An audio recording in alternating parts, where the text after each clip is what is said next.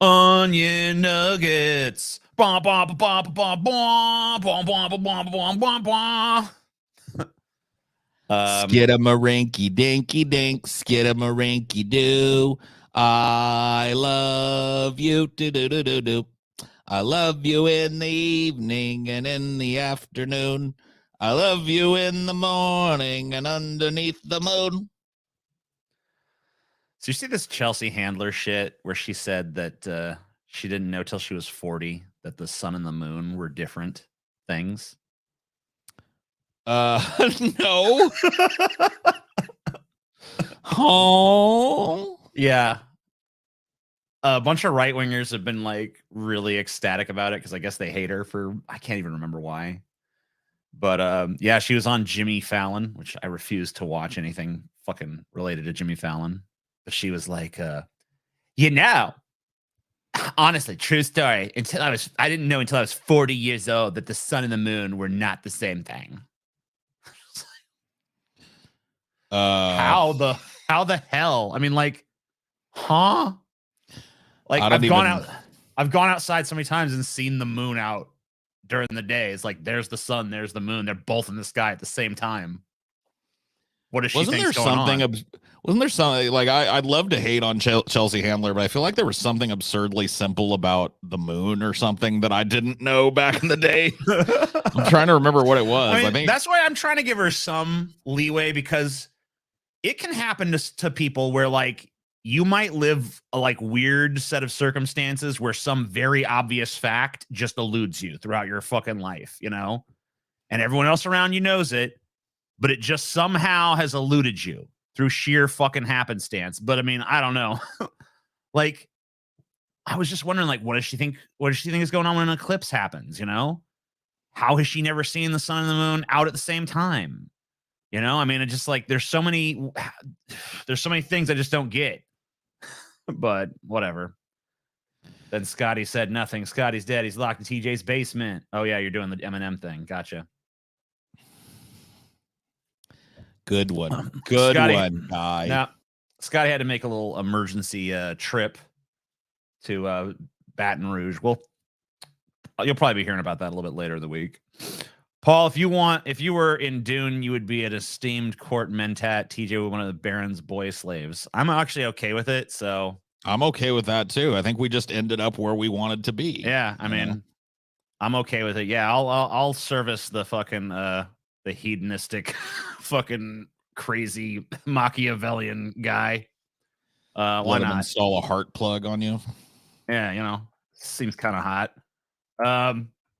But anyway, we got some we usually put some stuff behind our little paywall and stuff, you know. Of course. Try to get some money. That's how we keep things going around this. That's how we keep the lights on. Got to keep the lights on over here, Pessimist Productions.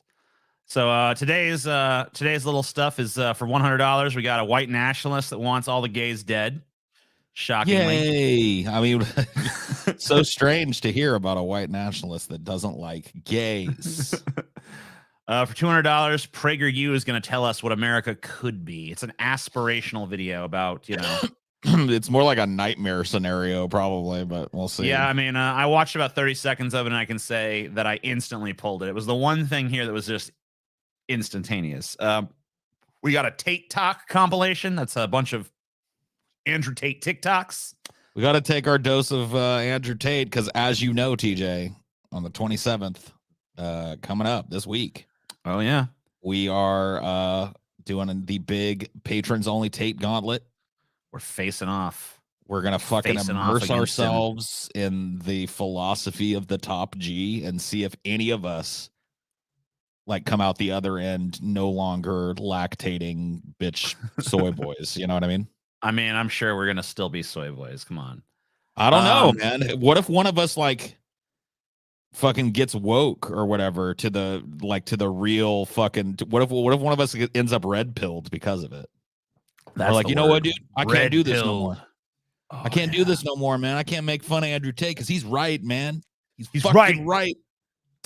For $600, we got Fox News and TYT cringe compilation. So I should mention that TYT put out a Fox News cringe compilation, and originally we weren't going to play it because we're like, TYT's commenting on it. And then I'm just like, well, we can make fun of them too. And Paul's like, yeah, you're right. Yeah, So yeah, they're we're just gonna treat the whole thing as cringe. We're gonna just criticize both sides. We're gonna both sidesism them, and then for $800, we can go to the Shapiro Zone and listen to Ben Shapiro whine about riots. Shapiro, like right where he needs to be on the price structure. We really do need to be fairly compensated if we have to listen to his bullshit again. Yeah, so. It's a 12-minute video, so like, oh boy, it's a thick one too. Yeah, so I mean, we ain't gonna just listen to that for nothing, This ain't like one of his little 5-minute clips. This is some 12-minute rant about how like there's no reason these people should be rioting. Like, all right, good for you, buddy. Good for you. You need a Paul rant. I mean, I'm sure you're gonna have that stupid skidamarinky dinky dink stuck in my head now. I do that to people, man. I'm an offender. When something is stuck in my fucking brain, I have to spread it like a virus. You know what's been stuck in my names? You know what's been stuck in my brain for a minute now is Frosty the Snowman. Yeah.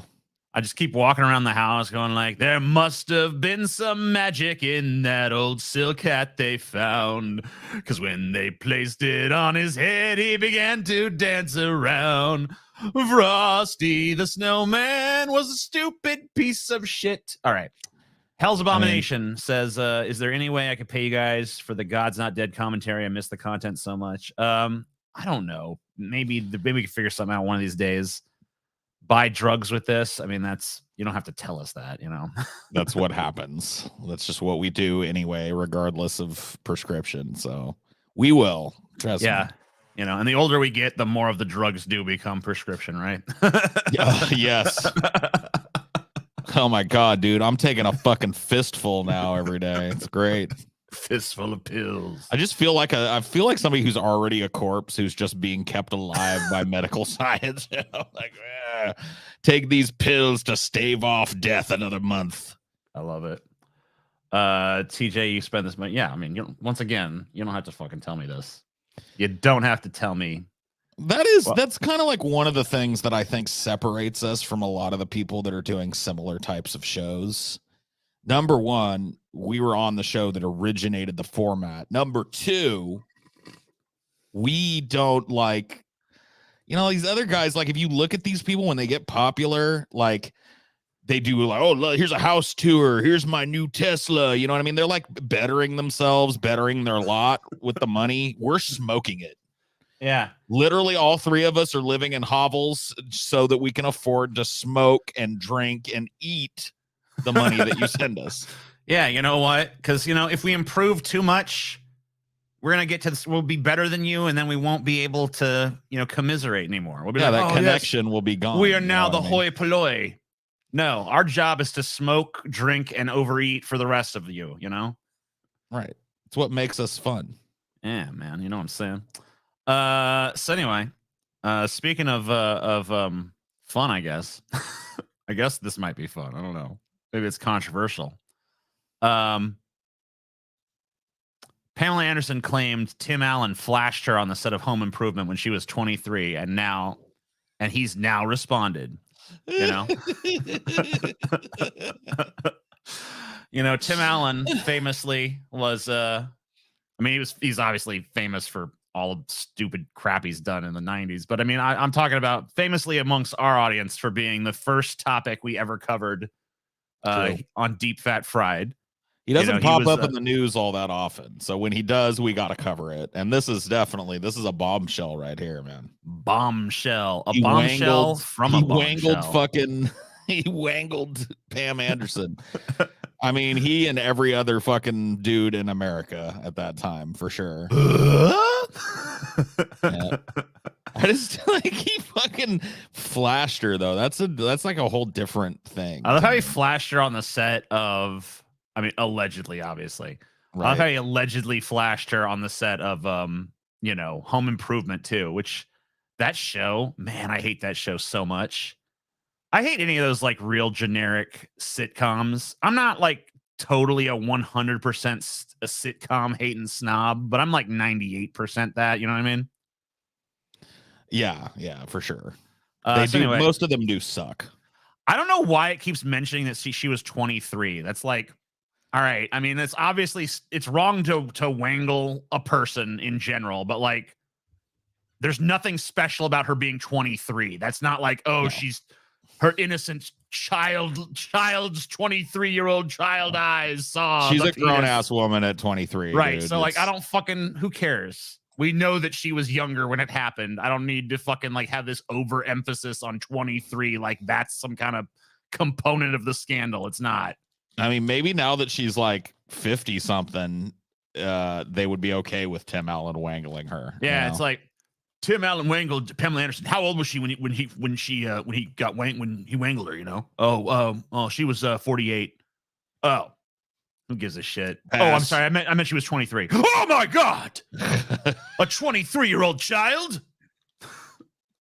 Yeah, there does seem to be like, I guess this is kind of connected, and I don't like, let me preface this by saying I do not support the actions of Tim the Tool Man Taylor whipping his dick. He should keep his dick in his pants. He was just trying to, he was just trying to show her his tool, you know? I guess so. This is why they call me the Tool Man.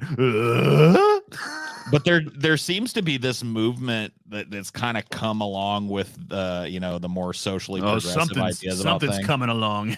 Oh yeah. don't get in trouble, TJ. You're starting to push the line with me. You're starting to, it's almost sexual harassment now. I apologize. I feel, in fact, you know what? I'm making a formal complaint against you. Ah, fuck. Toxic workplace. TJ would constantly make inappropriate and lewd sexual jokes. Oh man, if I could go back in time, I wouldn't call this show Onion Nuggets. I'd call it Toxic Workplace. Yeah, I mean, dude, we've changed the name like 9 times. We can do it again. All right, we're rebranding for the 12,000th time. We are now Toxic Workplace. You know what the worst thing about TJ fucking making these inappropriate jokes is I was but a young flowering child of 42 years old. You know what I mean? Oh my God. I mean, so young, so innocent, not yet versed in the ways of the world. But there does seem to be like this kind of movement, this more modern movement that's like infantilizing people that are in their 20s. Pamela Anderson better. Yeah, that's so weird to me too. It's like, huh? Like last time I checked, 20-year-olds had pretty much the same problems as 40-year-olds, maybe minus the kids. Like people you have to be able to be an adult at some fucking point. Like society has to say you're an adult at this point. Like you can't just be a forever child into your 20s. Like what's next, you know? Into your 30s, like, oh, just like she's a 30-year-old girl. It's like, stop it. Knock it off, all right? By the way, the reason this is coming out because of a book she wrote, like this is in her book, and that's why this is a story. So, I'm not saying that's like necessarily reason to doubt it or whatever, but people do say some shit in books to get them sold. They definitely do. The show, which aired in 1991, starred Tim Allen, who was around 38 at the time, as the main character, Tim Taylor. There you go. Yeah. And there's Pam Anderson on there. Pamela portrayed Lisa in the first 2 seasons of the comedy and later went on to land the renowned role of CJ Parker on Baywatch. Now, recalling an alleged disturbing incident that occurred on the Home Improvement set, Pamela claimed that Tim flashed his penis at her on the very first day of shooting the show. Oh, God. That's day one. Son of a bitch. Day 1, too. Man, didn't even wait. Hey, you got to fucking, like, he had to put her on, like, this is the type of show you're working on, sweetheart. Scroll back, TJ. I want to see her at 23. Why? You want to ogle this poor child? Yeah, she's a literal child. Here? Is that what you're doing? So anyway, the claim was made in an excerpt of the actor's upcoming memoir titled Love, Pamela, which has been obtained by Variety ahead of its release on January 31st. Oh, it's been obtained. Like you guys broke into some secret compound and stole it or something. Yeah. She mailed you a fucking copy. It's not that big a deal, all right?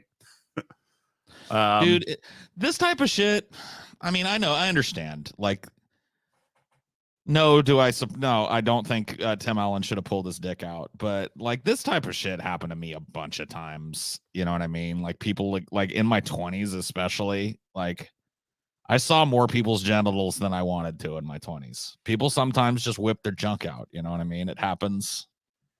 And you know, I don't know. I think Pamela Anderson, I think she soldiered her way You know, through when we find out that he wangled Jonathan Taylor Thomas, maybe I can get a little bit more upset or something. But I mean, like, yeah, Pamela that's starting to Anderson, get a little more sussy at that point. But yeah, no. I mean, it's still wrong.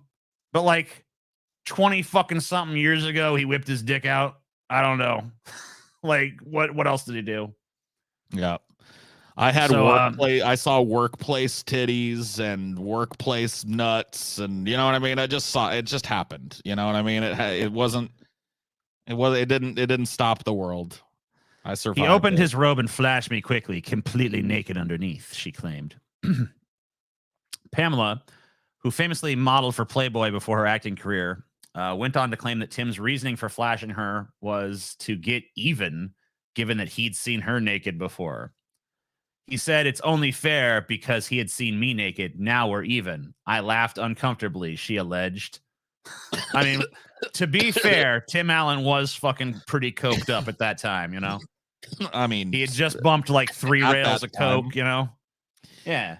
Tim Allen is just pretty coked up, period, as far as I understand. So, you know, the thing is, like, you know, to say that, like, you're even, you're not really even because you got the better end of that exchange. You got to, and it wasn't an exchange because she didn't fucking ask to see you naked, but like, you know, you got to see Pamela Anderson naked. She had to see Tim Allen naked. So this is not, we're not even. You now owe her more. You know, this is not, it's not a fair trade, bro. You know, if we're playing the game, if we're sitting around, it's like, all right, who you guys want to see naked? Pamela Anderson or Tim Allen? Yeah, I'll take Pamela Anderson, please. Okay, there you go. You know, how many people are going to choose Tim Allen? It's going to be a very small number. You're going to be in the fringe minority that would choose to see Tim Allen naked. Dude, I'm starting a new fucking social media movement called #me neither. Like, do you care that Tim Allen showed his dick to Pamela Anderson fucking 30 years ago? No, me neither. Me neither. All right. That's officially the name of this video when it's clipped up. You know, I don't know, man. It's like, do I sanction the fucking act? No, but is a wangle from fucking 30 years ago gonna like arouse the specter of fucking doom in my mind? No. Eh? Yeah. Variety later noted they'd reached out to Tim about Pamela's accusations, and he firmly denied the claim. I mean, why wouldn't he? You think he's just going to be like, oh, yeah, hilarious. Man, that was fucking great. No, it never happened. I would never do such a thing. He said in a statement given to the outlet. Yeah, no, I didn't wangle her. No. Okay, Tim. I didn't wangle her. It's like, no, yeah, you did. Yeah, you did. See, that's the thing here. I'm definitely like, I hashtag believe all women on this one, dude. I think Tim Allen, you can say allegedly if you want. I'm fine with going Tim Allen did it. And he, like, I'm 99% sure he did it, dude. I would be shocked if this wasn't true. Pamela was met with a flood of support from internet users who, after the excerpt was released, many of whom pointed out that she wouldn't have been able to comfortably speak out back in the 90s.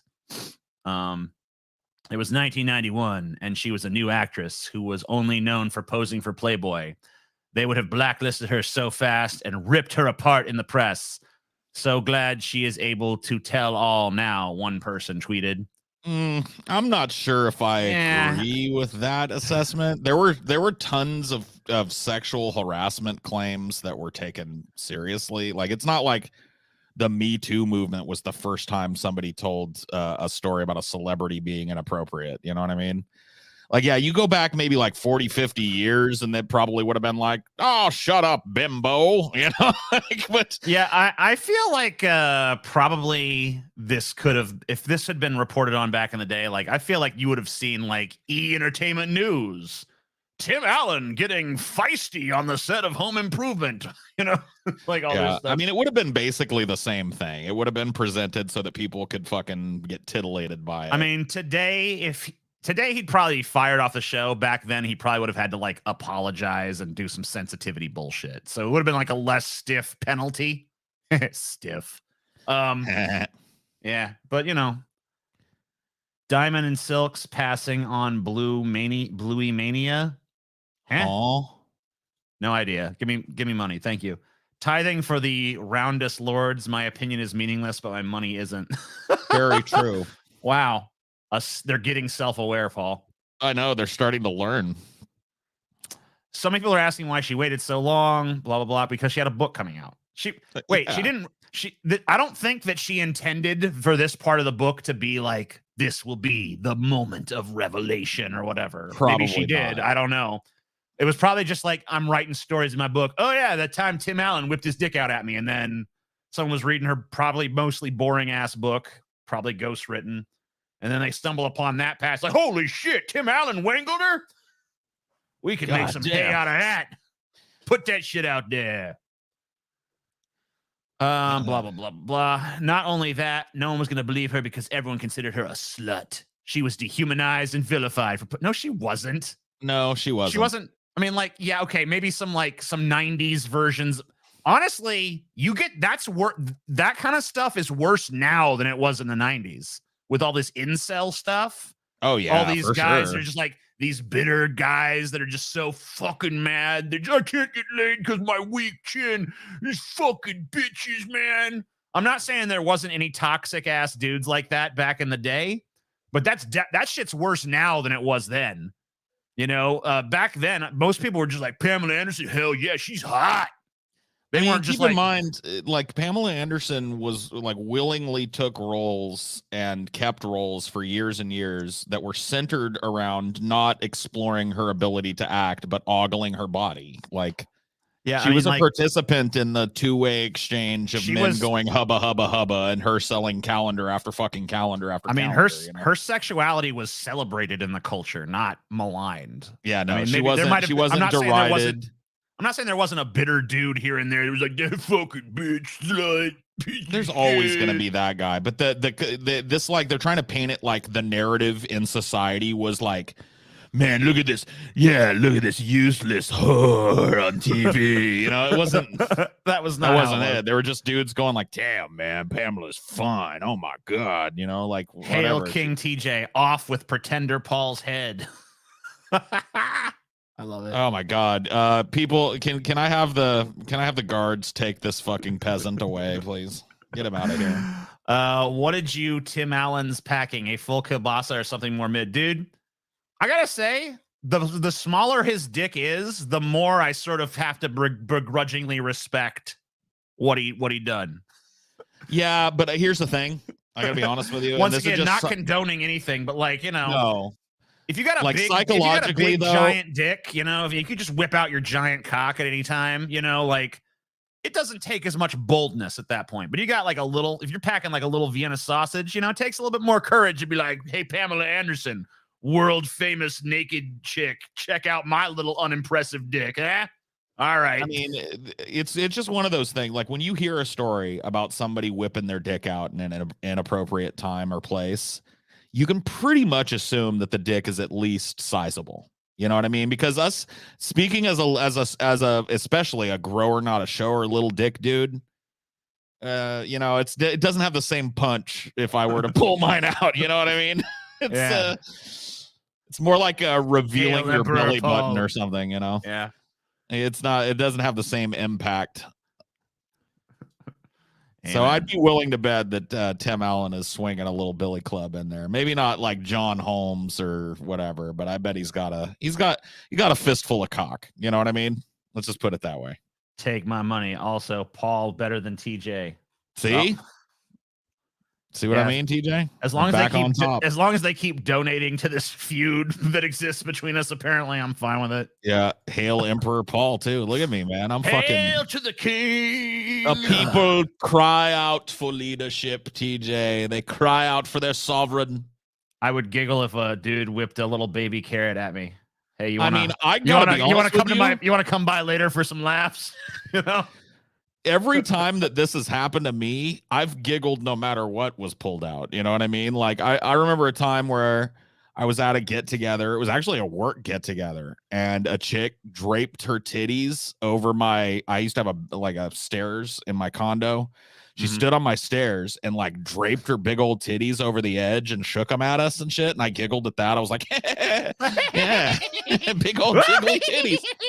And then there was a dude at the first Starbucks that I worked at. He was up in them there titties. Woo-hoo! He was notorious, dude. Like I saw that guy's nuts more than I've seen mine. You know, like I mean, if you guys have ever watched the movie Waiting with Ryan Reynolds, it's one of these movies that's now like constantly described as problematic, which I guess is pretty fair, but it's pretty realistic too. It's not. I never worked in a restaurant in that capacity, but I had a girlfriend that did, and let me just say, like, Waiting was not overstating the climate in restaurants.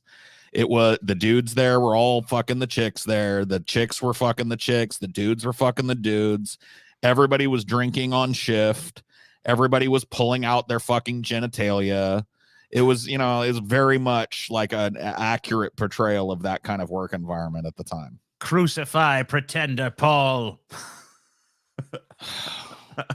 Yeah, but that one wasn't paid for, though, was it? It was. Oh, it was? Oh, yeah, get Lady Sloth, get out of here, yo. Yeah, just go. You're making a fool of yourself now because it clearly is TJ that is the pretender. Pamela's sex tape with her now ex-husband Tommy Lee was infamously stolen and leaked without her consent in the late 1990s. That has nothing to do with this. Okay, yeah, now they're just they've ventured off into stuff that's not even related to this. Lord Paul for Imperior. Yeah, this is definitely one of my subjects, dude. You can be Imperior, dude. Definitely one of my subjects. Definitely. I love it, man. What's next? Oh yeah, maybe I should have structured this differently because I'm all giggly now. And now we're police seek why. All right, seriously. Police seek why 72-year-old gunman shot up L.A. dance hall. Another one of these shootings. Monterey Park, California. The search for the motive behind the shooting massacre that killed 11 people at a Los Angeles area dance hall led police to a mobile home community as they probed the. Not to interrupt you, TJ, but there's a brand new news story that I just saw come up here. They know why he did it. Oh, okay. Yeah, they've got his motive now. His motive was, quote, these damn fool kids and their hippity hop and bippity bop. Yeah, that does happen, Just found out my granddad has stage 4 cancer. Thanks for the distraction. You're welcome. That's what we're here for. Tucker White 94. Both of you are pretenders. All hail Kaiser Scoopy. He can't even be bothered to be here. Come on. I know you're washing his balls and he's not even here to receive it, bro. That's definitely not good. Tisk. Sheriff's deputies from the Los Angeles County searched the home in a gated senior community where Hu Chan Tran lived in the town of Hemet, an hour's drive from the scene of the crime in Monterey Park. Hemet police spokesperson Alan Reyes told. Am I a racist for thinking that name is fucking hilarious? Hu Can Tran. If you know what makes me think, you remember that show Yan Can Cook? Yeah. If Yan can cook, then so can you. I don't know. I'm a racist. Sorry. Just pay no attention to the fat man in the corner. We all want answers to the questions that we may never have answers to.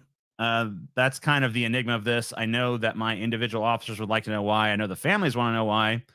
The why is a big part of this. The problem is we may never know why. Tran had visited Hemet police twice this month to report he was the victim of fraud, theft, and poisoning by family members a decade or two ago. in the LA area, Reyes said. Tran said he would return to the station with documentation, but never did. He was found dead Sunday in the van that he used to flee after attempting to attack a second dance hall, authorities said. I'm going to tell you the motivation right now. Motherfucker's crazy. You ever heard crazy? You guys ever heard of crazy? Yeah. You guys ever heard of someone who's just batshit insane and their motives are never going to make sense because they're just crazy? You remember back in the day that used to be an accepted analysis of these types of crimes when they happened, you know? Yeah. Not so much anymore. I mean, I think it's because you can very easily dismiss stuff by just hand wave away just crazy. But I think this kind of just strikes me as one that is legitimately that. Because this guy has like, oh man, my family tried to poison me 2 decades ago. I shall return with documentation. And then like a week later, he shoots up a dance hall. It's like, okay, this guy's just nuts. Yeah, he probably he thought just went that off people his nut.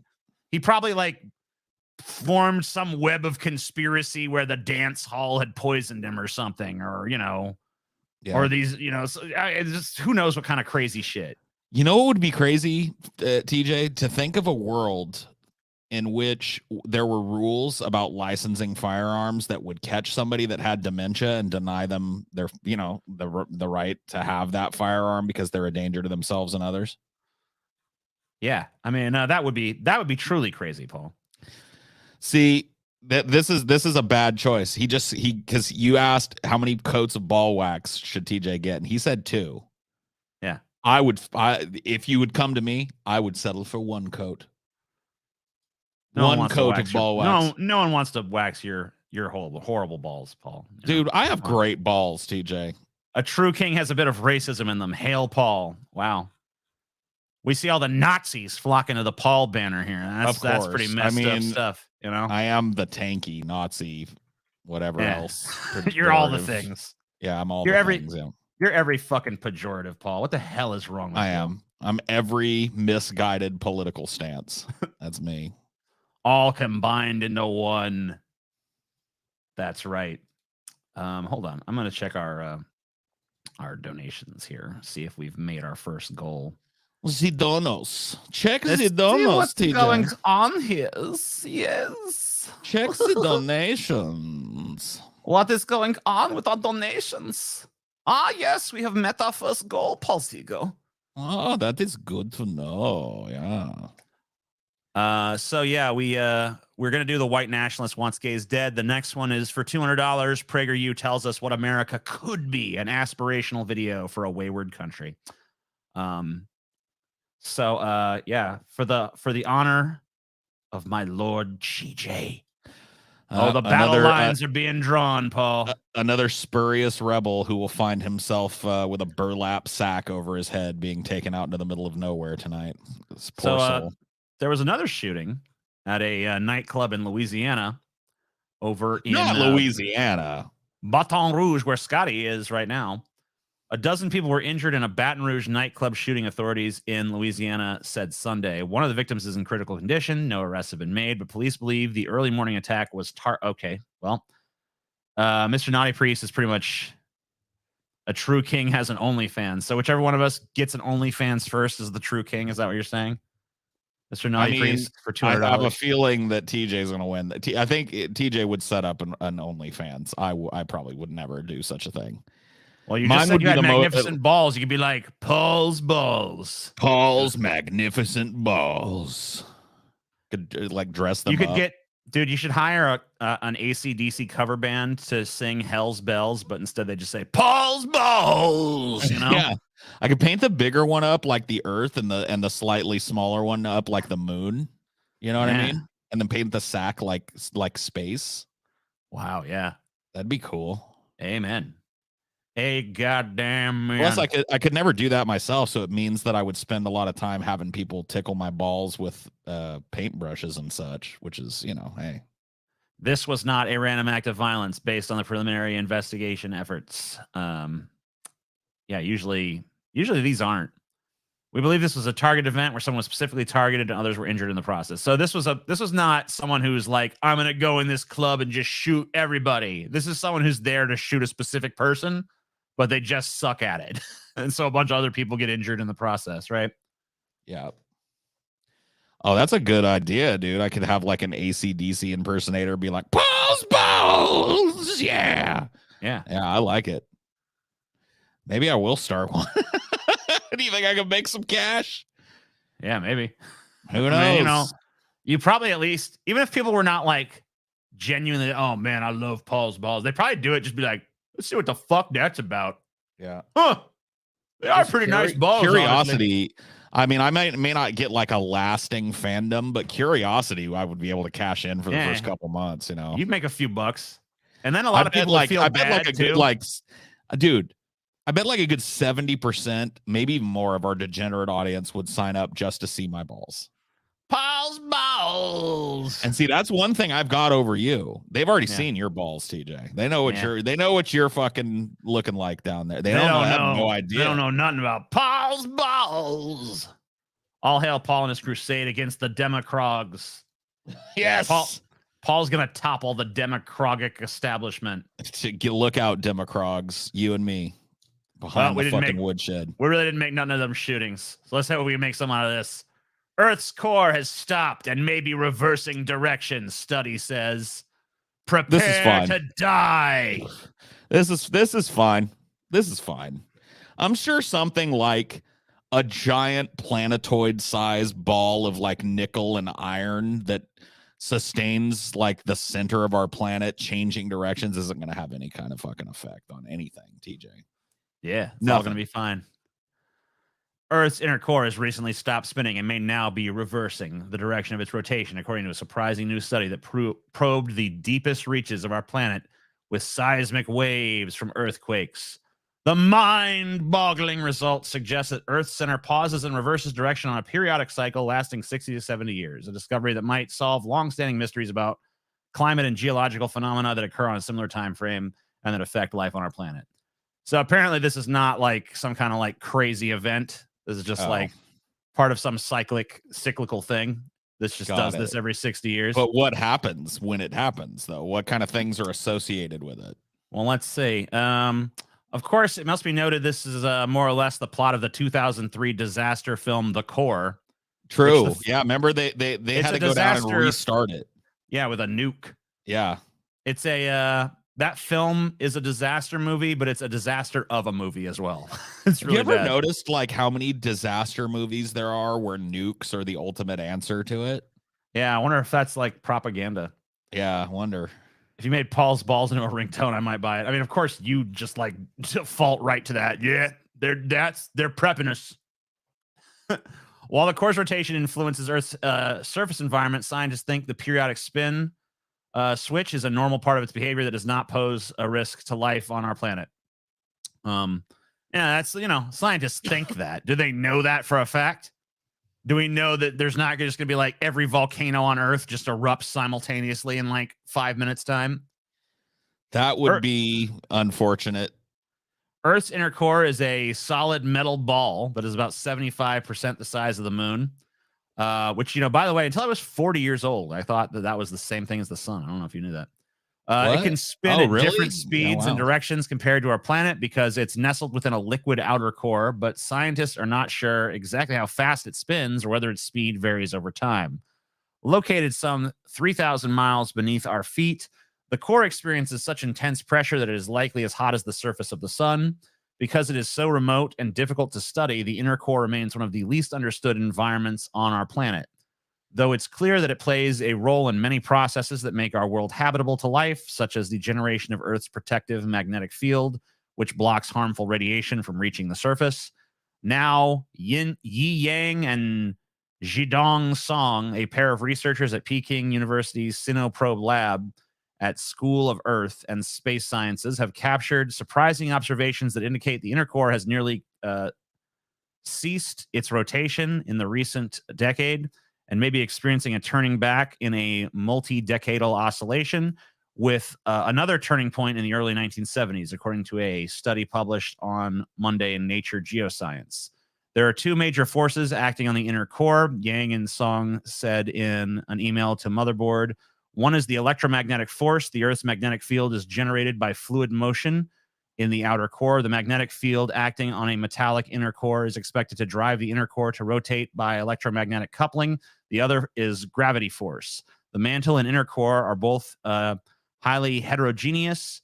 So the gravity between their structures tends to drag the inner core to the position of gravitational equilibrium, so-called gravitational coupling. They made all that shit up. That's just a bunch of sci-fi techno babble. Yep. I can't believe Motherboard is buying into this shit. Scientists and their fucking jibber jabber.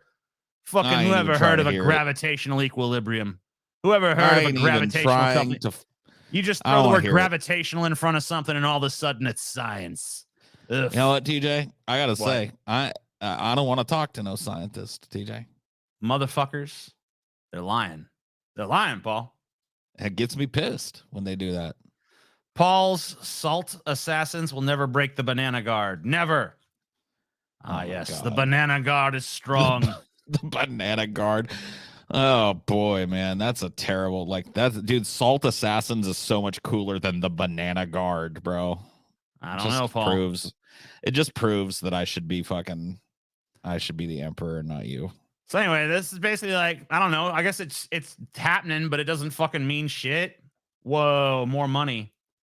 We all simp for Paul. Man, you got a rich one too. Yep. And he beat Mr. Naughty. Dude, he thumbed his nose at Mr. Naughty Priest too. He did. That is fucking. That's you know what? It could be. It's Gertrude. So apparently that could be a girl for sure. So it's definitely probably I would say is a girl. We all simp for Paul. $200.01. Damn. Gauntlet. Vosh is live. We don't have to watch this anymore. Yeah. See you later. Yeah, bye. Good luck. Best of luck with that. Good night and good luck.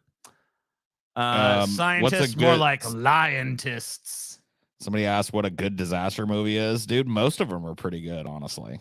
The core is not. The core sucks. Yeah, there are some bad ones for sure. But, dude, I watched one that's relatively, I think came out in 2021 or Moonfall. And that was, this is where it's at. Damn right it is. Fucking A, dude. Yeah, that's what I've been saying. Dude, Moonfall is it's pretty good. I mean, it's fucking stupid as shit. Okay, cool, yeah. But, you know, like I kind of isn't that another one of the, isn't that like another Roland Emmerich movie? Yes. Hasn't he run out of ways for the world to end yet? You know what I mean? You would think so, but no. Yeah, you haven't seen Moonfall, TJ. I have to say. What if the moon crashed into the earth, TJ? It was a ridiculous piece of crap in a lot of ways, but I actually did enjoy The Day After Tomorrow. I remember that fucking scene where the kid's trying to call. He's trying to make a call on a payphone. This is back when there were still payphones, you know. Yeah. And there was like the tunnel he was trying to make the call in was flooding, and he was trying to like make the call before the flood waters rose too high. No, that's a good one.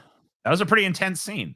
I'm telling you, like most of them are pretty fucking watchable movies. Now, are you going to see any real science in them? No. Is that why you're watching it? If so, you're a fucking nerd. Next show, you should talk about banned Bluey episodes. One includes a shitting pony that was never shown on Disney. I don't know what the fuck Bluey is, okay? Yeah. I don't know what the hell you're talking about. Is a second comment to reference something called Bluey? Me and Paul don't know what Bluey is, okay? Yeah, pay us again to tell us what Bluey is. Someone post a paid comment explaining Bluey, dude. Yeah. Hail Emperor God, King Emperor, Jarl. King That's a lot Jarl, TJ? Jarl? I don't know. It's Jarl. Okay. Paul, here's money to buy a shot collar to shock TJ every time he does kayfabe in an attempt to ruin an episode of yours. Oh, thank you. I'm getting it right now. I'm getting it. Just gotta find one that I'm sure they make them. If they make sex toys that you can activate like via an app or whatever, they should have a dog collar that I could do that would zap him across distances. They almost certainly have that. Come on, we know they have. Yeah, I'm trying to think. Like, is there a disaster movie that I really just? Yeah, The Core sucks. A few of them suck. I mean, like The Core wasn't very good. But I like Deep Impact. Deep Impact is good in my opinion. I like Armageddon. Armageddon is good in my opinion. I like Twister. Twister's pretty good. I feel Volcano sucks. Yeah, volcano's no good. There 'Cause wasn't there's even a no fucking volcano in it. volcano Yeah, in it's it. fucking ridiculous. It's You like can't fucking LA have a has lava come up out of the ground everywhere. There's no Yeah, volcano. It that's sucks. not a volcano. But You gotta at least, you know, if you're gonna do that movie, you gotta have like if that movie actually featured like a giant like a volcano fucking springing up out of the ground, you know, would that be accurate to science? Of course not. Like just instantaneous, like you know, but that'd be cool as shit. yeah, it's just Tommy Lee Jones running from lava, but there's no volcano. It sucks. If you want a volcano movie, the clear movie is Dante's Peak. That's the Is this late stage deep fat fried? This is early stage onion nuggets, beesh. yeah.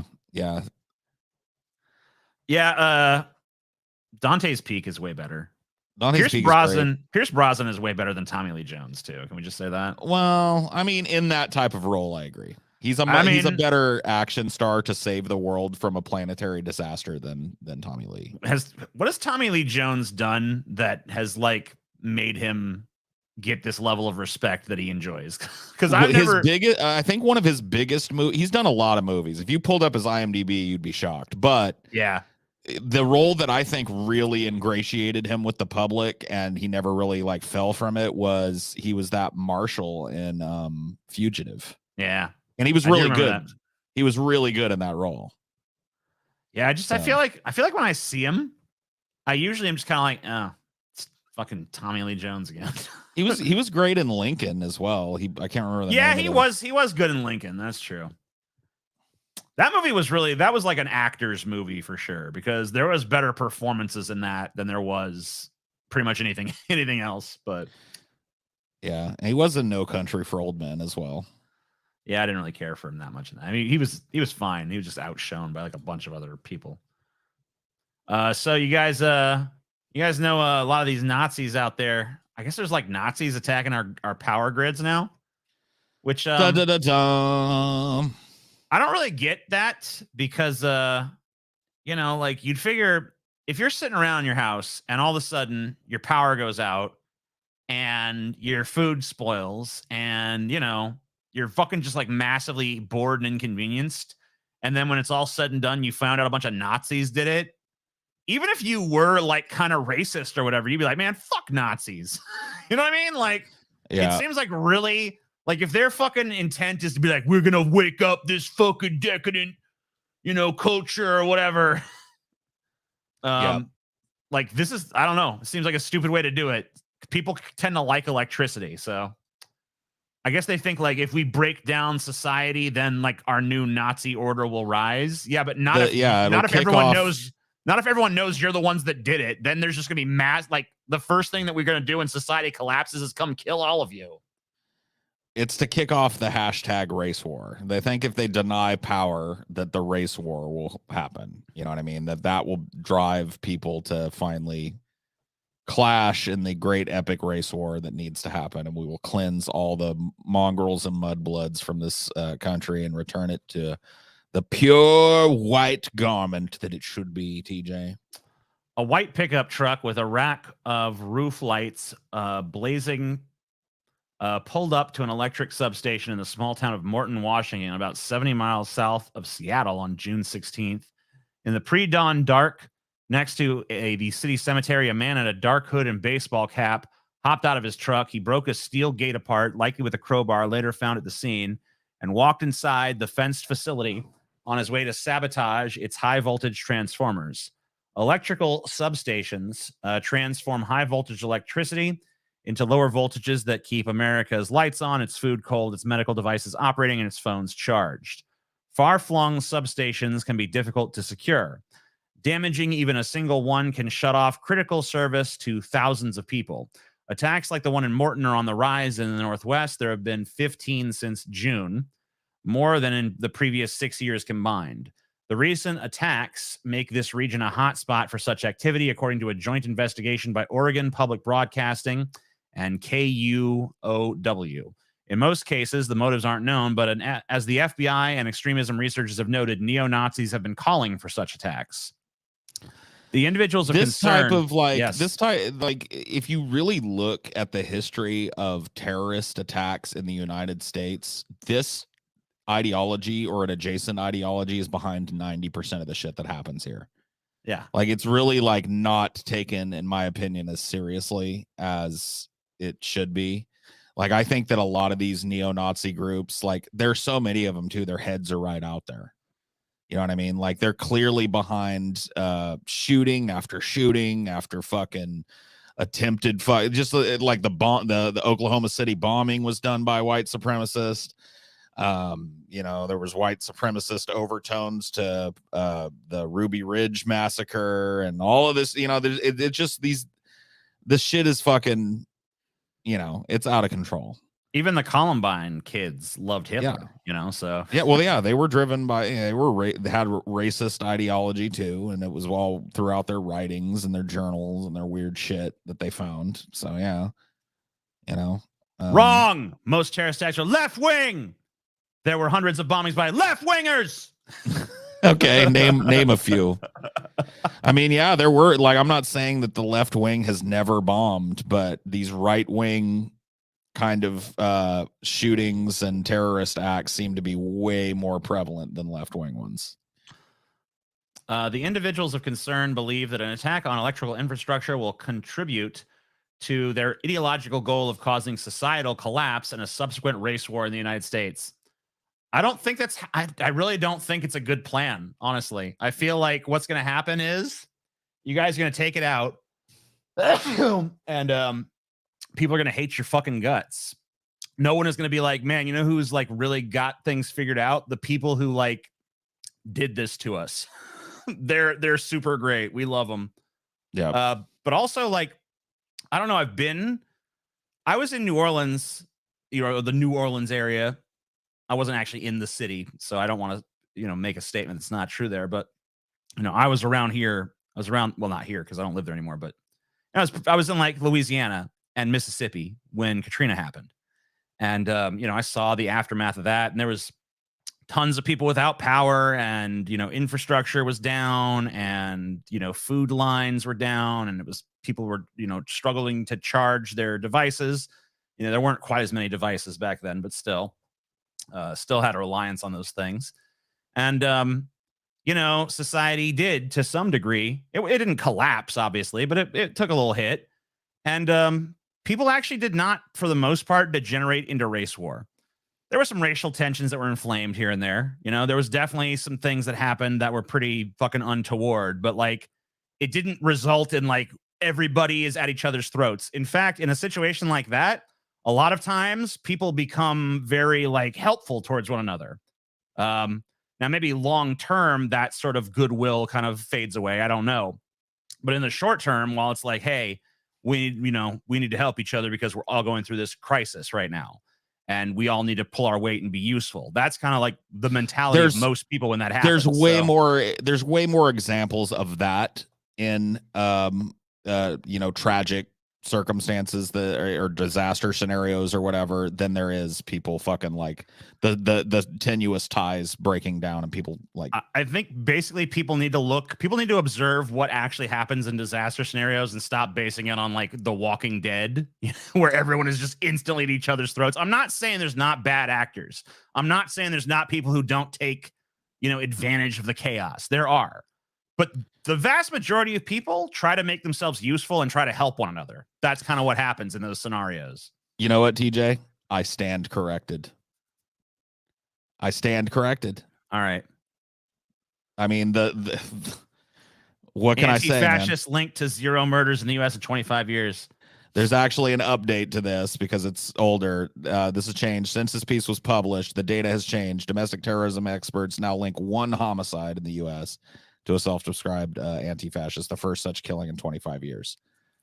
Now they Paul, that just shows, you know, you pull up this article trying to do a gotcha and already the data has changed. Now they're murdering people left and right. Yeah. That person was surely just the first of many, many people that now will be there's slaughtered by these loons on the left. Hoist by my own petard. But the way these fucking right-wingers talk about Antifa and anti-fascist organizations. It's literally a talking point of theirs that they like, we need to consider Antifa a terrorist organization. Yeah. We need to officially classify them as a terrorist group.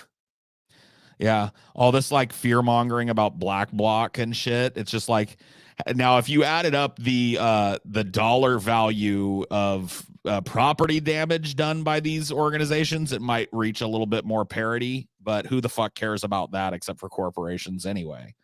You know what I mean? It's the like, are they out there killing people? And I'm sorry to let you know, guy that fucking went nuts earlier. It's the right wing that's perpetrating more political violence in this country than the left wing. Sorry. I've never heard such an insane contention in all my days. Polls ego. I think that I think a lot of them mistake the fact that there are a lot of us, and I say us inclusively here on the left wing, who from time to time might advocate for violent action, that we're actually the ones doing it. No, we're not.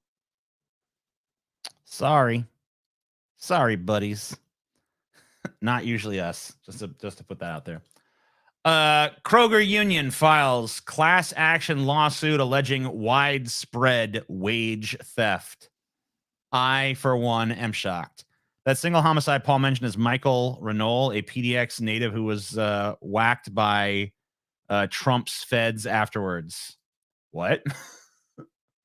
Kroger Union files class action lawsuit. All right, so wage theft at Kroger. We've heard about this story before. I think we actually have, I don't know if they're in the chat right now, but we do have a fan, I think, that works at Kroger and has been involved in this to some degree. I can't remember what their username was, but I've heard from them a few times. But anyway, a group of Kroger associates from the Mid-Atlantic region have filed a class action lawsuit in federal court in Richmond. The lawsuit filed Thursday alleges that their employer has engaged in widespread wage theft resulting from repeated and ongoing problems with payroll. The plaintiffs are Kroger employees, most of whom are members of the United Food and Commercial Workers Union, Local 400 Union, which represents approximately 13,000 Kroger associates in Virginia, West Virginia, Ohio, Kentucky, and Tennessee. Through an online form, the union has received more than 1,000 reports from members describing problems ranging from missed and incomplete paychecks to improperly deducted taxes and healthcare premiums, among other issues. The union has filed class action grievances against the company for its violations of its collective bargaining agreement. And in December, the union filed unfair labor practices charges against Kroger through the National Labor Relations Board. This is wage theft, plain and simple. When you work for an employer, you should be compensated completely and correctly for every minute you work. And if you aren't, then your employer is stealing from you, said UFCW Local 400 President Mark Federici. We have received more than 1,000 reports from Kroger employees experiencing payroll problems. And we know for every report we receive, there are many, many others that go unreported. Despite using every available avenue to bring these problems to Kroger's attention, the company has refused to correct its payroll system. This is simply unacceptable. One plaintiff, Donald Austin, works in Kroger and Appomattox. For more than 4 weeks, Austin said he was not issued a paycheck despite working at least 40 hours in each of those weeks. The lawsuit says Kroger has been made aware of these issues, but has failed to correct them. So just like this dude has not been paid for 4 weeks of work. They're just out Kroger, not paying some of their workers and shit. I mean, yeah, this is why unions need to exist, because a lot of people, will talk about the just kind of like harsh work conditions and shit that led to the first major labor movement in the United States in the Gilded Age. But wrapped up in that, and chief among that, was just fucking employers stiffing their workers and bringing in a bunch of new workers instead of paying them their final check or whatever the fuck. You know what I mean? Just cycling it out like that and using it so they didn't pay any wages once every month. So this happened constantly, and there was no organization for workers to go to file any kind of complaint or redress of the grievance of not being paid for labor delivered. The factories would just say, "Oh, you're lying." You know what I mean? They would fudge your fucking time clock numbers. I mean, this type of shit is the reason why unions have to exist, to ensure, because there's nothing in the corporate structure that upholds the health and welfare of the employees by nature. And so there needs to be an outside organization that enforces that base level of respect for the people that make your products and work in the factories. That is capable of collective bargaining in the first place, because you as an individual have no bargaining power against a giant corporation. No. You as a collective do. By the way, the fan that I was talking about did come forward. He said, I'm not Kroger, I'm Safeway, but Kroger has officially merged with Safeway, so I basically work for Kroger now via Safeway. It's another example of the weird amoeba-like fucking conglomeration of everything in this country. He also says his local union is UFCW 555, not Local 40. So, but yeah, still someone who's like been involved in this. And I guess Ignar, prior to the merger, Safeway was still, you guys were still having problems just with Safeway when it was its own company before it merged, right? You guys were still having issues with those guys. They were doing something, I remember. Another plaintiff, Sharon Simpson, said she worked for Kroger in Charlestown, West Virginia, but 4 weeks from August to September 2022, she never received any pay, forcing her to resign from her position. So basically, another person who worked a month and didn't get paid.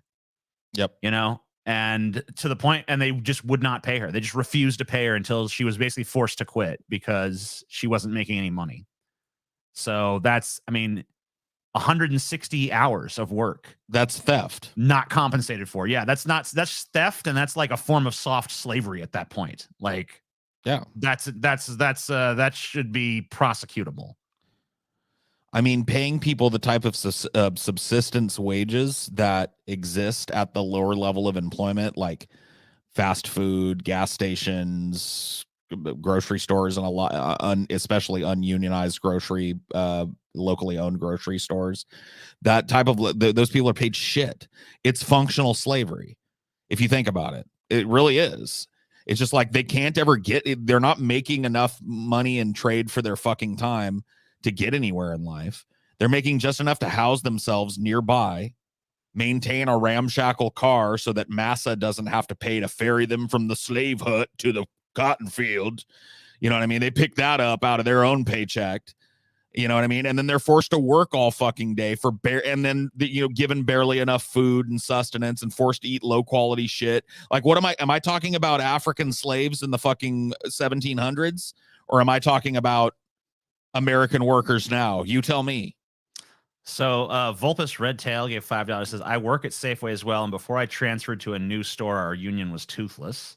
And Ignar said Safeway wasn't properly paying journeyman wages, and even a manager who is a floor manager still has starting wages, not journeyman. We get underpaid instead, but it'll be worse after this. So basically already getting fucked over by Safeway, and now they only expect matters to get worse now that this horrible nightmare company of Kroger is in charge, right? These mergers are always bad for the people that work for these companies because it expands the power of these companies to institute even wider anti-worker policies and gives them more capital on which to rest if they strike or whatever the fucking case may be. You know what I mean? So it just empowers the company to oppress the worker more. And this happens every time. Dude, I saw it happen. You want to know what happened at my parents'? A lot of people are noticing that both of the people that worked at Safeway and Kroger and stuff are furries. So I guess just hire furries there, you know? So, you know, who cares? I mean, they can exploit as many furries as they want. They're lesser beings, right? My parents' factory, one of the problems is that it was owned by one company for most of its existence.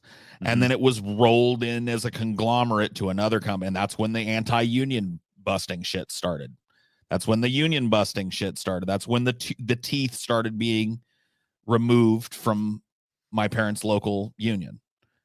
And it got to the point where my dad just threw his hands up, and he was he'd been years and years and years as the president. And he just got to the point where he just felt like it was loss after loss after loss. He literally just left it and joined the fucking empire. He was like, well, the rebels ain't gonna win this one, so Lord Vader, I am here to serve. I came here to destroy the Death Star, but you guys need any help here on this Death Star? And you want to know what the sad thing is? As a working person, he was better for it. Oh He yeah, got paid I'm better. sure He had, treated had far way better better benefits as a member of the corporate structure than he did as a fucking paid laborer. Just over, TJ you know what I deflecting. mean? What am I deflecting? What I deflect? Piece of shit.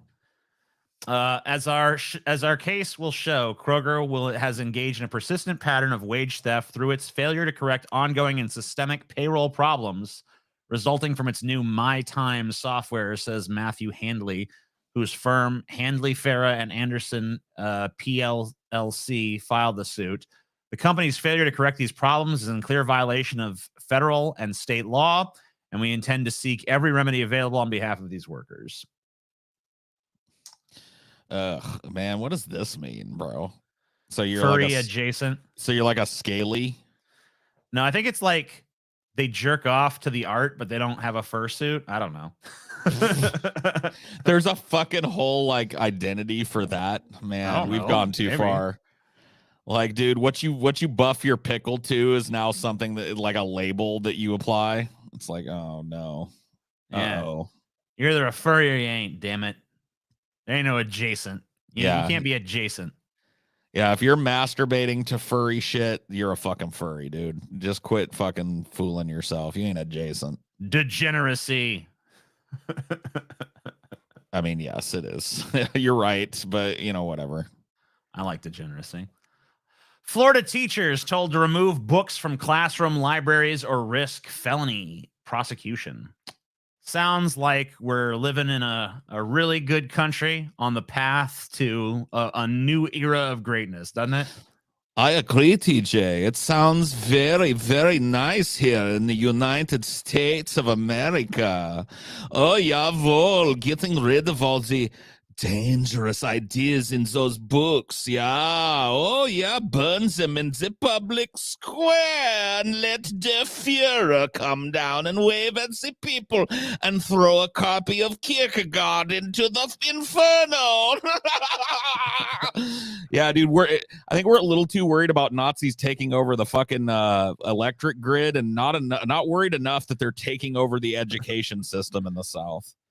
Yeah, teachers in Manatee County, Florida, are being told to make their classroom libraries or any other what's that? Nothing. Is that AI? Do you have AI TJ running right now? It's just weird. You said the county name very strange. Yeah, it's I believe it's pronounced Manatee. Right? Oh, I didn't know. Teachers in Manatee County, Florida, are being told to make their classroom libraries or any other unvetted book inaccessible to students or risk felony prosecution. The new policy is part of an effort to comply with new laws and regulations championed by Governor Ron DeSantis.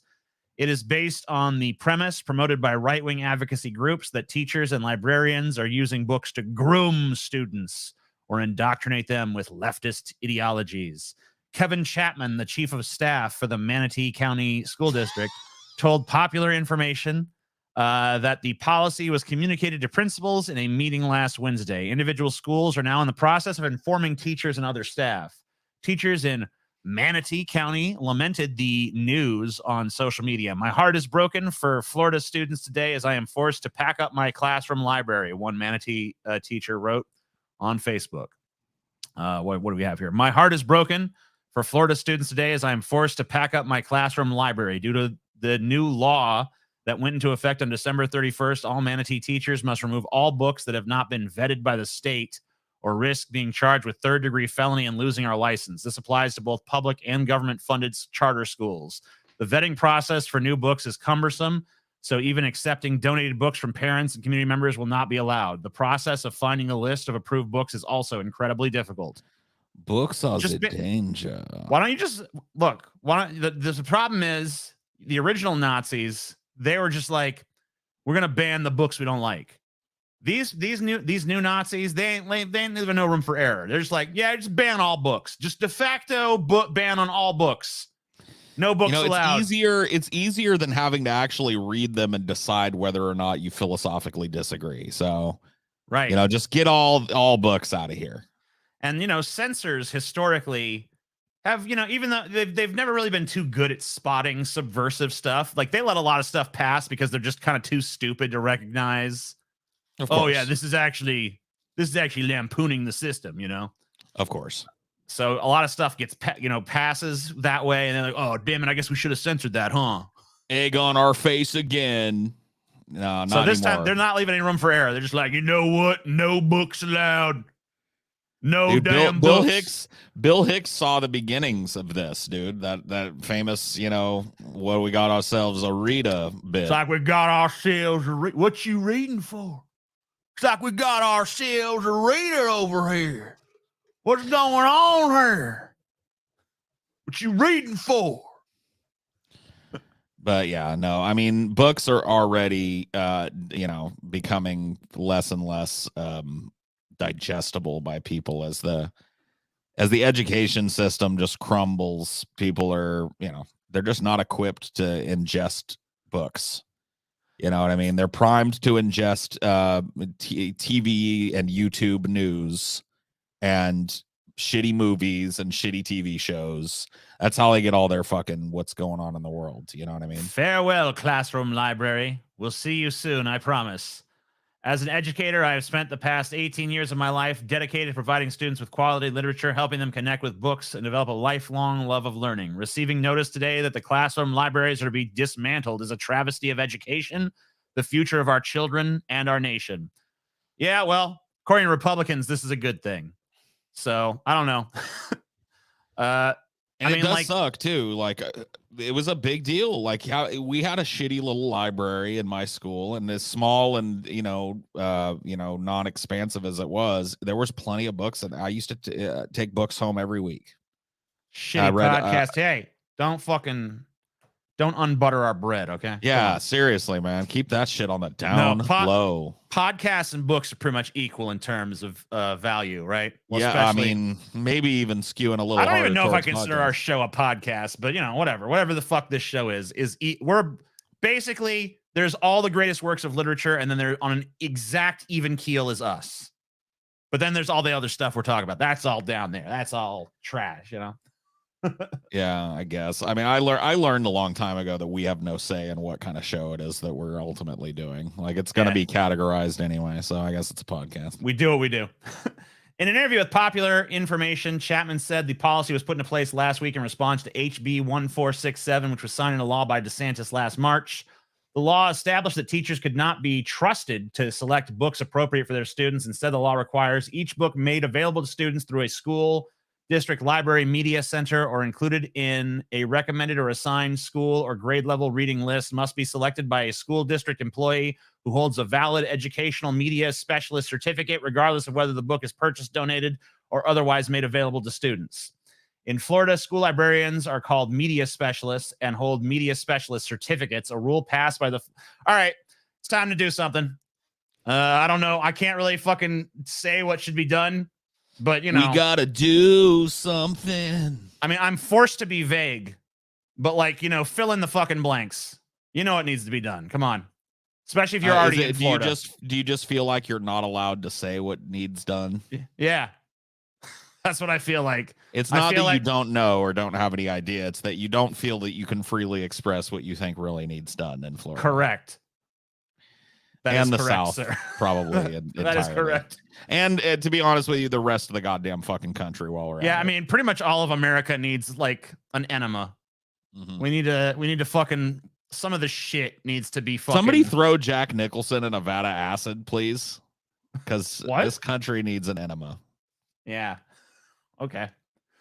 That's the Joker line. That's how he became the Joker in the original Batman. I guess I forgot that. This town needs an enema. Oh, I get it. Chapman says the school principals in Manatee County. I don't care. These people are evil, and Manatee. Can I make a confession, TJ? Do it. Gotta make a confession, bro. I gotta fucking. Can we step into the fucking confessional booth? Forgive me, TJ, for I have sinned. Yes. I have gone looking at Brett Keane videos for the first time in years recently, and I found myself laughing and thinking of different ways to make fun of him. It was only a matter of time. It's like a siren he has fucking the sweet dulcet tones of the manatee have called me back to his sandy shores. And he beckons me. Come this way. He beckons me with his flipper into the warm waters that he feeds in Missouri. Come swim with me, Paul's ego situation. And it's just the way the sun was glinting off of his flipper. I got a wave of nostalgia, and I went swimming with the manatee. Okay, I did it. Mac and cheese. Oh man, it's fucking. I'll never be free, man. I'll never be free of it. Oh my god! Escape me, didn't she? But if you're curious, he's literally doing the same fucking type of shit. Of course he is, dude. Like he hasn't changed an iota. Like he's literally the same shit. He's still talking about you like every third video. As a fucking rock, dude. Yeah, he's still doing drunken peasants ruined my life content. He's still a Christian situation, and he's still. I mean, it's just. I think it's time for him to try a new grift. Hey, try Muslim next time. Maybe that's where you'll find. He's already done your that. Audience. Oh, really? Yeah. Early on in his convert. See, this is, dude. My fucking skills as a keenologist. They're sharp as they ever were. TJ. No, early on in his grift, where he became a religious person situation or a God believer, he was friends with this dude. I think his name was. I can't remember what his fucking name was. He was like a semi-popular Muslim YouTuber. Yeah. It was Sword of Allah. You remember Sword of Allah? Oh, yeah. I remember Sword of Allah. He snuggled up to Sword of Allah's nuts and started reading quotes from the Quran and shit. He already did it, dude. He's already been down that road. If he wants to tread new ground with a grift, he needs to get in the why I left the right political grift. Like that would be actually the smart thing for him. Like, I was just Brett King for life. I was a Donald Trump supporter situation, like a proud conservative, but then you know what I mean? Like now I've seen the error of my ways. That would be the smart thing for him to do. But let's just face it. When you're Brett Keane, there is no smart thing to do.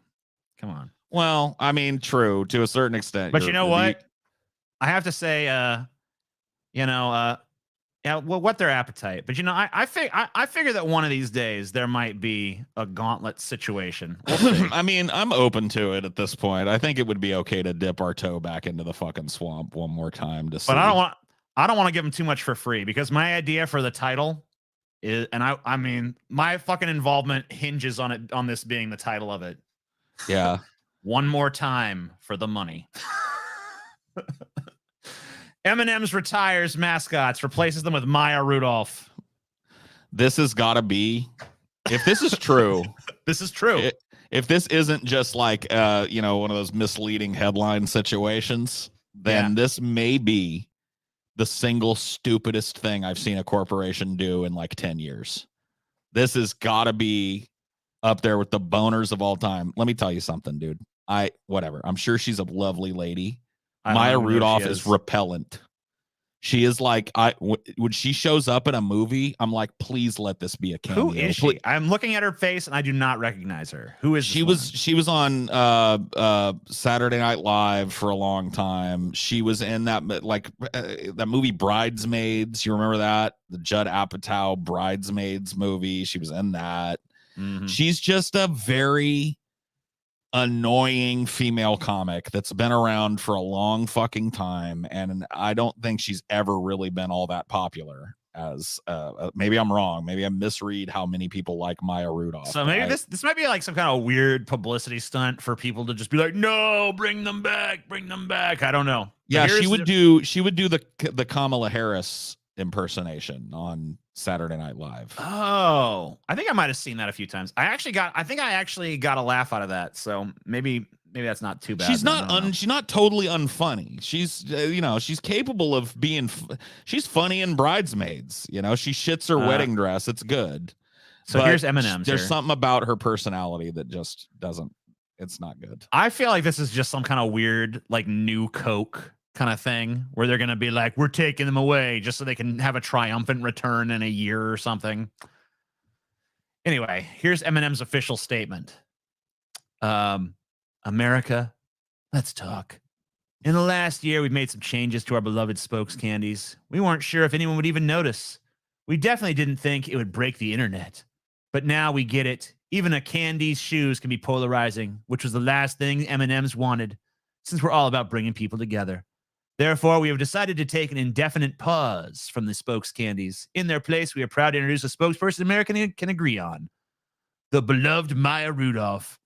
We are confident Miss Rudolph will champion the power of fun to create a world where everyone feels they belong.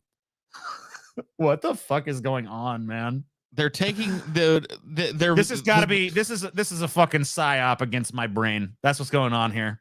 Yeah, they're trying to fuck with me. We're being gaslit by the M&M's company. This is ridiculous. Like, so the stupid sliver of right-wing outrage over this has caused you to like change your marketing strategy. This has got to be like an early April Fools or some shit. Yeah, this is so ridiculous. There's no way. There's no damn way. We're going to get rid of these iconic characters that have like, I mean, honestly, like as far as like mascots go for a brand, like these things have been so freaking log running. It's insane. They've been around my entire damn life and before I was born. Is there a flagship like Maya Rudolph M&M's commercial yet? No, I don't believe there is. So this is probably just a joke. The post, which ironically features the full group of characters at the bottom of the letter, reveals the company was taken aback by the fervent blah, blah, blah, blah. I don't buy it. I don't buy it. I don't buy it. I don't buy it. They're doing, this is all part of a fucking larger scheme to fuck with us, guys. All that's going to happen is the M&M is counting on there to be like some massive backlash. And everyone's like, no, bring back the spokes candies. Bring back the M&M characters. We love the characters. And then they're going to, and then, you know, they're going to fucking make you suffer through Maya Rudolph for a fucking year or whatever the fuck. And then they're going to be like, guess what, guys? That's what it seems like. It seems like a Super Bowl joke that's being set up because we're just a couple of weeks away from the Super Bowl. So there's probably like, I think you hit it on the head there. We're being scammed because there's no freaking way there's no freaking way that the Mars company is this stupid where they'd be like, oh man, there's too much buzz around these characters. We need to tone things down or whatever the hell, you know. They're going to have them like show up irreverently in the Maya Rudolph commercial and kick her off and fire her or whatever the fuck and like take the spot back. I don't know what their plan is, but it is going to be something like that because there's no way. There's no damn way. If this is like a genuine decision that's being made and they think this is like a wise business move, then I don't even know how the fuck they're still in business. Skittles are better. I don't know. It depends on my mood. They're very different candies, honestly. I like Skittles more than M&M's, but yeah, there's definitely a time and a place for M&M's. Yeah, I mean, I feel like it's just where my mood is, man. I think I would usually prefer Skittles as well, but if I'm wanting M&M's, Skittles ain't gonna get that. Skittles ain't gonna scratch an M&M itch, you know. But honestly, there's better chocolate out there. Whereas Skittles are kind of like, I don't know. Is there really like a better version of what you get out of a Skittle, like a fucking higher end version? There's not like there's not really a fancy Skittle. There's definitely better chocolate than what you can get in an M&M. So yeah, for sure. I don't know. Japan PM says country on the brink over falling birth rate. So Japan's prime minister says his country is on the brink of not being able to function as a society because it's falling birth rate. Fumio Kishida said it was a case of now or never. Japan, population 125 million, is estimated to have had fewer than 800,000 births last year. In the 1970s, that figure was more than 2 million. Birth rates are slowing in many countries, including Japan's neighbors, but the issue is particularly acute in Japan as life expectancy has risen in recent decades, meaning there are a growing number of older people and a declining number of workers to support them. Japan now has the world's second highest proportion of people aged 65 and over, about 28%, after the tiny state of Monaco, according to World Bank data. Japan is standing on the verge of whether we can continue to function as a society, Mr. Kishida told lawmakers. Focusing attention on policies regarding children and child rearing is an issue that cannot wait and cannot be postponed. All right, look, it's going to be controversial, but I know how you can solve this, okay? I know exactly what you're going to say, dude. I bet. All right. All right, The weeb export policy. I mean, that is take horny incel anime fans over here that all want a cute little Japanese girl with pigtails and send them over to Japan to get some fucking poontang. You know what I mean? Yeah. That was pretty close to what I was going to say. Mine was a little bit more outlandish, maybe. But what I was going to say is like, all right, you need to take all these like otakus or whatever the fuck in Japan. Be like, guys, we got this new fucking hentai experience. It's like virtual reality, right? And it's like it's like totally real almost, you know? And you just slap the headset on them and then just send them into a room where there's a real girl and be like, wow, it's so realistic. Look at the graphics. And then they actually impregnate a real girl thinking they're just playing this like game, right? Yeah. The unfortunate side effect of that is the unfortunate side product of that is you have to basically sexually enslave all fertile women in Japan. I mean, you know, desperate times, Paul. I guess desperate times call for. I mean, like, what are you gonna do? Let society collapse? I mean, think about it though. Here's how I think in my mind. These anime dudes, they ought to know best what Japanese chicks are into. You know what I mean? Like they're armed with all that anime information. You know, they know how to make like cute little bento boxes and eat with chopsticks and do a samurai knot on top of their head. And you know what I mean? Like wear a kimono. Look, their pop culture, they got a pop culture over there that's like, they just need to start brainwashing them with all their media and shit. Like all the fucking Japanese idols need to start singing about like, time to fuck a weeaboo for the nation. Yeah. You know, it's like, you know, and we get that out there, get the message going. You know, just make a super popular anime about Japan's women giving up on their listless, limp-dicked men and importing virile Pikachu hat-wearing fat guys from the United States. You know what I mean? In Japan, in America, being a fat, acne-pocked loser is actually a sign of virility and strength. So this is the creme de la, this is the cream of the crop. Come on. Paul understands Japan. Yeah. I know. I do. Look, we're just trying to solve their problems here. I mean, come on. He said he wants to eventually double their spending on, look, it's not about money. It's about having the right strategy to do this. And like, the problem is the people who are in government have no fucking imaginations. They just think like, oh, why won't people won't fuck? It's because there's too much. All the dudes in Japan are just like scared of women, shut-ins, jerking off to hentai. You know what? They also have too much academic responsibilities and stress and crap. So you got to fucking lower your standards. You know, lower your academic standards. Be more like America, basically, you know? I mean, this is happening in Japan for the same reason it's happening in the United States. The prospect of the traditional expected lifestyle of get a job, get married, have a kid, have 2 kids, raise them up, you know what I mean?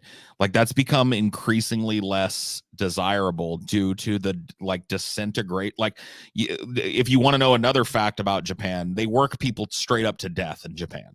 Yes. Like people work insanely long hours, mandatory overtime. There's nothing like a protective union structure in Japan. There are Japanese unions, but they're not anywhere empowered in the way that the American unions used to be. And you know, these like that's what young people have to look forward to if they follow the traditional route. And so having a kid has become lumped in with that. It's not that they're not fucking, it's that they're choosing to not have children. Like they're still out there, they're just using condoms and birth control and shit because they don't want to get fucking saddled with a baby they can't afford and have to work themselves half to death before they're 30. You can also just cull, you know, some of these old people. You know, if the problem is too many old people, not enough young people to support them, you know, you don't always have to focus on we need more babies. You could just focus on like maybe what we need is less olds. Seems wasteful though. Yeah. You know, like why not just like enslave them instead? Like put these olds to work generating electricity or some shit, you know? Yeah. Give them a little device in their room that they have to pull on every time they can do it, and it generates a little electricity. Yeah, get to work, old geezer. Put them back in the fucking workspace. Soylent Green, no longer wasteful. True. And they're used to eating yucky things over there. Sushi is fucking gross, bro. I love sushi. I don't care who you are. I hate when people fucking I just, dude, it's raw fish and taste flavorless rice and seaweed. It's disgusting. Paul, you disgusting. You don't know what the hell you're talking about. You crazy. It's disgusting. It's like sucking a fucking like yak's brains out with a straw or something. You guys want this motherfucker to be your king? You don't even recognize the supremacy of sushi. Come on. Oh my god, dude. No. Come on. Typical dude, Paul L.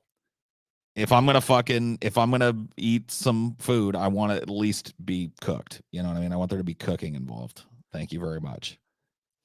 I want this to be our last story, the one I have pulled up. So why don't we go to your stories? Oh yeah, my stories, TJ. It's time for some Paul stories. Paul spitting facts. I know, dude. If you know, you know. Sushi is gross, and people that are into it are pretentious and lying to themselves about it being tasty. They just want to seem like worldly or whatever. It's gross. Sushi is good. You're so wrong. It's like vomit in your mouth and vomit. Yeah, it's like vomit, dude. What are you talking about? Eating puke. Speaking of eating puke, Buzz Aldrin marries for the 4th time, age 93. Good old Buzz. Dude, this just goes to show you, you go to the moon, you're fucking set up for life, bro. Because fly me to the moon, get me abroad with some big tits. She ain't no 93, dude. She is older than I thought she was. I actually looked it up. How old do you think she is looking at her here, TJ? Looking at her here, I mean, it's kind of hard to say exactly what. Let me just take a closer look here. All you get is this picture. So I know that she's, I mean, let me just say, like, just looking at her, I would say like early 30s, like maybe even like late 20s, like between like 29 and 36 would be my guess. But you're saying she's older than she looks, right? She is. Yeah. She's got, as you might imagine, probably one of the best plastic surgeons in the world, I would imagine. Yeah, that makes sense. She's 63 years old. Oh, damn. She's looking good for 63. I mean, right? I mean, honestly, he's looking pretty good for fucking 93. It's a little more apparent straight on here. Yeah. But still. But, you know, I mean, he's looking pretty good for his goddamn age, too, to be honest with you. Yeah. Like, he's not... He doesn't have a whole bunch of like wrinkles. He doesn't really have that old man posture of like, what the fuck is that, son of a damn bitch? He looks like he could still fucking clock you too. Like he'd still fucking. You know, if you walked up and pinched that wife's fat ass, he'd knock your dick in the dirt. Yeah, he'd be like, "What'd you just do, you son of a bitch? I walked on the moon. I ain't gonna fucking have you grabbing my wife's moon, you no good cocksucker." Whap! Yep. Lay you out in the fucking dust. But you know what? Yep. I mean, it's not even, I mean, unfortunately for him, it's kind of a bragging right. Like, dude, I grabbed Buzz Aldrin's wife's ass and then I got fucking decked by the man himself. That's right. A man who walked on the moon laid me down in the dirt. That's pretty impressive. It would be a pleasure to have your ass beat by Buzz Aldrin. It's definitely, it's a great story for sure. 100%. But, yeah, no, he did. You remember he clocked that fucking guy that was asking him about the fake moon landing or whatever? I love that. I fucking love that. Let me see if I can find that shit. Even, you know, because even if you're some kind of like, I know you like conspiracy shit, Paul. I don't think you think we faked the moon landing, but maybe you do. I don't fucking know. No, I know. I don't. but that guy, even if you think that, don't have the balls to go to Buzz Aldrin. You're a fucking liar, bitch. You faked the moon landing. Buzz Aldrin didn't even think about that shit. He's just like, oh yeah, whap, just punch that dude. It's like, holy shit, what a beautiful moment in the history of the world. Yeah, punch that guy. This is a new one, man. Apparently, he's an irascible bastard. The TMZ has a Buzz Aldrin airport meltdown over here. Oh fuck! Amen. We gotta check this out, man. Hold up. Let me see this shit. Stop the fucking presses, bro. Stop the presses. Hold the phone. Let's see Buzz Aldrin fucking melting the fuck down. Can you hear anything? Or no. Did I not share the... Okay. You didn't share no audio. Of course. I forgot to click the tiny little hidden button. Isn't that great? The hidden little cutesy button in the corner. All right. That should fix this up. Let's see what happens. Let's see what goes down here. Buzz, The man who went to the moon went off on a Delta employee after he didn't make it onto his. Well, why not? It's real choppy. He was interacting with a Delta. Yeah, that's something that I've noticed on and off that it happens when you guys are presenting too. It's just like, I don't know if it's a peculiarity of it happened in that fucking Biden episode thing that we just uploaded on the channel. Yeah. There's a lot of choppiness and shit. But I don't know how to fix that. Yeah, you were hosting that too, I think.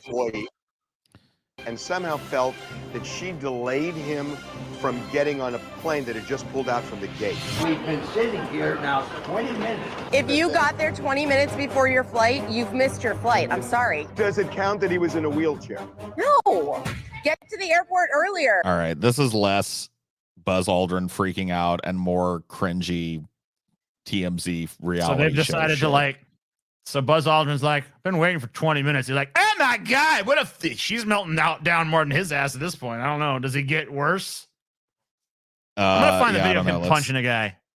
Yeah, you find that. Let me see if there's anything. Yeah, no, it's just that was punches a guy. That was fucking meltdown. What a fucking clickbait bunch of him bullshit. just getting surly because he missed his flight and it wasn't his fault. That was all. He didn't punch anybody, motherfucker. But he does. He lays a dude out for fucking mouthing off about the fucking moon. Let's watch Buzz Aldrin punch a guy, punch a guy. Let's watch Buzz Aldrin punch a guy. Why don't you swear on the Bible that you walked on the moon? Why don't you swear on the Bible that you walked on the moon? This guy is just asking for it. Get out of here. This is a hotel. Why don't you swear on the Bible? First of all, the Bible is bullshit. Second of all, get the fuck out of my face. Third of all, I'm gonna punch you. This guy's the perfect punch sponge. Dude, I mean, just look at this guy, and you just know that, like, this guy's face deserves a punch. You know, there's no doubt about it. There's no denying it. You know, some people just have that kind of face where you look at it and you're just like, that guy really needs to get punched in the fucking mouth. I don't know what even if I was watching this video on mute, I would know. Yes. I would know just from looking at it, like, that's a guy that needs a good solid fucking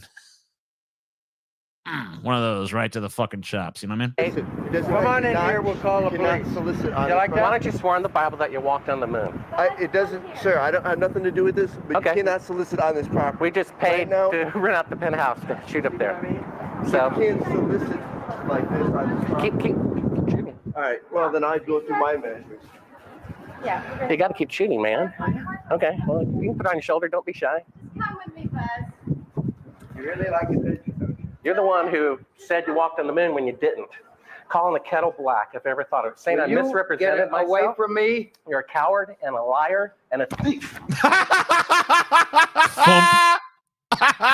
You're a coward and a liar and a thief. Oh yeah. Fucking. Well, you get punched in the fucking face. How about that? Molly-whopped him. You're the one who said you walked on the moon when you didn't. Calling the kettle black, if I ever thought of it. Saying I misrepresented myself. Away from me. You're a coward and a liar and a thief. You don't call a dude from Buzz Aldrin's generation a fucking coward, dude. No, especially not a dude like he was like a war vet and one of the first people to walk on, like the first person to walk on the moon. Come on, like he may be a lot of things, but he ain't no coward. All right. Clearly, otherwise you'd still have all your teeth. One more time. He gets a good shot in on him for an old guy too. From me. Yeah, let's look at this You're punch. a coward and a liar and a thief. It's good form. You can tell it hits hard. That dude is stunned. He's on the ropes. And look, dude, but like Buzz Aldrin is gone too. Great instincts. He just fucking nails him, and then he's out of the picture. I'm out. And all of a sudden, we're focusing on that. Look at him. Buzz is gone, bro. Look, where's he at? He vanished. He vanished in a smoke screen of Asians. What a fucking player, dude. Yeah, like he had a bunch of Asian dudes waiting to fucking stand around and look confused while he just does. When did he leave? That woman's ass fucking like just transitions him out of the shot, basically. Like, Yeah.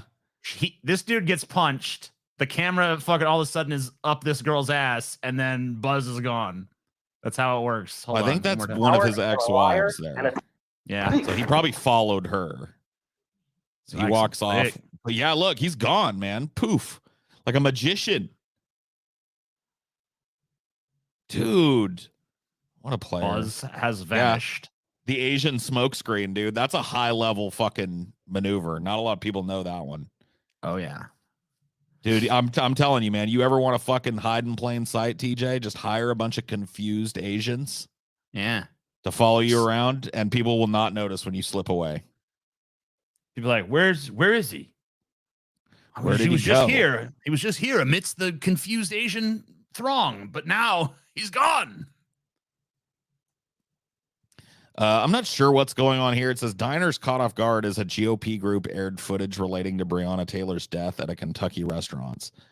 Patrons unaffiliated with the event held by the Republican Women's Club of South Central Kentucky heard and saw graphic descriptions of the incident that killed Taylor. So basically they're playing it like in the restaurant. So like people are just like, let's go out for some food. And then the next thing they know, like, and then here's the agonizing final minutes of Breonna Taylor's life. It's like, So diners sandwich here. There's a Greek restaurant in Bowling Green, Kentucky on Tuesday night. I'm sorry, I have Joe Biden mouth today. I said diners a Greek restaurant. Diners at a Greek restaurant. Get Dude, yourself a diners at a gyro, Greek guy. restaurant in Bowling Green, Kentucky on Tuesday night. I saw Jack police body camera footage and he bring out the Louisville apartment, according to the NAACP. Oh, I feel a sudden urge to elect you president of the United States of America. I don't know what it is. I'm so fucking well spoken. The Republican Women's Club of South Central Kentucky scrambled to find a new venue for an event featuring former Louisville police officer turned conservative author and pundit. Jesus, that's a lot of fucking hyphens. Look at how many hyphens this motherfucker's description of what he is. Dude, I want this many fucking hyphens. Yeah. How did he get this many fucking hyphens? Let's see, how many bro? hyphens he got? Former. Yeah.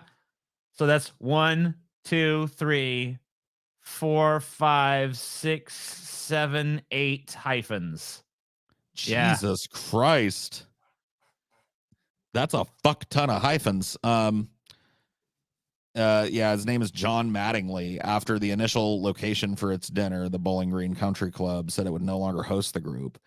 Additionally, gubernatorial candidate and Kentucky Agricultural Commissioner Ryan Quarles backed out of the event because of the mounting controversy around Mattingly's attendance. He was one of the police officers who raided Taylor's home and fired shots while searching her apartment for her ex-boyfriend, Jamarcus Glover, who was not in the apartment at the time. Glover was handed a 5-year probation sentence in 2021 after he accepted a plea deal from prosecutors for charges related to narcotics and whatever. This is all just like, so I guess this weird group is trying to find a venue where they can all, I don't know, like revel in the death of Breonna Taylor. That's what it sounds like. They've got one of the cops that killed her. And what was it like when she died? Yeah. You could tell us how large was your erection when she was killed? It's okay. You could tell us. Yeah, I don't know about that one. Yeah, I don't know. So, like, Gubernatorial. I know they that's actually how that's supposed to be fucking pronounced, funnily enough. You would think it would be like gubernatorial, but it's gubernatorial. You can look it up, dude. Check me out. Gubernatorial. It's a gubernatorial candidate. Paul knows stuff. I do, dude. I know things. I know a thing or two. All right. Yeah. Not everything. So basically, like, they decided to have their like weird, like, let's jerk off to the death of Breonna Taylor. It's basically like we're not public diner. We're not going to accept the narrative that this woman was murdered by the police. Let's have one of the cops come in and tell his like harrowing story of why it had to happen that way. And, let's include graphic images and video from that night and all that shit. And they're trying to show it in a fucking restaurant. Yeah. And like, there's people in there that want nothing to do with that shit. And they're just like sitting there like, what's going on here? It's just like, dude, like did they not have like an Elks Lodge nearby or something? That's what those exist for. Like, that's how those, like those places keep the lights on so that the people that are members of it can go have a party there 3 times a year. Yeah, maybe you can have your weird like meeting of evil somewhere else. I don't know. It's just like dude, my mom had her wedding reception at like an Elks Lodge or one of those like, you know, order lodges that rents itself out to pay the bills, and you know, like nobody bothered you. There's nobody there is gonna bitch. You know, you were able to drink it and have fun and do all that shit. Like, why aren't they just renting one of those? Why are they trying to put this in a public place? Like, do everybody a favor and go into some dingy back room somewhere with this fucking horse shit. It's like none of you would be there fucking reveling in this if the cops kicked your door down and killed you for no reason. You know, or one of your family members. But for some reason, and I can't put my finger on what it must be with Breonna Taylor and a lot of these people. For some reason, you just can't empathize. You just can't see yourself in her for some reason. I wonder what that is. It's like you got a hang up about something, but I can't figure out exactly what it would be. What makes her different from you? I think it might be the name Brianna, maybe, you know, they don't like that. I don't know. By the way, There's Paul, something. I gave you a 9. You know, that guy had 8 hyphens and you were jealous, so I gave you 9 hyphens, dude. Oh shit. Yeah, former drunken peasant turned left-wing tanky class reductionist firebrand Paul's ego. Dude, There you go. That is great. That's fantastic. If I was still on social media, that would be my description. Those hyphens, man. Oh, yeah. That's a lot of hyphens right there. In fact, I might log into my Twitter and just make a quick change and just log quickly, off you know? again. Yeah. Racist should be dealt with. You know, I mean, yeah, there's a lot of interpretations of dealt with. Sure. Maybe. Yeah, I mean, it's definitely a Fuck problem left that needs dealt wing with. and right wing. Wow. Yeah. We got a real brain in the audience tonight, folks. Socrates is here. I feel ladies and humbled in the basking in the radiant glow of the intellect of this. I chatter. dislike both equally, for I have come to some enlightened center position. Good for you, man. I'm glad you figured that one out. I'm glad you were able to figure out that enlightened center place that you needed to be. And now you're free to do that stuff. Independent thinker, y'all. It just like it's really a disheartening part of my job because a lot of the, you know, there's chatters that have Just a like, brain. thank you. Yeah, you're right. There's Nice guy. you know, there's people in the chat that are smart and they have funny things to say and shit. And I steal from them sometimes and use jokes that they've that they made. But like most of them, dude, it's just like I try to avoid like focusing in on that, but I try to like side eye it and kind of just see like what generally is going on. Dude, I get caught up reading. I try to avoid going down the rabbit hole of what they're saying, you know, but I try to give it a glance and I can kind of tell just by the look of it, like, are they saying anything or is it just a bunch of bullshit? Because you can look at it right now and you know it's a bunch of bullshit because everything is like 2 words long. And you know no one's saying anything fucking intelligent in those 2 words. It's all just like bloop, bloop, bleep, bloop, bleep, bloop. It's like, why did you even feel the need to fucking hit send on that? You know what I mean? I don't know what this. Oh yeah, this is what's his name? George Santos. George Santos. So here's the latest update from him. He admits that he dressed up like a woman for fun, but he denies being a drag queen. Right, because drag queens typically dress up like women because they hate it and it's a miserable experience. Whereas, you know, for him it was fun, which is the thing that makes him not a drag queen. Right? Santos told reporters to sue me for having a life. Am I starting to like this guy? What's happening? I mean, it's kind of hard not to have some kind of like There's a thing about the psyche. I don't know. I was about to say the American psyche, but maybe just the human psyche, or maybe it's the male psyche, or maybe it's just like our own toxicity or whatever. But there's like a certain thing about like audaciousness that's kind of admirable. And this dude is definitely an audacious liar, which kind of makes him sort of like, you kind of can't help but sort of like him on some level of just like, oh man, there's just nothing you won't say, is there? You're just a little fucking, you're just a liar. You don't care. He's a scamp. He's a little scamp, is what he is. He's a little rogue. Because like he has like main character energy for like a fucking TV show or something, you know? Oh yeah, dude. There needs to be a Netflix series called Santos, like fucking that jumps through time back and forth between his drag queen days and his coked out fucking party days and his, you know what I mean? Like, and his trying to be a respectable senator days. Oh yeah. And just show like all of his scams, you know. It'd be beautiful. Yep. Yeah, that's a good one. He is a little rapscallion, isn't he? Yeah. That's exactly what he is a little rapscallion. Santos made the comments to reporters while caught at the airport Saturday, days after he first denied reports of his drag queen past as, quote, categorically false. No, I was not a drag queen in Brazil, guys. I was young and I have fun at a festival. Sue me for having a life. Damn. Roasted, toasted, burnt to a fucking crisp. Get off Santos's jock. He's the true fucking... Why isn't this guy an alpha fucking... this dude is the alpha of alphas right now. He's the only dude telling the truth. Santos is the only politician out there telling the truth anymore, man. Yeah. Look at him go. What? No, he's not. He's lying. He's totally a drag queen, which is fine. I got no problem with that. I just think it's funny. Santos is facing widespread calls for his resignation from Congress for lying about his resume on the campaign trail. He's admitted to fabricating most of his education and work history. I mean, I know that he's taken it to a new level and all, but like, if we're gonna start getting rid of politicians for dishonesty, then like, let's just we should probably start somewhere a little more powerful than George Santos. Just like sweep them all away. Then like, I don't know. Is there any that should be able to stay? I can't think of one. Yep. Also, I feel like George Carlin was fundamentally correct when he said that like trying to introduce the concept of honesty into American politics would basically implode the entire system. So, oh yeah, for sure.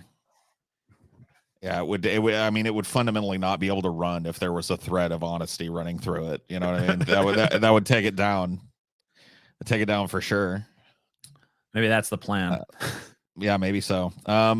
Proposed Iowa SNAP bill would restrict sorry, let me start that again. Recipients, yeah, Jack. Proposed Iowa SNAP bill would restrict recipients from buying meat, white bread, and American cheese. So what? SNAP, for those that don't know, this is basically food stamps. It's like, so government assisted food program. You can't buy meat, bread, and cheese now. They just don't want you eating sandwiches anymore. Poor folks. Yeah, no more sandwiches for you. So like if you like a bologna sandwich with a slice of cheese on it is just like verboten, basically. Well, no, I mean you can have it on wheat bread with like cheddar or something, I guess, but you can't have the bologna unless it's like Can you buy vegetarian? But that's more expensive. I don't know. What are you supposed to? You can probably buy wheat bread. So they're trying to keep people from buying like unhealthy things, but this meat one is like hard to justify because that covers like can't get like chicken breasts with it. Like I mean, like I feel like if there's stuff you're gonna ban, I mean, you really shouldn't ban any fucking food in my opinion. But like you should, if you're gonna ban any food, like wouldn't it make more sense to ban like, I don't know, like Hostess and fucking like total junk, like stuff, like all this stuff. It might not be the best food in the world, but it has like some nutritional value to it. Yeah. So let's see if there's any more, like more detail here. Bill being proposed by GOP lawmakers in Iowa would add additional restrictions to the state's SNAP benefits, limiting what recipients would be able to purchase. SNAP is a federal program that exists to assist lower income households by helping them purchase healthy food options. So it's like it's ostensibly to be healthy, but I just want to see what kind of meat. The proposed bill would prevent recipients from being able to purchase everyday kitchen staples like white rice, rice noodles, canned vegetables, baked beans, refried beans, chili beans, and butter. You're just like basically denying the ability for the people on this program to cook then. So they're basically, because they can't get rid of SNAP, so their new solution is like, let's just make it where it's completely useless and they can't actually get food with it. Yeah. They can barely buy any fucking shit with it, and so it's what are they supposed to fuck? So they're not allowed to buy any of that stuff, and they're not. So it also they're not allowed to buy Canned tuna. Okay.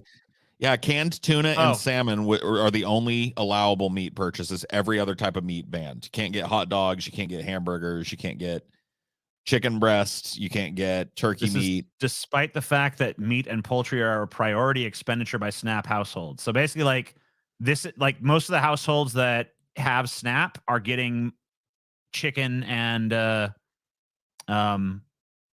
fuck it, what is it? So meat and poultry. So just like, yeah, they're buying meat with it.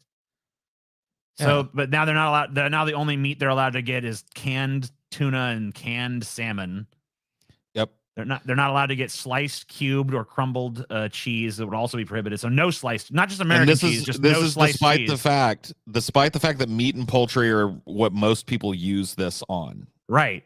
Like the biggest expenditure with SNAP benefits is meat and poultry because it's the staple of your diet. It's the center protein of the meal. for your family. I mean, because you're raising a family, you know. And basically you can't get any cheese either. No sliced, cubed, or crumbled cheese. So you can only get block cheese. And it's being sponsored by 39 Republican state legislators at this point.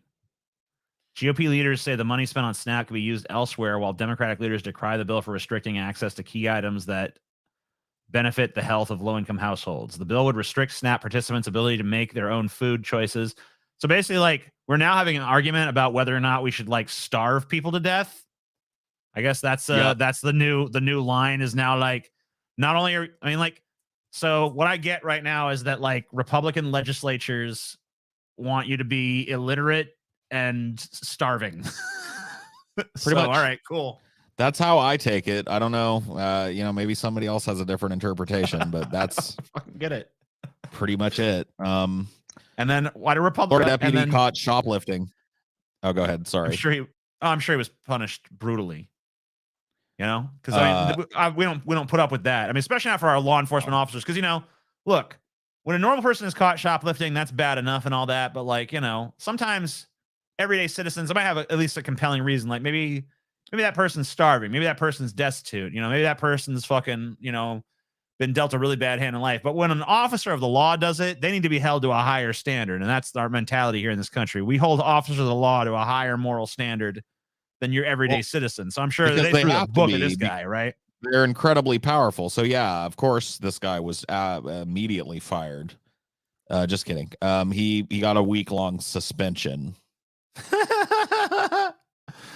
Yeah, cool. So he stole a bunch of stuff, even though he is a cop and is well paid, like reasonably well paid anyway. He stole a bunch of like construction bits and bobs from a Home Depot. It shows right there with the itemized list of what he stole. He stole grip leather impact glove, EXT tooth lock washer zinc. Those are just flat washer zinc, Danko cartridge puller, and that's 46. He basically stole $50 worth of stuff as a police officer, and was caught. And then they're just like, a week. You're suspended for a week. Think about what you've done. Like a dude that thinks that it's okay to steal from a store should be out there policing everybody else's fucking adherence. I did a stupid thing. I took a couple items from here and didn't pay. I did it. It was stupid. I did it. I'm sorry I did it. I should have known better. And I got to be honest with you, anybody else steals this much money from Home Depot, I don't give a fuck. Whatever. Let them off with a slap on the wrist. But a cop, though? Nope.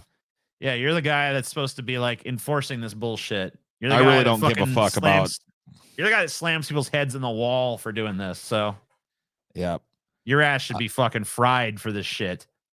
For sure. Privacy news. A bored hacktivist browsing an unsecured airline server stumbled upon national security secrets, including the FBI's no-fly list. She says what she found reveals a perverse outgrowth of the surveillance state. I love it. A Swiss hacker said oh, sorry. You go ahead. No, you can read it. It's fine. Go ahead there, buddy. No, you go ahead, bud. No, you. Okay, I'll read it. You son of a bitch. No, you read it. You read it. No, it's okay, TJ. Seriously. A Swiss hacker. Sorry. Oh, fuck, man. Okay, are you gonna read it or am I gonna read it? I don't know. A Swiss. No one's going to read it. All right, I'm going to read it. A Swiss hacker says she found a copy of the FBI's no-fly list on an unsecured server. The 2019 list with over 1.5 million entries includes an overwhelming number of Muslim passengers. I am shocked. The server, maintained by Commute Air, also held private employee data such as passport numbers. The FBI Terrorism Screening Center's secret no-fly list just got a lot less mysterious thanks to a bored Swiss hacker who was exploring unsecured servers in her free time. Maya Arson Krimiu, described by the Department of Justice as a prolific hacker in an unrelated indictment, said she was clicking around on an online search engine full of unprotected servers on January 12th when she accessed one maintained by a little-known airline and found the highly sensitive documents, along with what she called a jackpot of other information. The Daily Dot first reported on Thursday that the server, hosted by Commute Air, a regional airline that has partnered with United Airlines to form United Express routes, contained among its files a redacted 2019 version of the anti-terrorism no-fly list. The files nofly.csv and selectd.csv. Oh my God. Man. So this hacker is just like fucking around, not even looking for this stuff. But then there it is, right out there in the open on some totally unsecured server, just letting you know, hey, and it's not even called something, it's literally just no-fly CSV. You just go in and read a giant list of 1.5 million people who are not allowed to fly because they're maybe potentially could be dangerous because their name is Yusuf or their name is Muhammad. And that's obviously a threat to national security because, you know, Muslims can't be on planes because they might do one of those 9/11s. You know how they are with those 9/11s. They're always doing them. I was looking into this a little deeper while you were reading it, and I found a picture of that hacker. They've released a photo of this hacker, this hacker lady. What? Yeah. Is this real or is this some kind of meme that I just don't know? Come on. I mean, TJ, why would I? We're trying to cover the news here in a serious way. Why would they make a meme out of it, TJ? I don't know. They said that her hacker name was Zero Cool, TJ. Oh, yeah? Yeah. Is that right? Yep. Wow. That's what I heard through the fucking grapevine, bro. It's ironic because their name might be Zero Cool, but they look 100 cool. You know what I mean? They do. Yes. It's Zero Cool, TJ. I mean, I don't remember. I can't believe you haven't seen Hackers, bro. Come on. I have seen Hackers, but I haven't seen it since I was like 15. So. Yeah, but you don't remember Zero Cool, TJ? You don't remember the indelible face of Zero Cool. The only movie that this guy did that was ever worth a shit, dude. And he got to make out with hot young Angelina Jolie. Fucking truly Zero Cool. I can't believe you don't fucking recognize Zero Cool, TJ. Zero Cool. You know, Hackers is a great film, Paul. I want to see you do I want to see you do a deep dive into Hackers. You know, your last Cinema for Snicks video was that big retrospective on the Aliens movies. I want to see you dedicate fucking 3 hours to talking about the movie Hackers and its impact. You know what I'd rather do? I'd talk about hacker movies. Oh yeah, just like or just hacking scenes. And man, sometimes they don't really do it too much anymore because I think people have wised up to how fucking corny it looks. But remember all these movies where they just like have a dude just clacking away at a keyboard, be like, "I'm hacking the mainframe" or whatever. Mm-hmm. Or dude, I was watching The Sopranos a few nights back, and they had like Tony Soprano like playing a fucking Nintendo 64 or something, and like they were just the way he was holding the controller and using it was just like, what is he? Huh? Yeah, he basically was like holding it sideways or backwards or whatever. Holding it with one hand and just moving the joystick and not even touching the buttons at all. And it's just like, what the hell is going on here? That is not how that works, man. Dude, Hackers is filled with that kind of shit, dude. It is literally like one of my favorite things to watch as a dude that I'm not claiming to be no computer expert, but as a dude that worked in IT, Hackers is one of the most hilarious fucking movies ever made. It is straight out fucking full blown laugh a minute comedy when I watch it, because it is filled with such cringy 90s pre-internet age kind of ideas about how computers work and how hackers do things. And the main villain is another, like, a hacker dude that works for an evil corporation named the Plague, and he's played by this dude who always, like, he's a white guy that was always playing Indian dudes. I can't remember his name, but it's just a fucking mess of a movie. A fun fact about hackers too is that my dad, he said, he claimed that Hackers is the only movie he ever walked out of. So that's great, man. I think that tells you a lot about a person, because, like, a lot of people have never walked out of a movie. You believe that shit? I've never walked out of a movie. You've never walked out of a film? Not one? Nope. Wow. Even when I was sitting there, like, really just despising it, I always was like, no, I'm here. I'm here for the long run. I'm gonna watch this piece of shit to the end, no matter how bad it is. Yeah. No matter what's going on in the theater, anything. I'll tolerate it till the fucking credits roll. Yeah. I walked out of Monkey Bone. Yeah. Yeah. I've seen Monkey Bone. I couldn't hang. I could not fucking hang, dude. I had to go. It was partially the movie's fault. I mean, I think it's all the movie's fault, because I would have put up with but, like, there was this woman who brought her kids to it. Yeah, that can be bad. And she was loudly emoting, because it was like a rated R, like, movie, but with animation in it. Yeah. And she was loudly emoting about how she didn't approve of what was going on the screen, basically. And it's just like, take your fucking brood out of here, bitch. Oh my god. Oh no. But the movie sucks too. I mean, it wasn't a good movie. So I made the choice, man. Yeah. My mom was one of those when she took us to see the Ninja Turtles movie. I remember this, even though I must have been super young, because that movie came out when I was, like, practically a fucking baby. But I love the Ninja Turtles. And and she took me to go see the Ninja Turtles movie, and, like, when they started saying damn, because Raphael, remember that scene, damn. Yeah. And I was just like, I guess damn was, like, too much in those days. She's like, I can't believe I took you to see this movie. She was like, I wanted to walk out. She didn't make me walk out, though. Well, that's good. So, that's nice of her.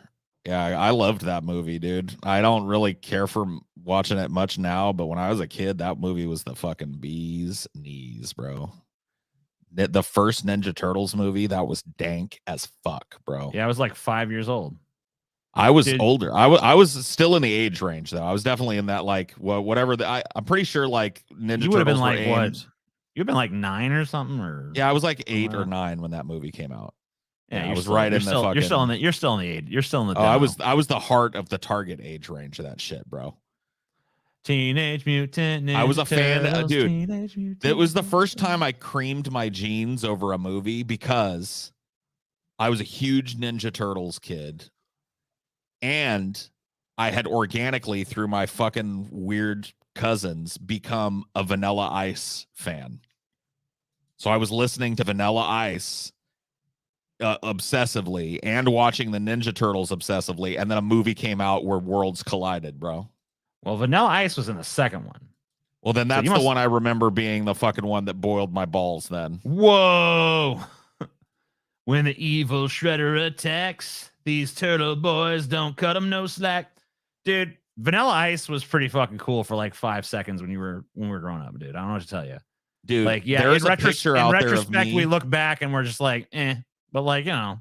My mom was very, like, liberal with us when it came to hairstyle. Like, as soon as we were old enough to ask to do something with our hair, she would pretty much let us do it. Like, I remember the only one that she turned me down was when I was real young, I wanted a mohawk. And she was like, no, you're not getting a fucking mohawk. But I was allowed to pretty much, like, she let me shave lines in the side of my hair when that was popular in, like, the late 80s. I had that shit. And dude, one day we had this dude that worked, that was a gardener for us. He was like an illegal immigrant dude that did gardening, and he would cut hair. He did a little bit of everything. I could write a whole fucking novel about Jesus was his name. That dude was fucking insane, bro. Anyway, he could among every other god, he was the first Renaissance man I ever met, dude. He could play fucking guitar like nobody's business. Had a beautiful singing voice. He could he gardened like he loved it. You know what I mean? Like I would see him like tending to the flowers, and like he really like was out there enjoying his job. Could cut hair. Knew the lyrics to every fucking song just off the top of his head, and he was impervious to wasp stings. Impervious, TJ. I watched this man go he called me and my fucking friend over, and he was like, hey, come look at this. And I was like, oh yeah, cool. And he was in a bush that he was trimming, and there's a huge fucking wasp nest that he'd found, and he just grabbed it with his hands and pulled it apart with his hands, and those fucking wasps swarmed all over his fucking hands, and he was just like, stay back, they're mad. And it was just like, whoa, God, man, you're a fucking but anyway, my mom was like, yeah, you know, Jesus, give him whatever haircut he wants. And he was like, okay. And I said, I want vanilla ice, dude. And there's a picture out there of me for like it had to last at least a month or two. I had vanilla ice, the haircut, bro, the haircut. The pompadour with the lines and the whole fucking nine, dude. I gotta pull up a picture of that. Gotta find the original vanilla ice haircut, because, dude, this was gold. If I could find vanilla that picture, Paul, dude. Go ninja, go ninja, go. Yeah, we have to see this picture for sure. Yeah. Let me see, because like, God damn it, he's still popular. So popular enough to have old pictures of him here. Guess it's gonna make me search young vanilla ice. Young vanilla ice. Ice, baby. I mean, yeah, this is the iconic vanilla ice. Let's see. God damn it. There we go. Son of a bitch. Bad request. Fuck you. All right, here's another one then. Yep. Boom. There's the hairstyle, dude. Had it, rocked it, had the line shaved in my eyebrow. Had the whole line. Yeah. Yeah. I was probably like 7 or 8. He did the eyebrow shave too. Oh yeah. Oh yeah. She let me do it. And the line, because you can't really see it here in the straight on picture, but he had the big pompadour on top. And then like here, this picture actually shows it a lot better. Hold up. You get a better like look at the whole fucking splendor of this haircut. Because it's something else. And again, dude, here it is. Look at this. This right here. Yeah. Yeah, man. Man. 100%. Imagine a little 7-year-old Paul with that shit is funny as fuck. I rocked that. I rocked that haircut at 8 years old. 8-year-old Paul walking around. I was. What is that? What would you even fucking call that? Like a the vanilla ice. Nobody else had that. It's like an exaggerated over the top kind of pompadour. Yeah, it's an over the top. It's like a hip hop pompadour. It's like got the kind of trend of having the lines shaved into the sides and the eyebrow nicked and all that shit from hip hop, but then a big pompadour, like a big like 50s style kind of pompadour on top. I think Vanilla Ice should come out with fucking Ice Ice Baby too. It's time. Cold as ice, too, is what he needs to make. Yeah, cool as ice. Yeah. Or cool as ice, yeah. I want to know what happened to those characters after they, because it left, you feel like there was so much more potential for that character. And then we're unceremoniously taken away from us, Just because it was a complete failure. Let's see. Was that my last story? Oh, yes, it was. That was it. All right. Well, I have we've made it through. I have one here. We want to cover last bit of news for the day. Yeah. This is a guide to the possible forthcoming indictments of Donald Trump from The Atlantic. So this is kind of a longer article, but I was talking to Paul about it earlier before we did the show, and we were kind of both like, I don't really know what all is coming down on Trump at this point. And there's a lot of speculation about like Will he be charged with anything? Could he be charged with anything? Is he going to fucking escape? Whatever's going to happen, right? Yeah, 'Cause I'm there's not a- sure I could name off all of the legal challenges and shit that Trump is facing. Let's just lay it out. So at some point this year, perhaps as soon as this month, the former president of the United States may be charged with a serious crime. After a years-long elaborate dance with the law, in which he usually stayed just one step ahead, Donald Trump now faces at least 3 serious investigations that could produce criminal charges. He denies wrongdoing in all cases, but many legal experts think that prosecutors have grounds to charge him and will. Others believe that Trump should not be charged, or that prosecutors might choose not to charge him even if they can. What actually will happen is unpredictable. We don't know what pieces of evidence or even what investigations might exist that aren't public. We don't know how prosecutors will wield the discretion the law affords them. And of course, we don't know how a jury might fall on any charges that end up being tried. But the mountains of evidence already before the public about Trump's attempt to overturn the 2020 election and his handling of government documents and about his previous interactions with the justice system suggest a fierce conflict to come. He has learned that due process is the Achilles heel of liberal democracy. Paul Rosenzweig, a former federal prosecutor, told me. He's weaponized the court systems all of his life. Despite all of the uncertainty, the information already available makes it possible to know what to watch for, or perhaps where to watch. Here's a field guide to the potential indictments of Donald Trump. Okay, so first we're going to go to Fulton County in Georgia. A special grand jury there conducted a lengthy investigation that began in June of 2022 and concluded earlier this month. District Attorney Fannie Willis requested the panel after audio emerged in January 2021 of Trump pressuring Georgia Secretary of State Brad Raffensperger to find 11,780 votes in the state, enough to surpass Joe Biden's tally.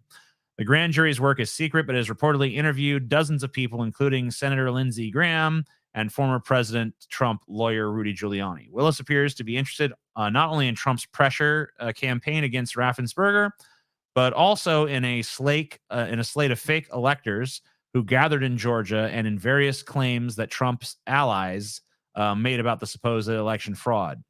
The special grand jury, unlike a normal grand jury, cannot bring indictments. Instead, it makes recommendations, and Willis would have to seek indictments from a normal grand jury.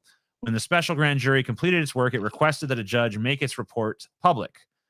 Judge Robert McBurney has scheduled a hearing for tomorrow, January 24th, on that question, and opinions differ as to whether he is effectively required to release the report or might have discretion on timing. The report is expected to include recommendations for indictments and to reveal much of the scope of the investigation, so its possible release means that Willis is likely to seek charges soon if she is not doing so already. Willis would seem to have a wide range of charges she could bring against a range of defendants, but any charges against Trump would likely center on the Raffensperger call. The tape is the tape, and it's pretty darn compelling by itself, and it looks like it would be the centerpiece of any charges, Rosenzweig told me. Trump often speaks elliptically and avoids clearly implicating himself, but Barbara McQuaid, a law professor at University of Michigan and former U.S. attorney, told me the recordings of the call, combined with evidence turned up by the House January 6th committee showing that Trump knew claims of fraud were false, provides both a clear act of wrongdoing and proof of criminal intent. Mm-hmm. So basically, he called the Georgia elector, and he's like, yeah, you better find those votes. You better find the 11,000 he did votes this, that I need, I'm pretty sure he did this a bunch of times because there are other... Yeah. There, like where he called, he called a governor at some point, was like, I need you to find me like 10,000 votes, or whatever it was that he needed, 3,000 votes. So yeah, I mean, he was clearly trying to undermine the democratic process. There's no question about it. The question that remains is, will he face any kind of justice for it? So let's let's read the last 2 paragraphs of this section. If Willis does want to charge Trump, she's going to have to decide whether to pursue discrete cases against individuals or a large racketeering case against many. She's shown a fondness for the latter, but most recently in a case against rapper Young Thug. But a big case would be more complicated and messy, and it would require a huge investment of resources for a county prosecutor's office. The only thing worse than not prosecuting would be to bring charges and then lose, Anthony Michael Crease, a law professor at Georgia State University, told me. But the seriousness of the misconduct might push Willis towards charges despite the risk, and her approach so far suggests an eagerness for both the national spotlight and tough fights. It also set public expectations. So basically they're saying that this chick has got something to prove, and she's like, she basically wants the national spotlight. She wants, so if she's trying to use this as like a little claim to fame sort of thing, then it makes me feel like she will try to bring charges against him just to like have that, you know, spotlight on herself. Like, yeah, I'm going to be the one that brings this fucker down. Watch me go, you know? Sure. So I don't know. She might try to bring charges. There's probably other people who have a say in that, I would assume. The legal process usually. I mean, he can always appeal to the Supreme Court. So, and not only that, but like one problem you have with this kind of thing is that you know, you see this stuff like right now. It looks like we're going to be discussing this in a minute, but like, you know, you have Trump's caught with classified documents, right? And then now Biden's got them too. Right. And it's probably the fact that just every president has had these. But because the Democrats started to use it against, basically, like anytime one side uses something against the other side, it becomes the new norm. So I think there's a fear amongst Democrats that it's like, if we start prosecuting former presidents, like, where's it ever going to end? We're just going to be prosecuting every fucking president. You know, every president, when they leave office, they're going to be, oh, now look at all this stuff you did. You're going to be fucking prosecuted for this and this and this and this and this. Which is the main reason why I think it's kind of hard to imagine Trump actually being prosecuted, because it sets a new standard that says that you can go after presidents.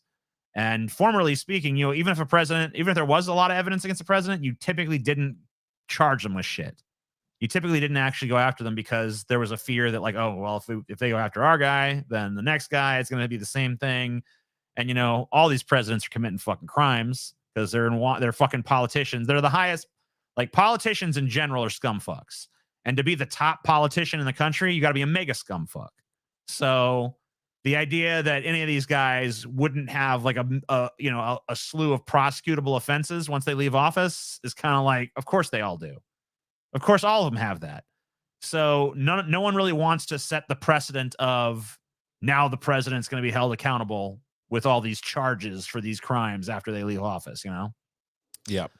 So that's kind of why I always kind of lean on the side of like, I don't think anything's going to happen prosecutorially. I think ultimately you're right. It's just a standing order that we don't prosecute high level politicians in this country. We just don't. Like, Richard Nixon broke the law in even more egregious ways than Trump did in a lot of instances, and he was just basically, sent to California to die on a beautiful golf course. You know what I mean? Like, he never served a day in prison, was never sanctioned, didn't have his money fucked with. He lived a rich fucking life until he died. And that's basically what happens to politics. Because if you bust out a politician, it's just like, look at what's going on, the egg on the face of like traditional Democrats now, as they find more and more fucking documents stashed in Biden's fucking tool shed. And well, shit. here's a paragraph about just that, because this next section is about the Mar-a-Lago documents. We don't need a recap on that, I don't think. But here's where they start talking about the complications of what's going on with Biden.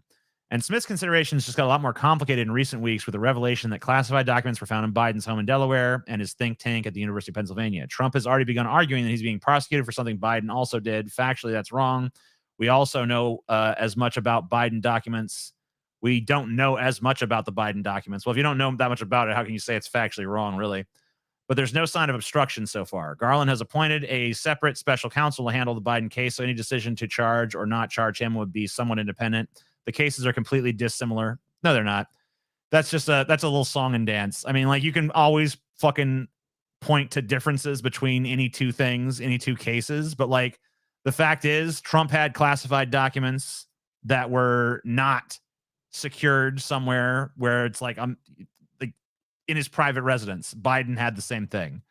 There's not that much of a difference. You can say, well, it all hinges on obstruction, but that wasn't. No one was talking about. They're trying to. No one was talking about obstruction until this. It was all about the classified documents, and now that they both have it, well, it wasn't about that. It was about obstruction. Yeah, no, like, it wasn't. The left-wing media and Democratic loyalists and shit spent weeks and weeks and weeks talking about how insanely scary it was that Donald Trump had all these secret documents just laying around his house, and how irresponsible that was, and how unprecedented it was, and blah blah blah blah blah. And now it just turns out that, you know, as the more they search of Biden's properties and shit, the more of this shit they find, and it's shit that's been there for at least fucking like 8 years. It's been there since Obama was president. You know what I mean? So close to 8 years. It's been just chilling in his house. Yeah. This is like most of the shit they're finding. Classified United States documents in a private residence, basically. Yeah.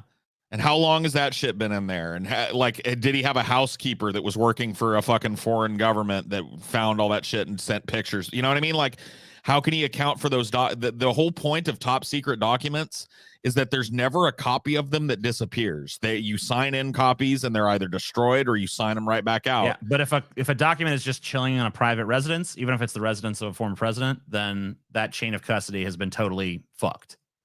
It shouldn't even leave the security of a reading room controlled by the government. That's the rules. They're not even allowed to have these things at their house, let alone keep them.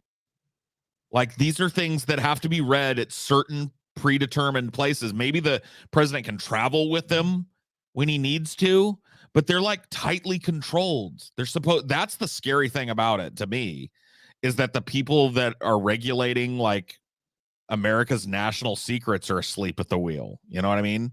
I feel like this is not the time for us to be weak against espionage and shit. I feel like, yeah, probably not. All right, so the final thing is the January 6th stuff. So the most interesting case, and perhaps the most consequential for American democracy, involves Trump's attempt to steal the 2020 election, something often shortened as January 6th.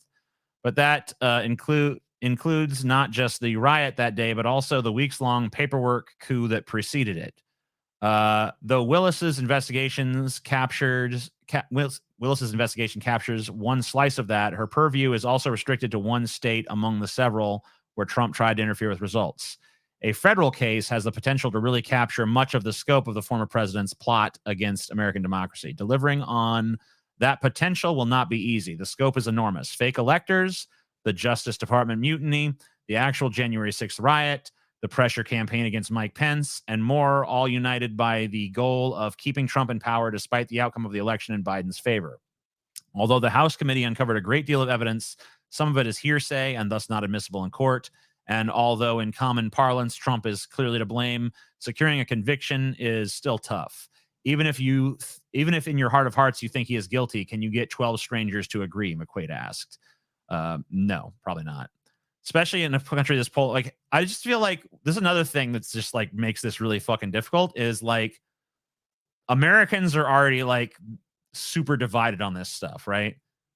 And like a lot of people have already decided they have no problem with Trump's actions. So if you get a jury of 12 people, it's going to be pretty hard to get a jury that's just like, there's not going to be one person that's going to see things Trump's way on that jury, when we already know that there's like a pretty good chunk of the country that does, like probably at least like 30% of the country probably. Yeah, insanely enough. Yeah. So I mean, like, it's kind of hard unless you're going to we're not going to allow any Trump supporters into the jury, which is going to, of course, just inflame things further. I mean, that's another thing too, is like, we talk about all these cases just from a fucking the standard of the establishment, you know, protecting itself. But like, you also have to think about like the social upheaval that's created if you actually go forth with one of these. If criminal charges are brought against Donald Trump, there's going to be some, I don't know if there's going to be riots. It depends on what the scope of them is, I guess, what the scope of the charges. I don't think there would be fucking riots. At this point, I doubt that maybe there would be like localized violence here and there, but I don't think there would be any like outbreak of insane rioting in the country if Trump was, but maybe I'm wrong about that. Maybe I don't have my finger on the pulse. I don't know. I feel like I'm kind of two minds about it, because I think back to, you know, the fervor that existed prior to this, but I also feel like a lot of that has kind of died down, but maybe Trump being charged would be just the right thing to reignite it. It's kind of hard to say, you know, what the mentality is going to be of the right wing, you know, the rank and file right wingers walking around the country, not the political right wingers.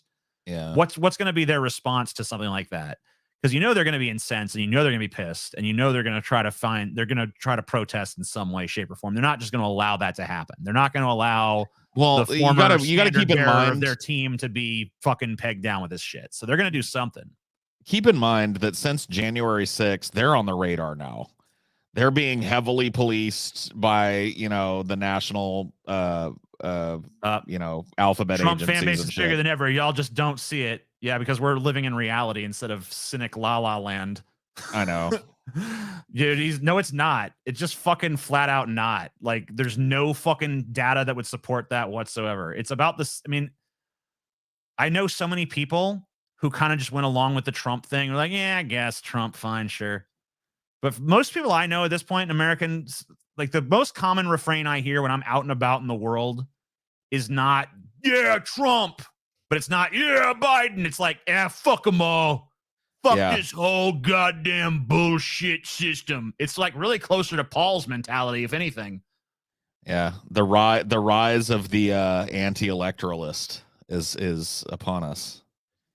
You know, and I don't blame them either, because it's a fucking joke. It's a goddamn disgraceful joke. In fact, I'll go even further and qualify it as a disgraceful fucking joke.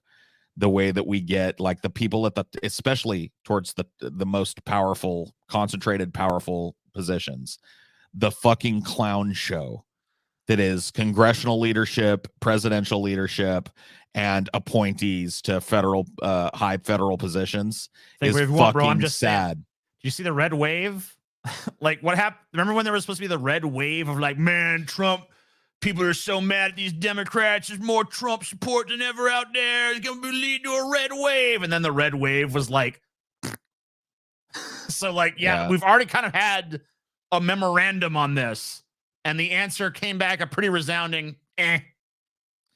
Yeah. So, I mean, ultimately, these idiots were stopped by like 10 cops and a couple of flimsy looking doors from actually getting anything done on January 6th. So it's not like the best and brightest took part in the only, you know, uprising that these people had. It's pretty much over for them.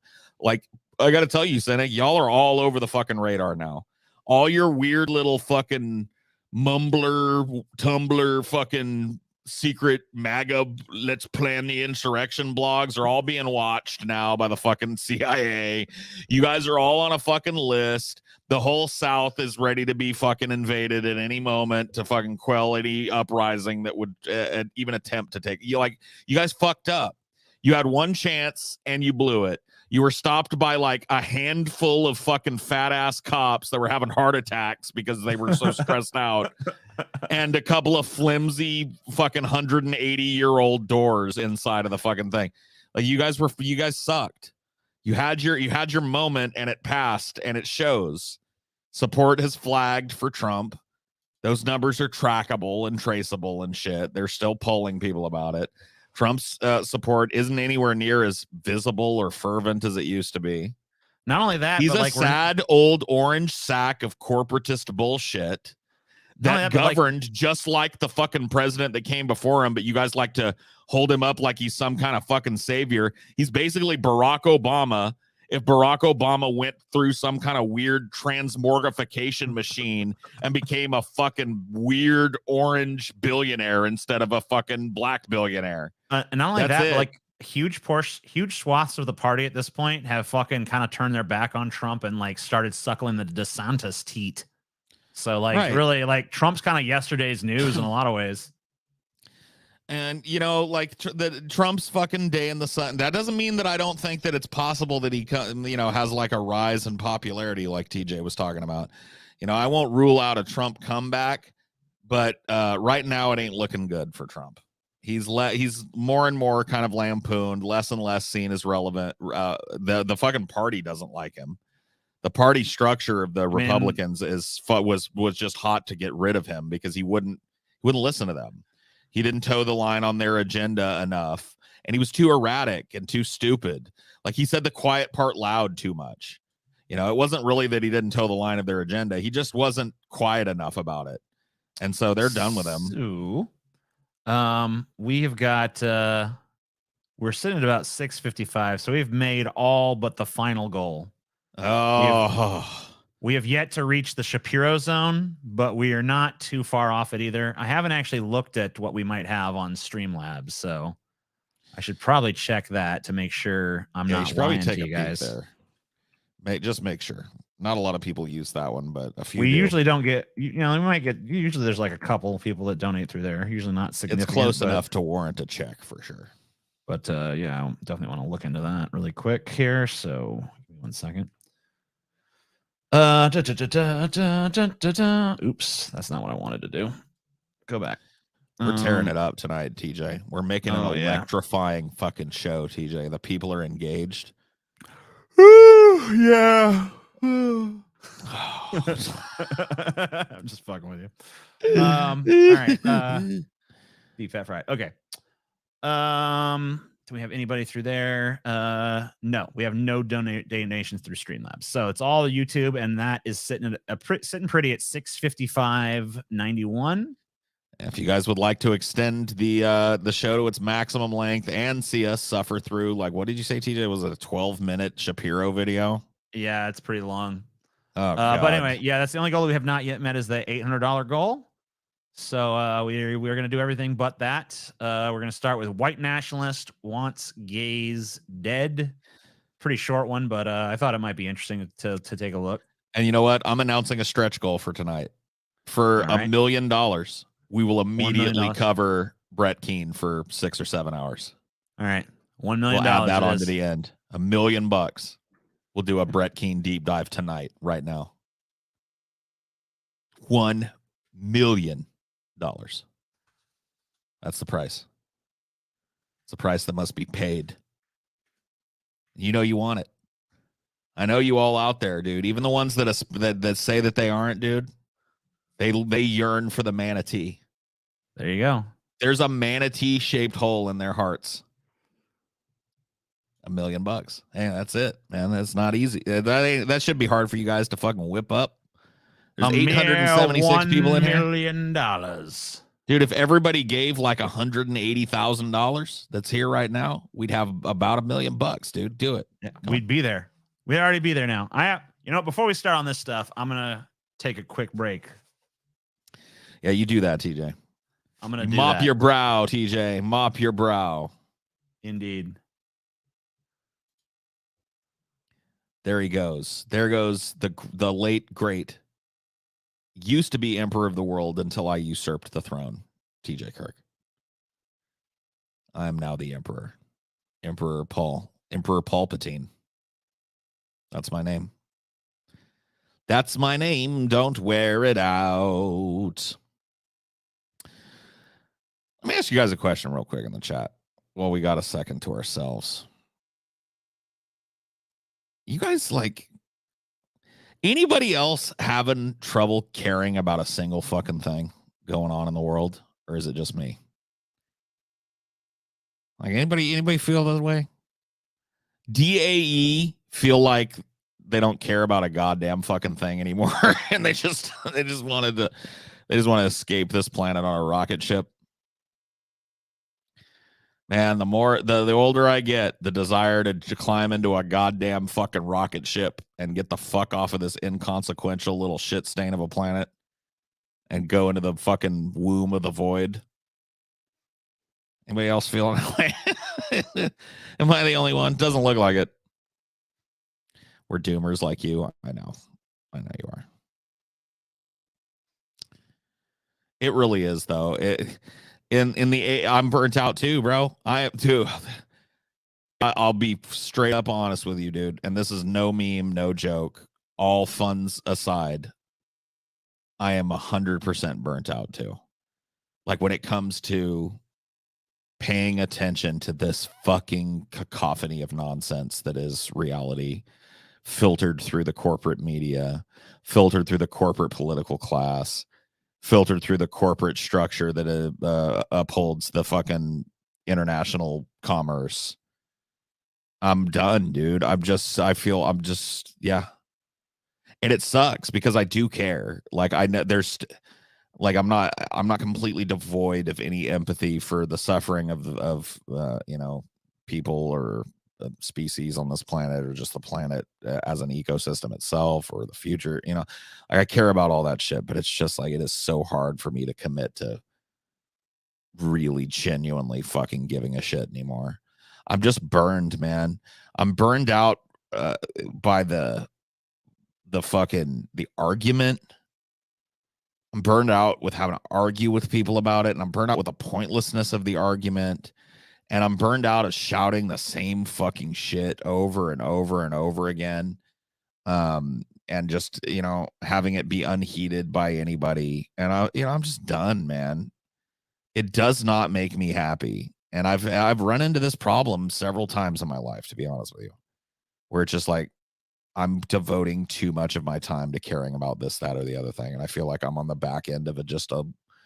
I'm just not going to care. I just can't care anymore. Sorry. No can do. Don't got time to care. And I've just been in like escapist mode, man. I've been living in Warhammer 40K and Breaking Bad and, you know, just whatever video game I can bring myself to play at the moment. You know, I've just been, you know, this show is really the only touchstone that I have for anything that's going on in the fucking world. It's all I need. I don't really need to subject myself to the news more than twice a week. It's more than I probably would on my own. You know, so, but I figure that's pretty adequate.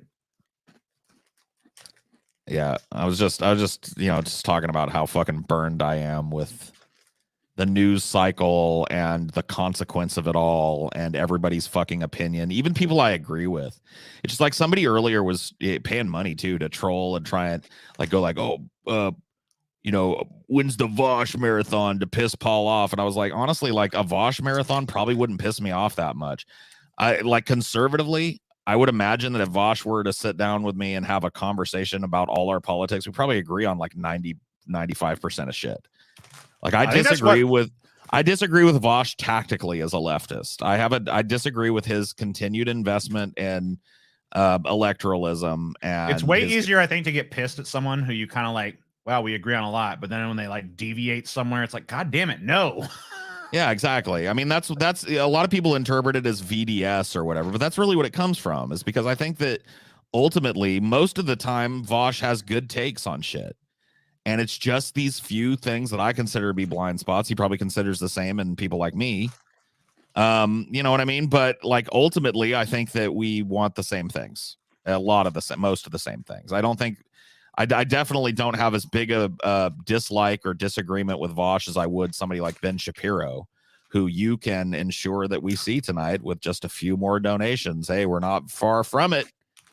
Get those fucking super chats coming in if you want to see us fucking roast over the pit of Shapiro. I saw some whiners on our subreddit bitching that like, oh, you watch Shapiro videos. So I was like really reluctant to even pull one.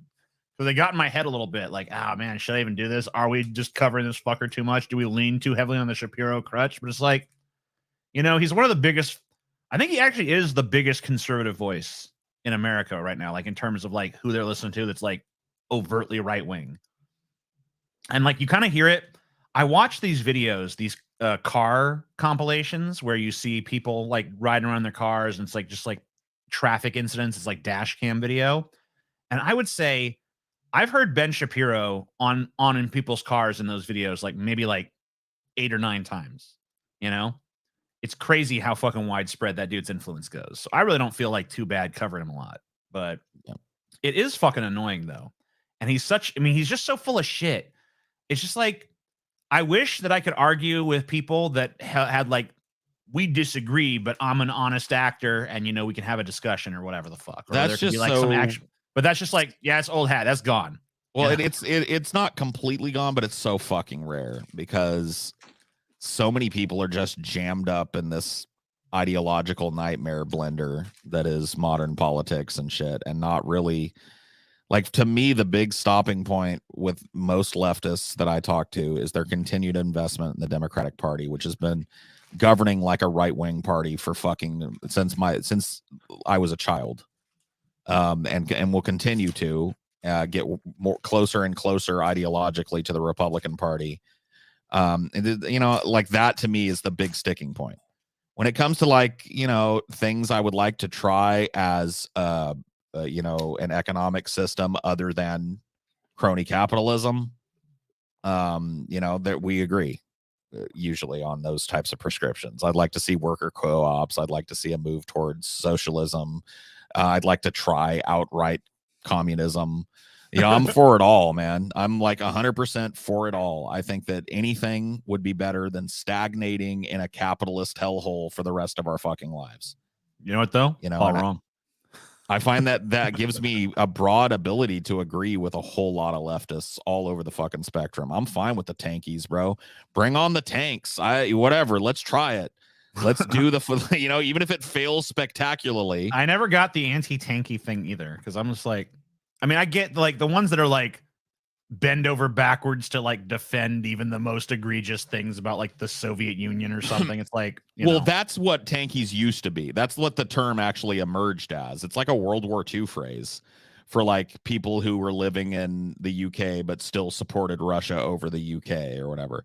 But now it just means anybody that doesn't vilify Russia, or anybody that doesn't vilify communism at the Russia at the expense of communism, or the other vice versa. Anybody that doesn't necessarily conflate Russia with the only way that communism could be implemented. So a supporter of communism despite China and Russia. That's a tanky now. So we're gonna watch some dude named Vincent James. This is one of those Inception moments where like he's doing the same kind of show. We're doing obviously with a way more right-wing bent, but like they're watching Piers Morgan and Andrew Tate, and then we're watching them watch Piers Morgan and Andrew Tate. So there you go. Let's see what happens. I don't know which one of these guys is this Vincent James guy. I think it's this one says Steve, so it's got to be this guy down here with the red cap and the books behind him. Yeah, I agree. I'm also already cringing, Lewis. Already. Like, who cares how they treat homosexuals? Why do we have to like measure things based on how they treat homosexuals? Because like you're probably a Christian, I would imagine, because of this ideology. You're probably a Christian, dude. So they will be judged as to how they treat the least among them. That's a principle in the Bible that you might want to look at. Because they're a minority that has historically been abused to the point of murder and beyond. But he likes that. They deserve a place in society just like you and your little trad wife and your little brood of children do. So eat a fat dick, fascist piece of fucking garbage. Dick munching, fascist piece of fucking closet homosexual garbage. This guy's a fucking poo pirate. Not that there's anything wrong with that, but I'm going to tell you right now, dude, I've only heard one sentence. This guy's a booty bandit. Like, why does that always have to be the most important thing? Yeah. I don't feel like people do treat that like it's the most important thing. It's just like a quick fucking way to do like a snapshot of like how civil rights are doing in any given country is like, okay, how are they treating women? Okay, how are they treating gays? Okay, how are they treating trans people? Okay, yeah. Like how are they treating ethnic and sexual and gender and how are they treating every minority in their society? How is that going there? Right. Fairly and equitably? Cool. How broadly are the benefits of a society applied? Do they apply to every man, woman, and child, every person in the country? If not, then focus on those problem areas. And one of the problem areas is and remains and has been for a very long time how people on the LGBT spectrum are treated in this country. Oh, they throw gays off buildings. So? How does their train system work? Is my train going to be 12 hours late? Oh, no? Oh, they throw fucking white bread, Abercrombie and Fitch, white racist douchebags still living out their fucking glory college days off of roofs. Who cares? Wait. Yeah. Wait, who does care? Yeah, really. No, honestly, that wasn't a joke. Who fucking cares? If our society flipped from oppressing gay and minority people to oppressing fucking jock douches like this idiot and his fucking friend here, I wouldn't bat an eye. Maybe eventually I'd come to their fucking defense, but they deserve a couple generations of being sucking bottom tit, don't you think? Yeah, maybe so. Since they're always prescribing it on everybody else, maybe they ought to have a little taste of that mother's milk themselves.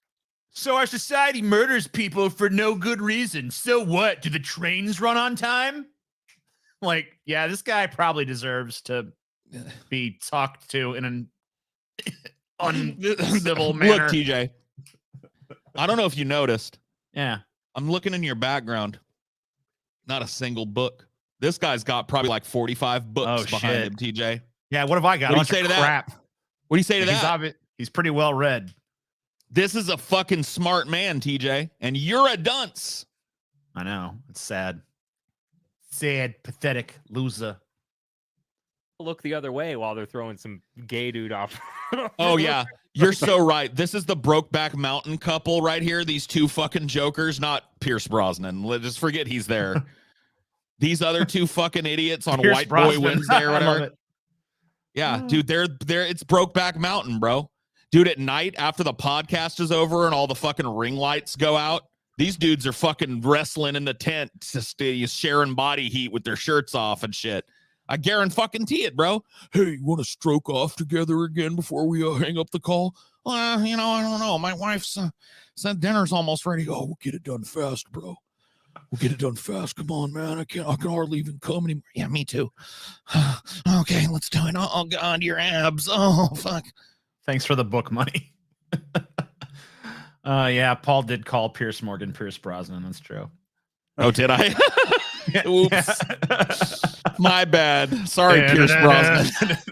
Yeah. You definitely up. You owe Pierce Brosnan an apology, and you owe Pierce Morgan owes you an apology. He owes I mean, the world they are both from different parts of the Yuckmouth Islands. So I did get, you have to admit that. And they're both named Pierce. Yeah, but one's James Bond and the other one is this James Bland. One is James. Yeah, James Bond and James Bland, bro. Yeah, you're right. I'm so, you know what, dude? Free blowjob for Pierce Brosnan if I ever see him. I'm sorry, Pierce. Just fucking hit me up for that anytime you want. Anytime you need it. Anytime you need it, buddy. They're gonna serve me a meal. So which one would you rather have? Trains to be on time, society. Oh, you're right, dude. One is Piers and one is Pierce. So I even fucked that up. Oh yeah, that's true. All right, wait. This guy's about to pose a very good question to you. Oh, an intriguing question. Got you. Yeah, sorry. this guy's got a hypothetical he wants to put forth. So which one would you rather have?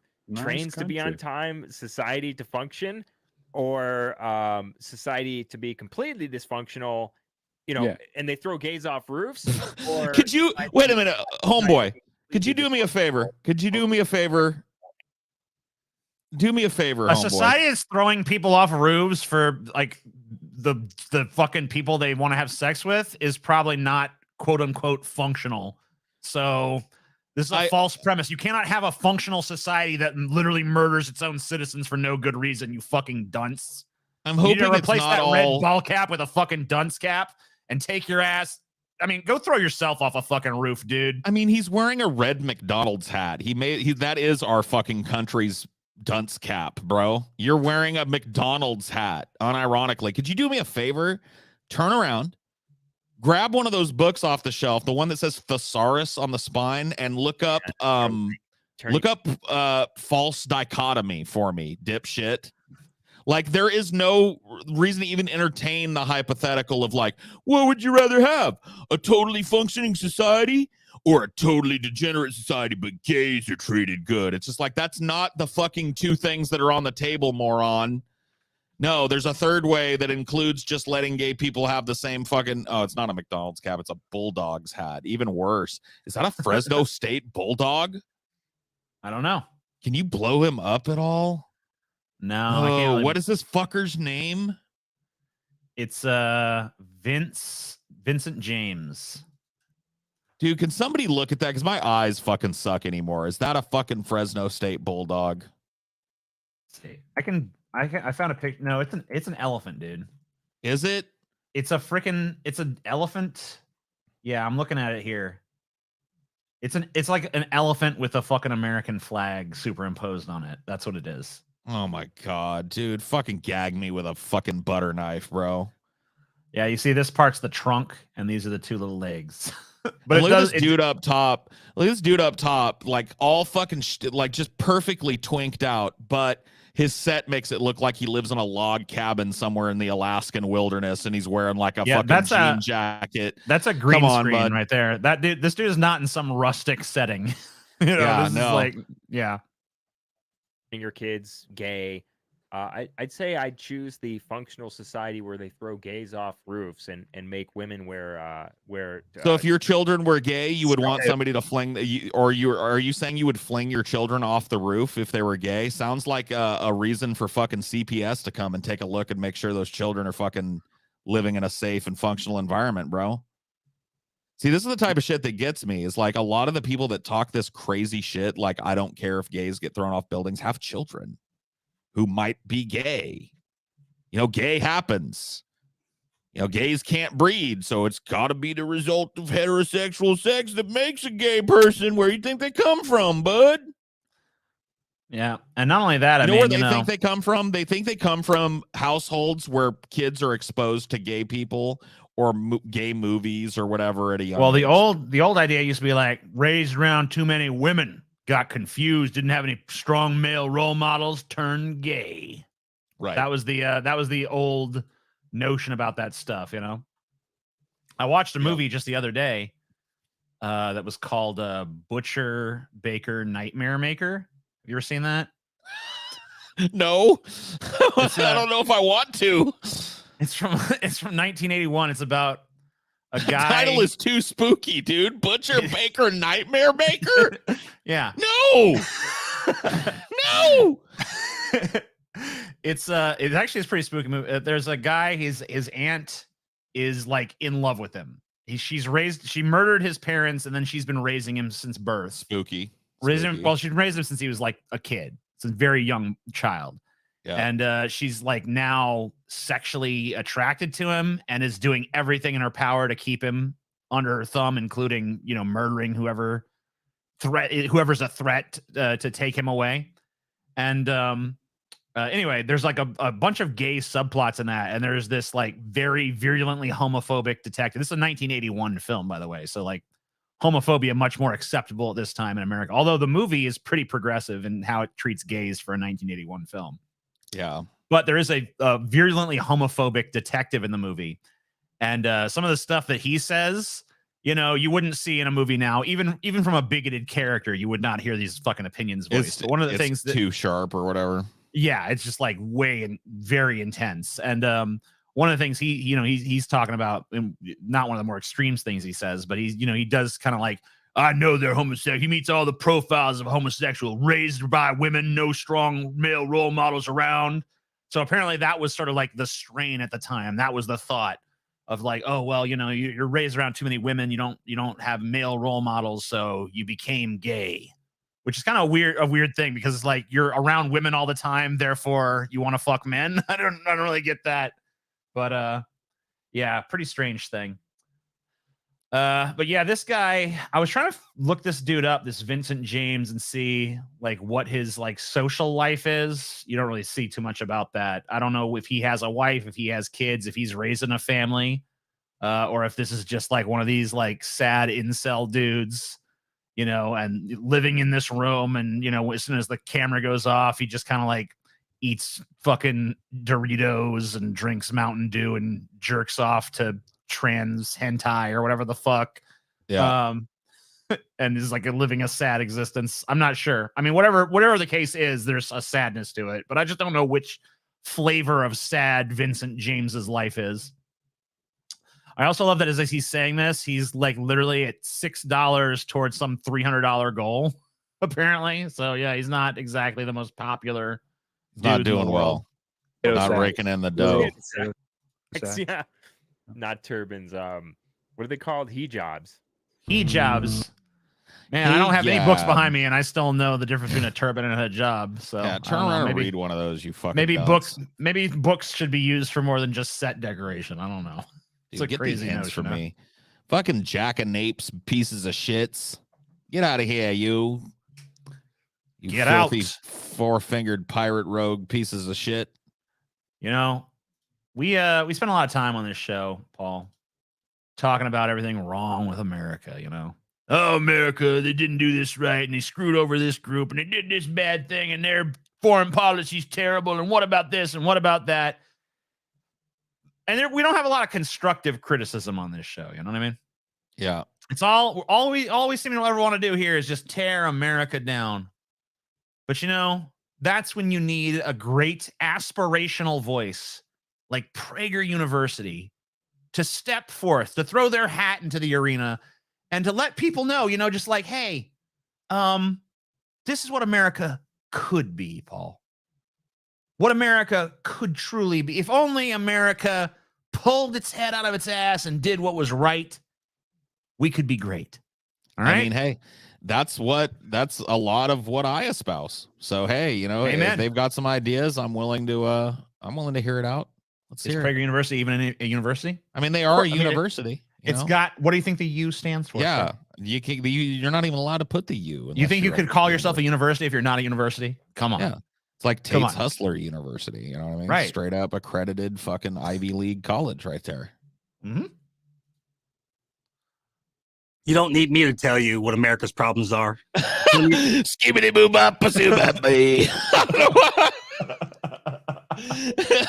Zee hibbity hobbity hey. I'm sorry, is this racist? I just maybe a little. He's got such a jazz voice, dude. He does, got like a smooth, buttery kind of like. Yeah, he missed his calling. He was born in the wrong time. Yeah, man. Come on. Don't be a fucking right-wing turd. Be a jazz singer, bro. If people can do that. Instead, let me tell you about America's future. Yeah. What it can be. I'm not making a prediction, but there's a new golden age waiting for us if we do just 5 things. Oh, wow. Boy. I'm going to hate every one of these 5 things, aren't I? No, you're Paul. Is maybe there going to be, you know what? Here's what I'm going to try and see. Is there one of these 5 things that I can even minorly agree with? Yeah. All right. Well, let's see. Maybe, you know, Paul, I mean, look, I've watched a lot of PragerU content, and there has been a time here and there where PragerU will say something, and I'll be like, you know what? Correct. Paul's trying very hard to get canceled. No, come on. The dude's got like a fucking jazzy voice. I'm sorry.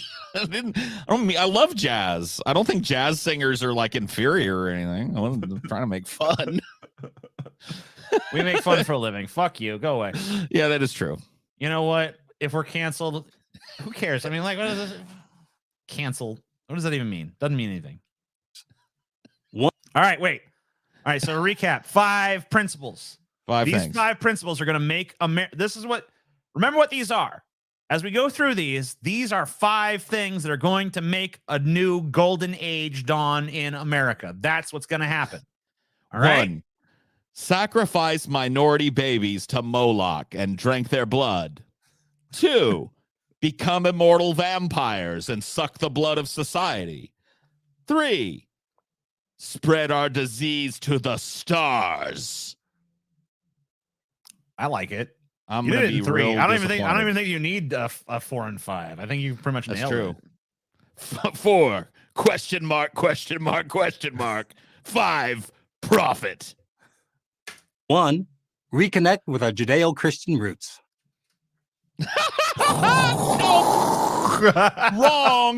Wrong, sir. You're wrong, sir. Our Judeo-Christian roots are soaked in blood, bro. The bloodiest, most horrific fucking crusades in the history of the planet perpetrated by and against these 2 religions. No. We're not going to do that again. We're not going to do it. No. We're not going back to a time where women were forced to wash the feet of their husbands and be meek and mild and fucking take orders from them. We're not going to go to we're just not going to do it. That book, those books are not filled with good prescriptions for a healthy society moving forward. They're filled with rape and murder and torture and incest and all kinds of other crazy fucking slavery. Just bullshit. They're bullshit books written in an archaic time that was barbaric, and we ought to be better. If we've reconnected with our Judeo-Christian roots, a black man like you probably wouldn't be wearing a suit and getting a nice, cool corporate paycheck working for PragerU. You would probably be doing hard labor somewhere, or more than likely dead from violence or overwork or whatever the fuck. Not only that, but like the exact opposite of this, in my opinion, is true. Like embracing secularism and abandoning sort of like superstition would be my prescription for making America better, not reconnecting with the very regressive elements that have continuously hampered our social development as a nation. Like, because like at the root of almost every anti-freedom regressive sort of social movement in this country, from like pro-life to anti-library books to anti-gay to anti-trans, religion always seems to have a hand in it. Religion always seems to be a major cultural driving force behind every bad thing this country does. So reconnecting with this, which we're already still too connected as it is, we should totally disconnect from it and embrace reason for once. That would be what we need to actually do. So my number one prescription is the exact opposite: disconnect from our Judeo-Christian roots. You know what, TJ? You pinko commie fucking scum. Yeah, thanks. Anti-religion, anti-money, anti-capitalism, pro-starving people standing in bread lines. Scum, TJ. Scum. You scum. Dude, Blaze, Blaze says the first one sucked, but he still has 4 chances to say a good one. No, you really think so, though? Yeah, when he led with that, what are the chances you think any of the rest of these are going to be any better? All right, and now it's time for my top 5 favorite foods. Number 1, pig shit. Like, oh, well, maybe we'll give him a chance. Maybe the other 4. No. When you open with pig shit, the other 4 are going to be pig shit, pig shit, pig shit, and pig shit. Number 3, re-enslave the black people. You know what I mean? Like, where's this going? A majority of Americans realize we have to return to the basics. A new appreciation of traditional Judeo-Christian values takes place. Call it a new awakening. We became an exceptional Actually, wouldn't that be like going back to sleep? If that's the tradition and people are moving away from it, wouldn't what they're going through be an awakening, since they've been held in the somnolence of 1,000 years of fucking religious oppression? It looks a little opposite to me. It looks a little the other way around to me. The people are slowly but surely starting to wake up to the fact that these hierarchical, religious, prescribed kind of societal controls were dampening the freedom of about half the fucking citizens. I gotta say, man, I think this country, my opinion, you entitled to your opinion, but my opinion, man, this country started going right the second we stopped believing that all the world's problems because a woman ate an apple. Snake gave her the magic apple, and then she fed it to her husband, and that's when sin all started. It's like, well, that's hard to argue against there. You want to talk about the Bible as like the basis for something? I mean, it's a terrible book. It's a terrible book full of terrible morality. There's nothing good about it. What little can be gleaned good about it is like digging like little tiny flakes of gold out of a mountain of fucking excrement. So many of which, by the way, were taken from other religions. It's a heavily conglomerated religion that's based on a number of religions that came before it. So it's not even an original piece of work. It's like a ripoff of a ripoff. It sucks. It's filled with a bunch of backwards thinking. It's filled with a hierarchical mindset that would really serve the elites back before, electricity was discovered. Like it was really a very agrarian, pastoral kind of here's who's in charge and here's who ain't kind of religion that has no place. It literally, not only is it not worthy of going back to, it has no place in modern society. It describes literally nothing about modern life. There's not any nugget of wisdom in the Bible that you can't get from a dozen other contemporary or preceding sources. It's because it's a piece of shit book. It's a piece of shit religion. It's a piece of shit idea. And the sooner we flush it down the fucking toilet, the sooner we move on as a country. we're largely a self-governing nation, the first in human history. The U.S. Constitution begins with the phrase, "We the people." But self-government only works if we are a moral country. And to be that, Oh yeah. And to So be wait, that, we got- here's my narrow interpretation of morality. It's in like, order, okay, I mean, fuck to off. be a self-governing country, everybody's got to be on the same page, and that page should be this book of ancient fairy tales and myths. Yep. If we don't base our society on that, then it all just comes crumbling to the ground. Like, I don't get it. Nope. Wrong. Stupid. So basically, like, this dude thinks that, like, freedom and self-governance can only be successful if you have total ideological purity and just like a total homogenous sort of culture, which is pretty stupid and anti-freedom, because freedom inherently is going to be messy and not homogenous at all. we need to appreciate the source of our values, the Bible.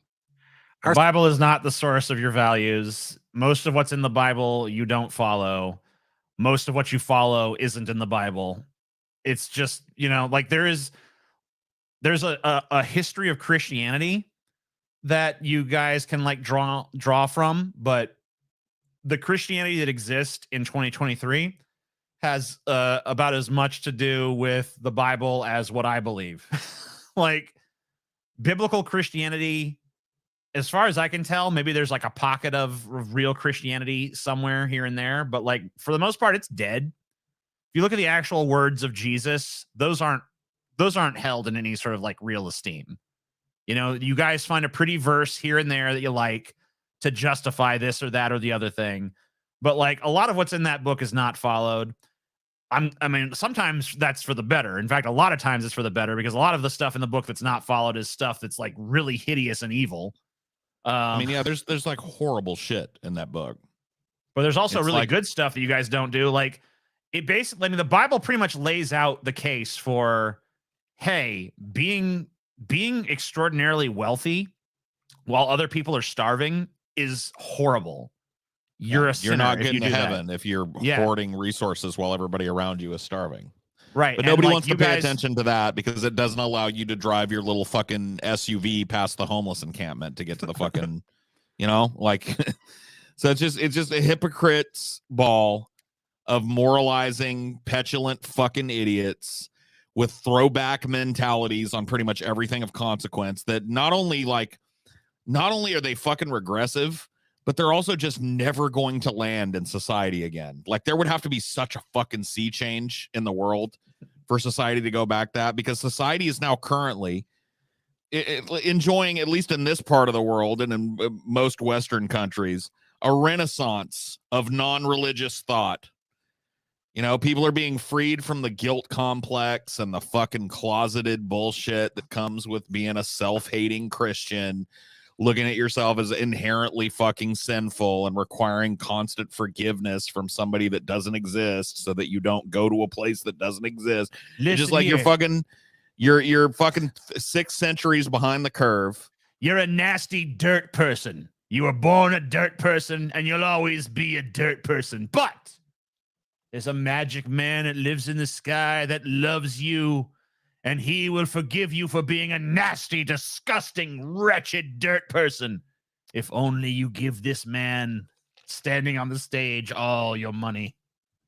Oh, yes, of course. Just like the oldest scam of all time. It's a bunch of dupes.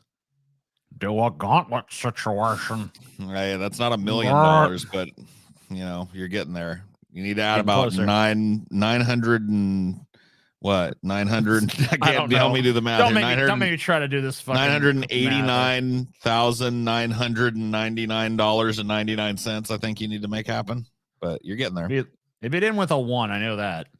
Yeah, I would. Second President John Adams understood this right from the beginning. Our Constitution, he wrote, was made only for a moral and religious people. It is wholly inadequate to the government of any other. Of course, this doesn't mean that you have to follow a specific religion or any religion at all. What? Oh, okay. You just as long as you follow the values of it, right? Is that what you're gonna say? That's your constitutional right. Okay. But it does mean that as a society, we recognize Judeo-Christian values as our moral compass. There's nothing, if that's really what they believed, wouldn't they have put that in the fucking literature? Wouldn't they have been like, by the way, all of this needs to be interpreted through the lens of Judeo-Christian values? There's nothing in all of the founding documents that indicates that you're supposed to interpret all of this through the lens of Judeo-Christian values. I don't care what one or two dudes said. It's not in the actual founding documents. And even if it is, who gives a rat's ass? Who cares at this point?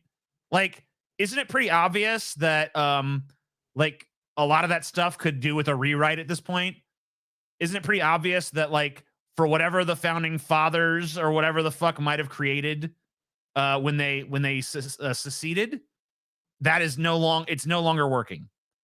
There needs to be some reforms. There needs to be some changes, because what worked in, the 1700s doesn't necessarily work in 2023. And I don't necessarily know that it needs to be like replaced utterly, but it needs to be expanded upon for sure to include the needs of a modern society, because it was written at an agrarian time where there were barely any people living on this fucking continent. And I mean, say what you want about Thomas Jefferson. Obviously, he was a slave raping guy and all this. I mean, he obviously was a piece of shit in many respects. But one thing I will say he was right about was he recognized that, like, future generations shouldn't eternally be beholden to what he and his compatriots came up with. There needs to be an ability to change and adapt over time. You can't just be forever beholden to what someone decided in 1776. In the right direction, a new sense of civility returns. Politics remains as fractious as ever, but our debates are more about policy than personality, more constructive and less bitter. 2, we take control of... What the fuck does that have to do with Christianity? Like, Judeo-Christian values just means whatever. It just means whatever you want it to mean, doesn't it? It's not even, you don't even, when you say Judeo-Christian values, you don't even know what the fuck you're talking about. Just like, we need to re-embrace Judeo-Christian values so we're not so bitter, and we can talk about policy and stuff. It's like, what? Christianity is really about being stuck in the mire, but feeling like you can look morally down your nose at the rest of society that doesn't believe that. That's all it's about. That is the feeling that Christianity survives on in its flock. Number 2, Paul. You ready for this? Yep. You think it's going to be better? No. I think it's going to be maybe even twice as offensive as the stupid assertion that we should start living a Bronze Age fucking fairy tale book. Okay. This one's fresh off the presses, by the way. When I pulled this, I mean, obviously some time has passed since I pulled it, but it was only 4 hours old when I pulled this video, so we're jumping right on this fresh one. out the kitchen, mama rolling that body, got everybody here wishing. It's time to do it, dude. Let's do it. Come on. Okay. We take control of our children's education. In this renewed America. So basically, like, all those books that were being censored in Florida, like, we just looked earlier today at a story where teachers were literally like, wow, they're just like, this little library we've built up in my class is being taken apart and all the books are being taken away because I can't get approval for them, and the approval process is inscrutable. And it's hard to even know what books are approved. There's not even an easily accessible list of what books are actually approved by the state. So, yeah. And you guys now have decided that every book you don't like is grooming. Every point of view you don't like is, like, problematic or whatever. Kids are not allowed to learn anything about, like, the racial history of the United States, because that's all been lumped together with critical race theory, a term that right-wingers are terrified of yet can't define. You guys are terrified of anything being woke. You're terrified of basically anything to do with actually educating kids. So this reform of education, what you really mean is, like, stop giving them education. That seems to be what you're actually striving for, or just indoctrinate them. Yeah, inject the preceding fairy tale nonsense horse shit into their education.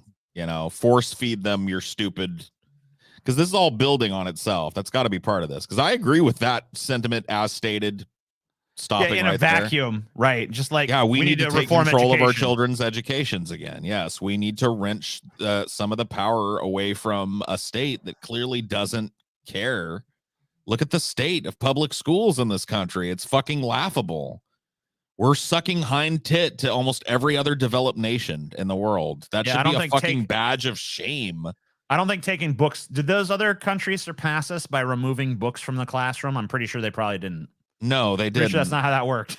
They surpassed us by spending more per capita on education, public education than we do. That's it. We don't need no education. We don't need no though control. Oh boy, man.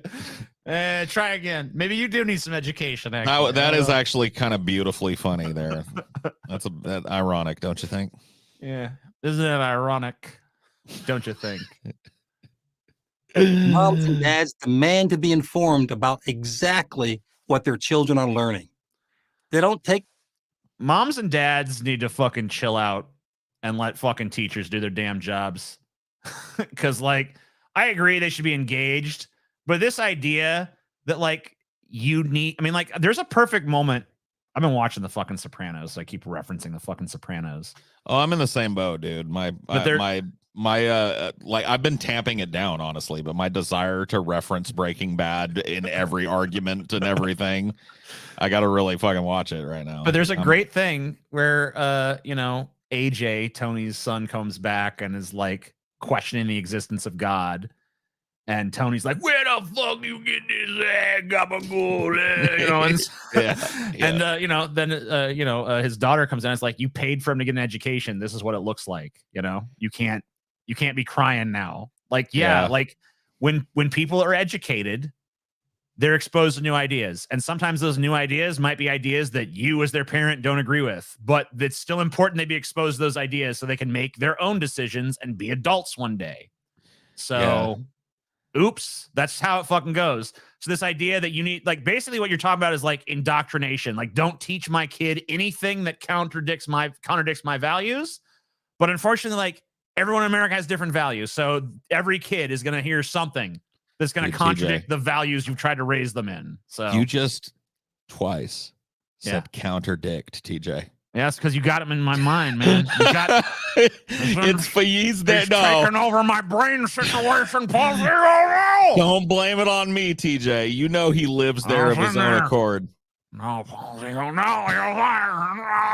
dude, the one person on the cast that loved the fucking Brett Keane segment anywhere near as much as I did was you, bitch, and you know it. You know it is true. You used to even on days where you were having one of your weird, like, internal TJ kind of pseudo depressed days, dude. When that individual situation fucking intro came on, you perked right, dude. You go back and watch them episodes, dude. You perk right up, you get all fucking jazzed up, the energy zaps through you. You got a little hit of that manatee, TJ. The only reason this is from B Royce for $10. The only reason average conservatives push for this theocracy shit is because they feel like if they have to be on the leash of their religion, then we all should be. Also, hi guys, hope you're doing well. Yeah, we're doing pretty all right. Yeah, buddy. PragerU, more like Prager spew, am I right? For $10, yes, you're right. No matter what you say, you're right. You're correct for that. No for an answer. They get themselves elected to local school boards to make sure their wishes are enforced. Value-centered private schools, charter schools, online schools, and homeschools sprout up all over the country. Values-centered. Would you rather watch the rest of this video or a Brett Keane video of the same length? I don't know. I guess there's 5 minutes and 49 seconds or whatever this left. 5 minute, 49-second long Brett Keane video or the rest of this PragerU fucking gobbledygook nonsense. I mean, both of them are going to be gobbledygook nonsense. Which flavor do you prefer? I don't know. At this moment, probably this one. Because I want to correct. Because I want to paywall. Because if they want that shit, I want to paywall that shit. I don't want to give that shit for free at all. Oh, I want to no. use that. I want to put that shit behind I'm just the talking Patreon. about in a vacuum, not having to make that the business consideration So of that. taking business consideration, Yeah. like just like I have to watch one of the two. Like right now, you could either finish this video, going through it all and talking and commentating it all, or switch over to a Brett Keane video of the same length and watch the whole thing.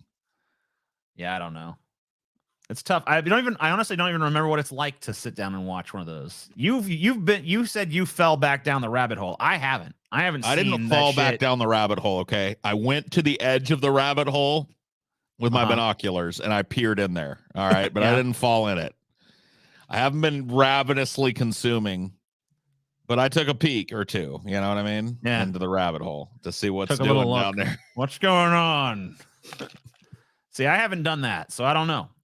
Honestly, I don't even really know what that's like at this point. If you answered Brett Keane, I would have chastised you and reminded you how fucking stone boring 99% of his videos were.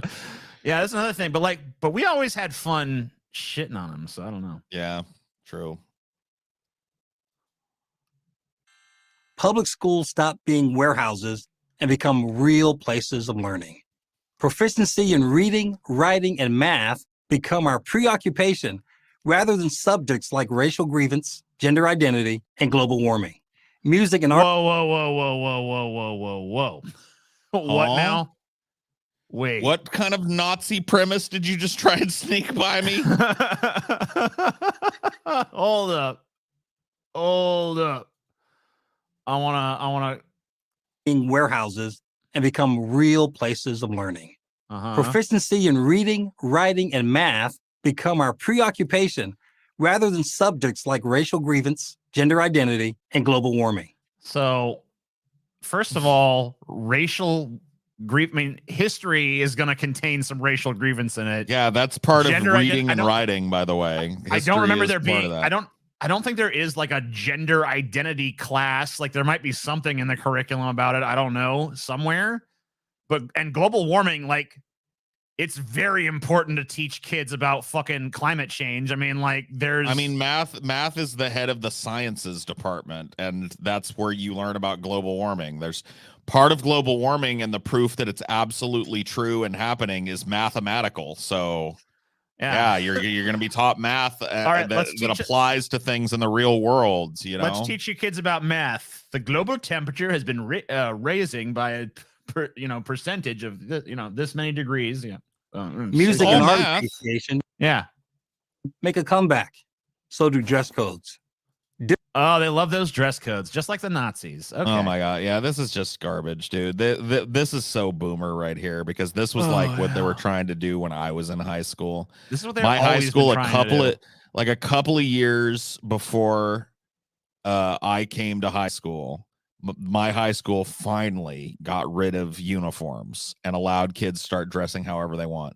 And the whole community was like, oh, look at them with their saggy pants and their rapper t-shirts and shit. They were all just scared as fuck that our clothing was going to somehow mutate us into a giant mob that rebelled against them.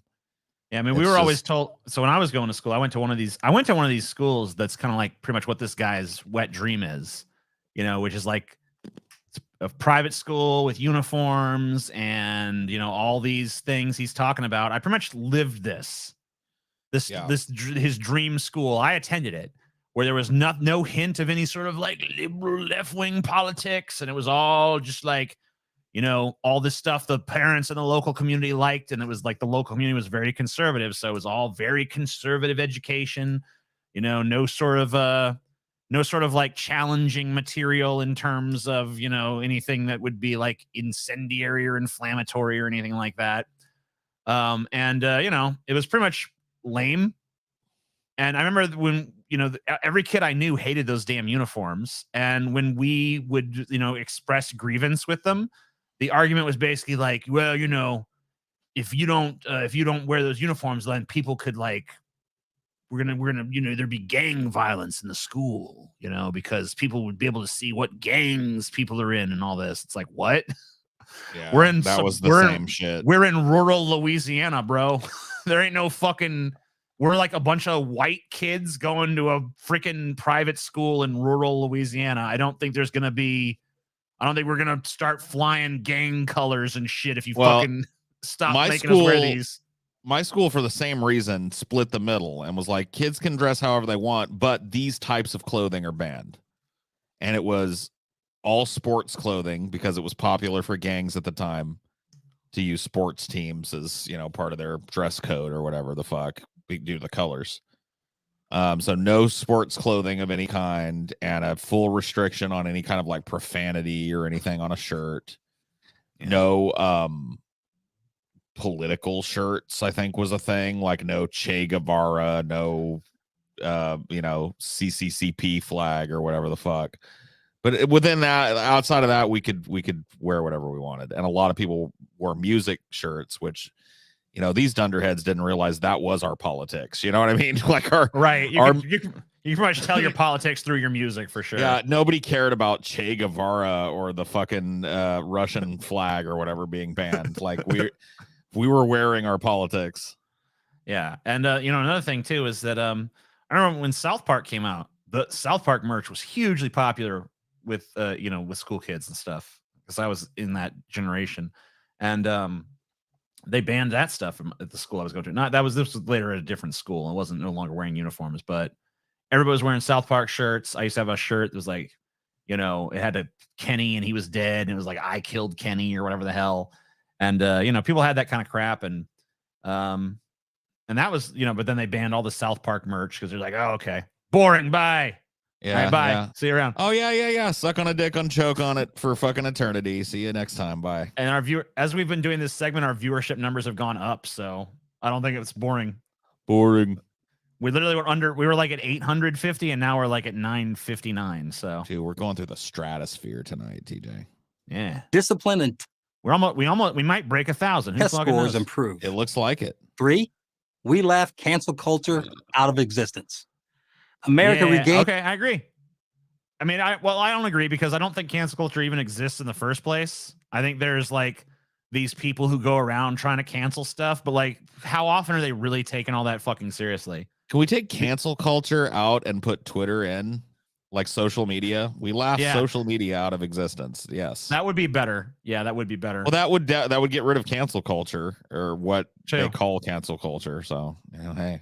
I feel like most of the actually successful cancellations are things that are pretty deserved. It's usually like, he raped a bunch of people. Oh, he's canceled. Usually the ones that are just like, they said something I don't like. I can only think of like a couple of examples of like, oh shit. Where does cancel culture exist? Like, honestly, cancer culture. Like what? Like first of all, let's define cancel culture, because finding out that people have transgressed morally and ceasing to support them is older than this generation. Yeah, just because the phrase just came about doesn't mean there hasn't been some form of this in existence prior to this.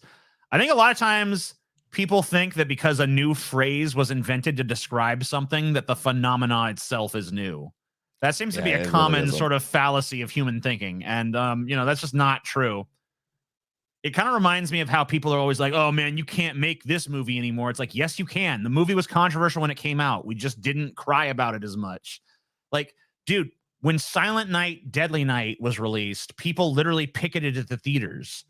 And the movie was taken out of theaters because there was like literally protesters that showed up because there's a movie where Santa Claus kills people. No, not on my watch. We need to cancel this. And they did, but there was no term called cancel culture back then, so like, it wasn't a big deal.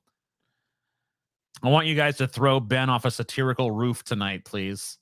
All right. We'll give it the old college try. I mean, talk to me about the destructiveness of cancel culture. I grew up and came of age in the era of politicians trying to take away my video games and movies because they were too violent, too sexually explicit. At least you guys don't deal with that shit no more. You know what I mean? That shit is pretty much gone by the wayside. You barely hear it brought up.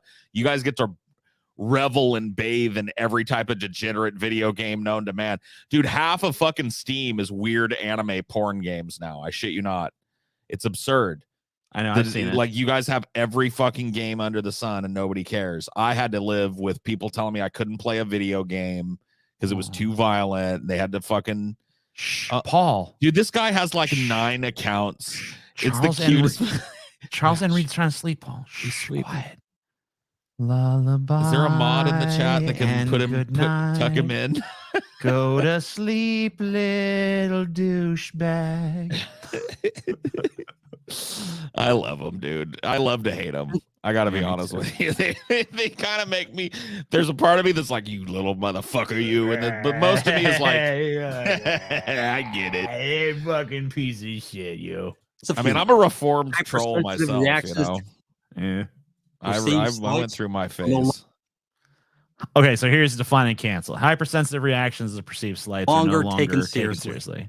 We're able to take them seriously now. Without worrying nobody has gone to jail for microaggressions. You know what I mean? Like, as much as that term has taken place to mean like doing anything displeasing in the bubble of somebody else socially, you know, nobody's been fucking prosecuted for a microaggression. Okay.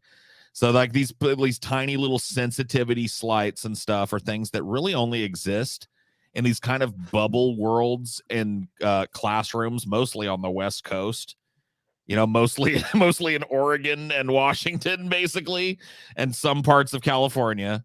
Just really and look, this is hardly the first time that there have been radical, weird movements amongst college age kids. Like, that's the age where you're supposed to do that shit.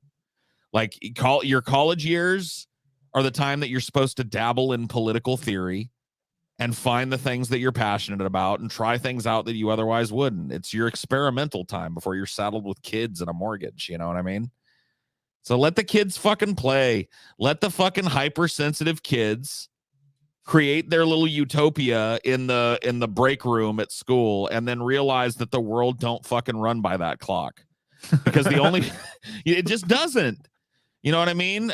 Would that it was different. Would that the sensitive among us were, you know, treated with more care, I guess, but they're not.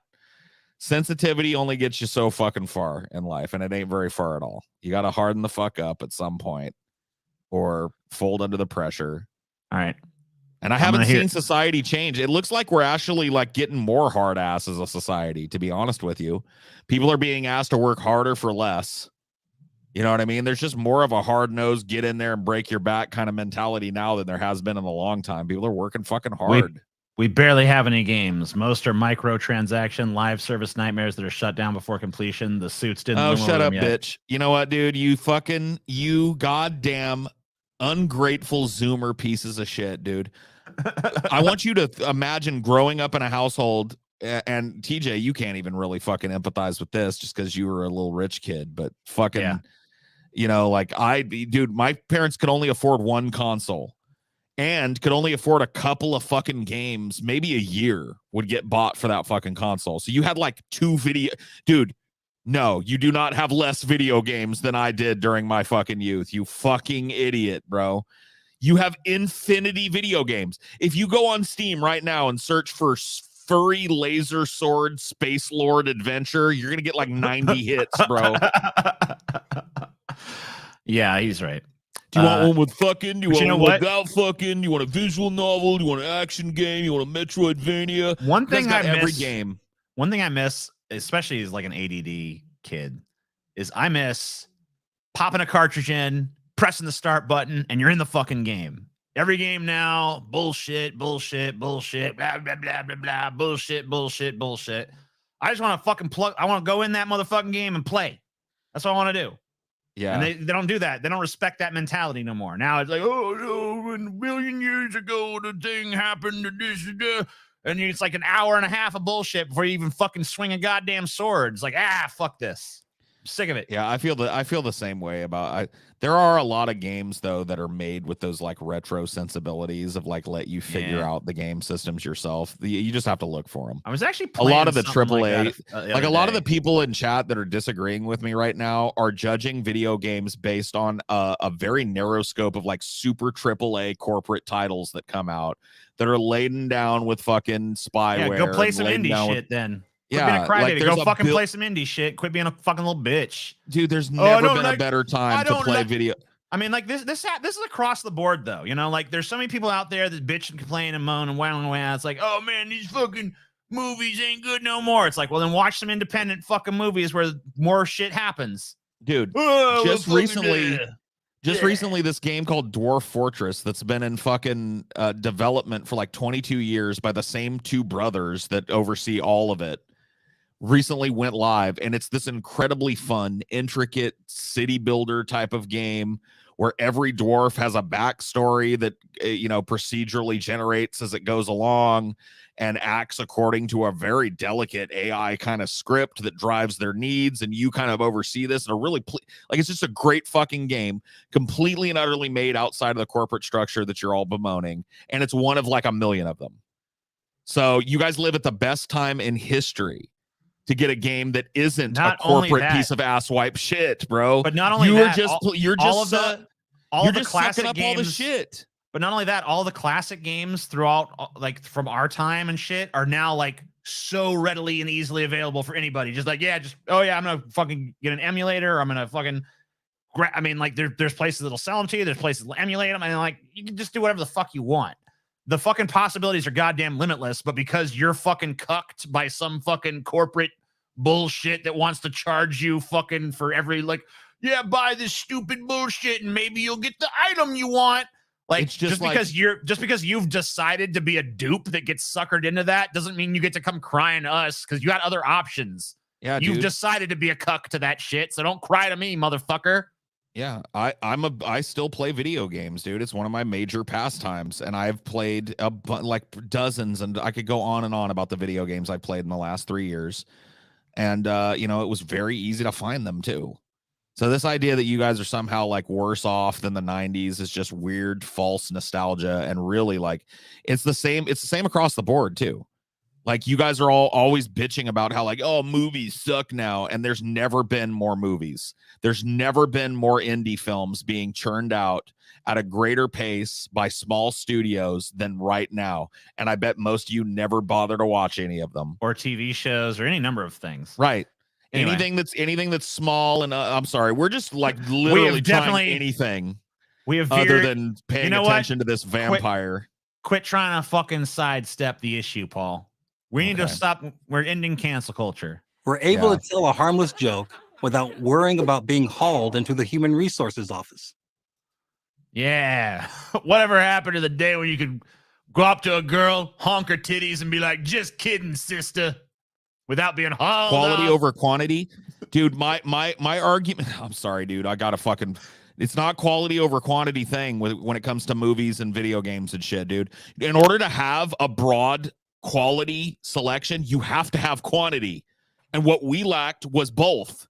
We lacked quality and we lacked quantity. There were precious few video games when I was a kid that were worth your money, and a ton of fucking scam games. And it's like a fraction of a percent of what's available now in total, if you took them both together. Dude, you had almost no resources to like judge that shit by either. Like, you went to the video store, you rented a shitty game, that was it. You're fucked for the weekend, you know? Yep. That's because you can't just this game sucks and then scroll on to the next motherfucking game. Nope. You're stuck playing that piece of shit.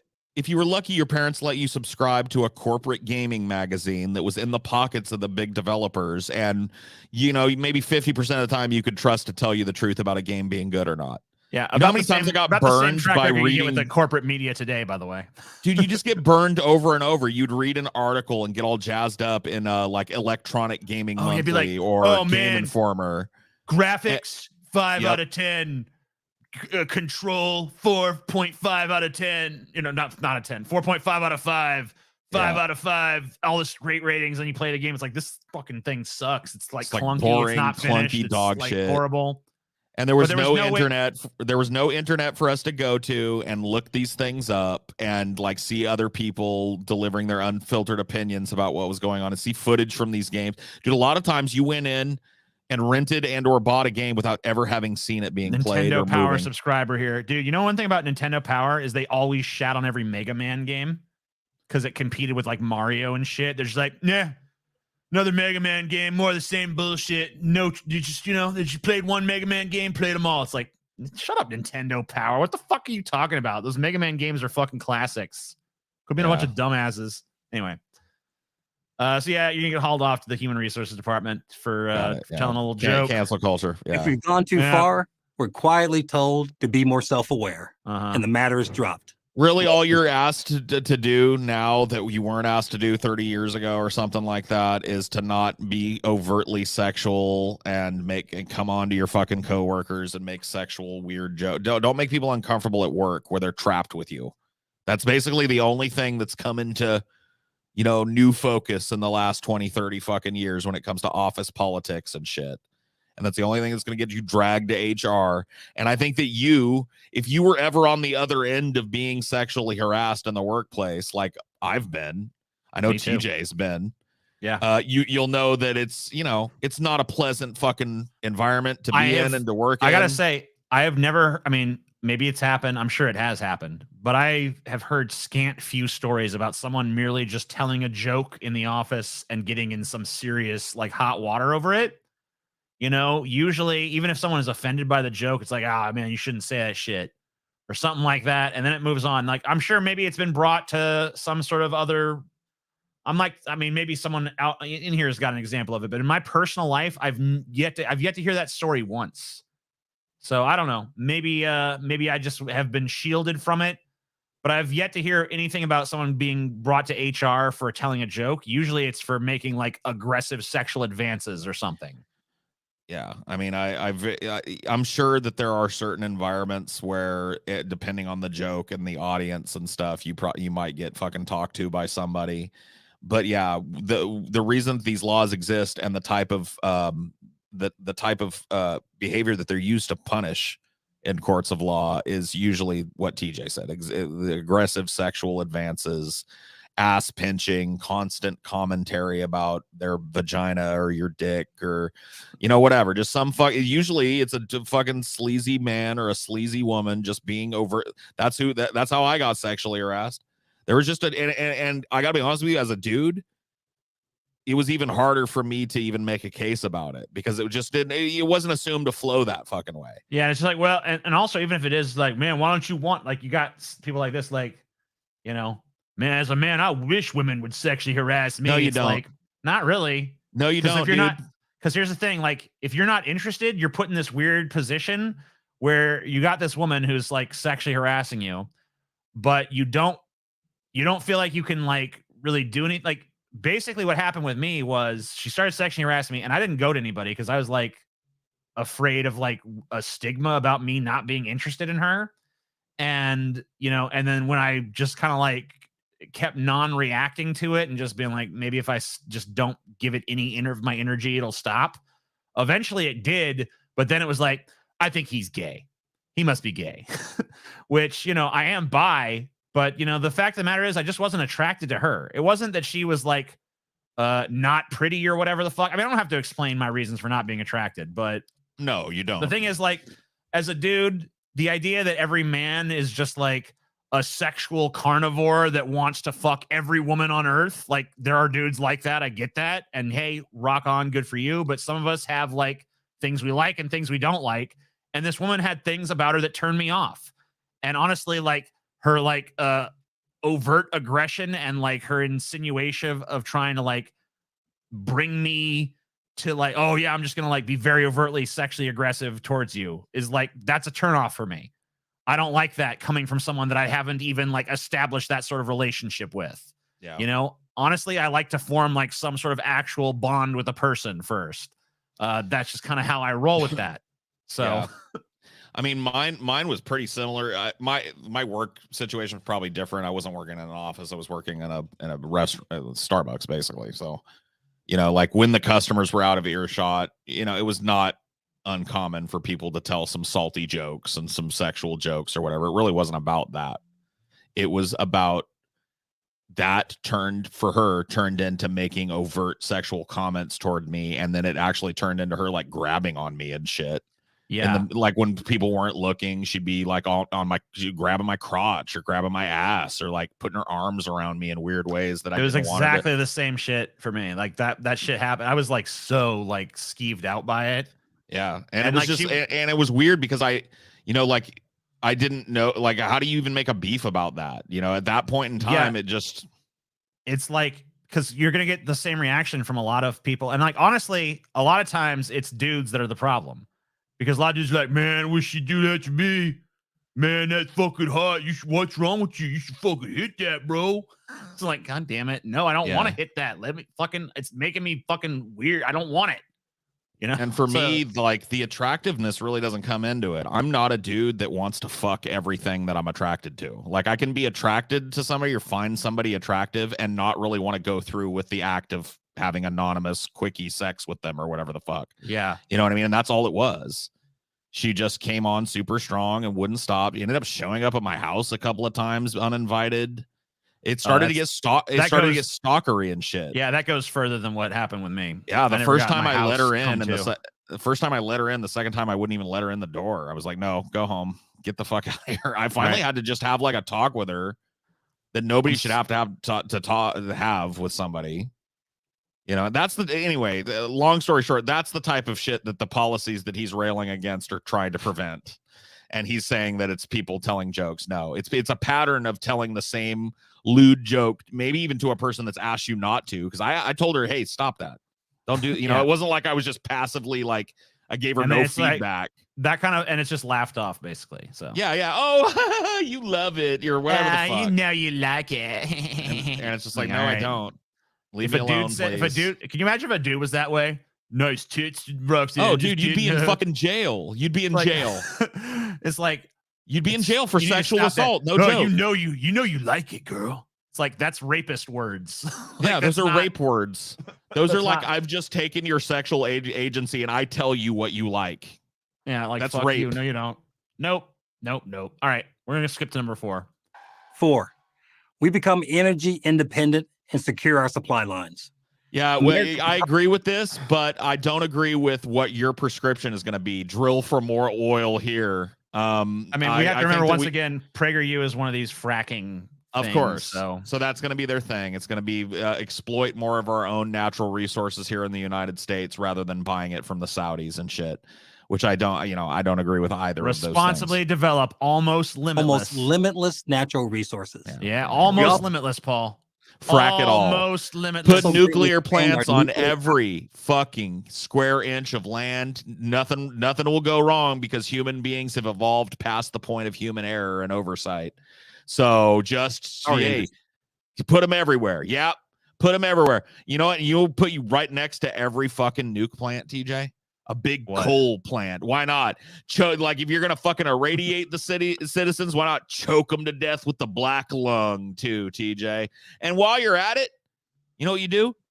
What? Right behind that nice little ridge of mountains that's behind that fucking, you frack that shit. Frack those motherfuckers till every mountain in America is just flat and machined. Just frack every peak. Suck every drop of oil. Destroy every wetland, destroy every protected fucking federal wildland with a big pipe or a big drilling apparatus. Make this country a big sloppy hellhole. That sounds good to me. I like the cut of your jib. All right, we're going to take a look now at number 5 because we already know exactly what this one's going to be. So we're just going to skip it. What is this one going to be? I mean, I'm just saying I know what number 4, we know what number 4 is. Sure. So 5. Marriage becomes the cool and smart thing to do. Young women realize devoting themselves to too late. I mean, whatever. Like, I'm clearly a believer in some parts of the institution of marriage, but I do not think it's something that anybody should enter into lightly or blithely or feel like they're obligated to enter into. Yeah, this idea that marriage that's for everybody. This idea that marriage should be like a default social arrangement that's a one-size-fits-all approach for everybody in existence is like not intelligent. There's no wisdom to that. Marriage is not right for everybody. And that's just a fact. Like, lots of people out there, it does not suit them, and a lot of bad marriages could have been avoided if this mentality wasn't hard baked into the DNA of America. Like, oh, you got to get married, got to have your kids, got to have your SUV, got to have your picket fence, got to have this and that and the other thing, and I'll live the stupid American dream. I mean, I'm married. Paul's married. We're both married. So, like, we're obviously not like just saying like we're not anti-marriage. No, I'm but pro it was a people very, making an informed decision about whether or Right. not they want to engage in that institution or not. It's a carefully considered decision, and it's not to be entered into lightly or whatever the fuck. And it's definitely, if you don't want it, there's not like an age by which you have to do it. You know what I mean? Like, you don't have to get married right out of high school. That was a big pressure when I was a kid. Maybe people wouldn't. Maybe the divorce rate wouldn't be high if people actually like took their time until they met somebody that were was carefully compatible. like, yeah, am I sure about this? And like that sort of like, it was actually encouraged instead of being poo-pooed away. Like, no, you don't want to actually think about shit. You just want to do shit. You got to get married. That's a prerequisite. Got to pump out more units for our system to exploit, right? Prager wants nuclear power plants everywhere, but Republicans want to defund every regulatory agency. Brilliant. Can't go wrong. I know, right? What a recipe for success. Career is not a substitute for good marriage and family. They start dating with intention to find a good man. And men respond. All right. Well, fuck you, PragerU. I'm done. I'm done with this video. I don't know about you. Wow, TJ. Oh man, you fucking skidded to a halt, bro. You didn't. I'm done with it. You didn't deliver. I mean, we can go. We can go the rest of the way. You couldn't stand it, dude. You couldn't hang in there. You couldn't. I think we've already said what needs to be said. Dude, the truth of what Prager was saying got to you, TJ. And we had so many digressions, and so it's like I don't even know. We had to. We needed to escape the fucking horrors of this. Well, the next thing we're supposed to look at is your Tate. Yeah, I actually sent a link to you in the private chat here. Gotcha. Makes sense. It seems to play better for my PC. Yeah, my shit seems to have a problem with it. I always mark disabled base. Your shit's fucked up. My setup doesn't like streaming the Well, video. I don't see how. Says the shit that used to work. Well, it don't work now. All right. This is Andrew Tate, Best of Andrew Tate, Ultimate TikTok compilation. Okay, so the reason we're looking at this is because this Friday we are going to be watching. We're going to do a giant Tate gauntlet. It's going to be for patrons only. So you guys, if you're not patrons, you're not going to be able to see it. So if you want to see it, go join that Patreon. We're going to be looking at about 6 hours of this guy, all of his exploits. We're going to be doing a deep dive, trying to figure out his brain, trying to get to the bottom of this big hairy Tate, right? All right, there we go. I'm gonna see if I can be won over to his way of thinking. You know what I mean? Paul's gonna approach it with an open mind. Yeah, I'm going in with an open mind. I'm gonna listen to the top G and see if I think he's spitting the truth. If he's telling the truth about some shit, I'm not gonna hold back. I'm gonna say what I believe. If I hear some truth, it's the truth. It's the highest. Let's see if there's any truth in these TikToks.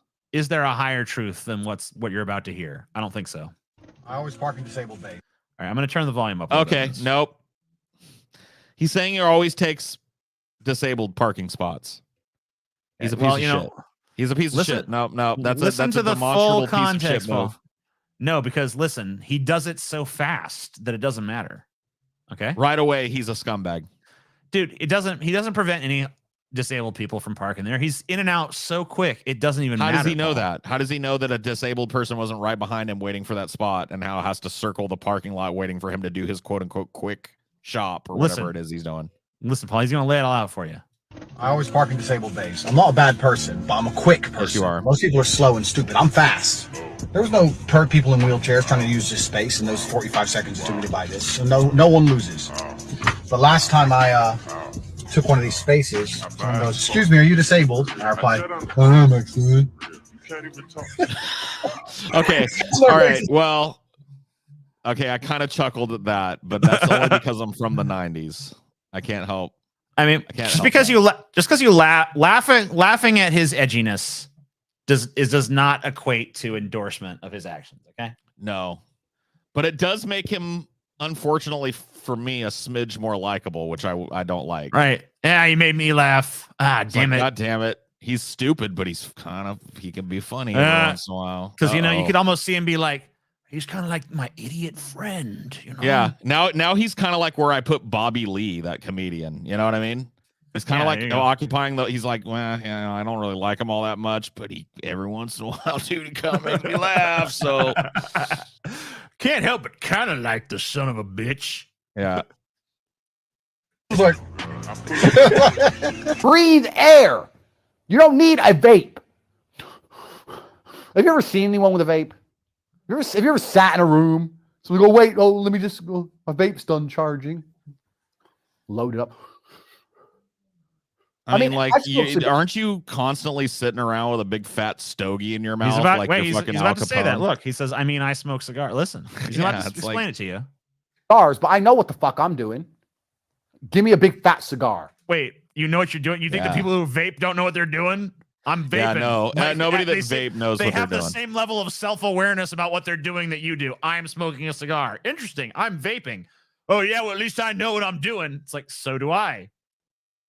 What are we talking about here? What? I'm risking cancer to look like a mafia boss. You is that what you think you look like? I mean, you're kind of falling short of the goal, but at least you're honest, you know? Yeah, I mean, like, I'm gonna go look at some mafia bosses in like movies or in real life, and there's about 0% of them are like look like you, dude. I mean, you do not have a mafia boss vibe, okay? Dude, your mafia career sucked if that's the case, dude. You already got taken down. That sucks, bro. Yeah, you're more like the fall guy. You're not a very successful mafia boss. Fine. I'm not sitting there smoking cigars and going, I can't believe this is bad for me. No, like these fucking vape bullshit children. And what kind of parent lets their 16-year-old vape anyway? If I had a 16-year-old son, he's like, I got a vape. Get the fuck out of here, vape. Do some push-ups. You ain't got time to vape. You got to do push-ups. You ain't got time. Yeah. What? Wow. What even was that? So basically, like, what I'm getting from that is just like his unrestrained id just goes off on like meandering, meaningless tangents. Yes. That's with exactly no bearing what in fact or reality. And that's just like, he like justifies shit post hoc. The second he realizes his hypocrisy of like, yeah, I smoke cigars, but at least I know what I'm doing. It's like, they know what they're doing as well. No, they don't. Yeah. Yeah, they do. He's trying to like preempt the obvious criticism that a bunch of fucking middle-aged dorks herfing cigars in the middle of a room is just as cringy as a dude with a vape. You know what I mean? Like, it's all cringe and a stupid thing to base your fucking personality on. And no, it's not justified by you thinking you look like some kind of mafia boss, dude. You don't. You don't look like a mafia boss. Haven't we had about enough of this cigar smoking shit in this country? Huh? Yeah. We have, George. And in Romania, too. I have sons who are too busy buying NFTs and saying, oh, I made a little bit of money, and have skinny little arms and go to crypto conventions and be dorks. I will not have nerds as children. I refuse to have a nerd carry the name Tate. If my son is a nerd, one of us has to die. Too late, nerd.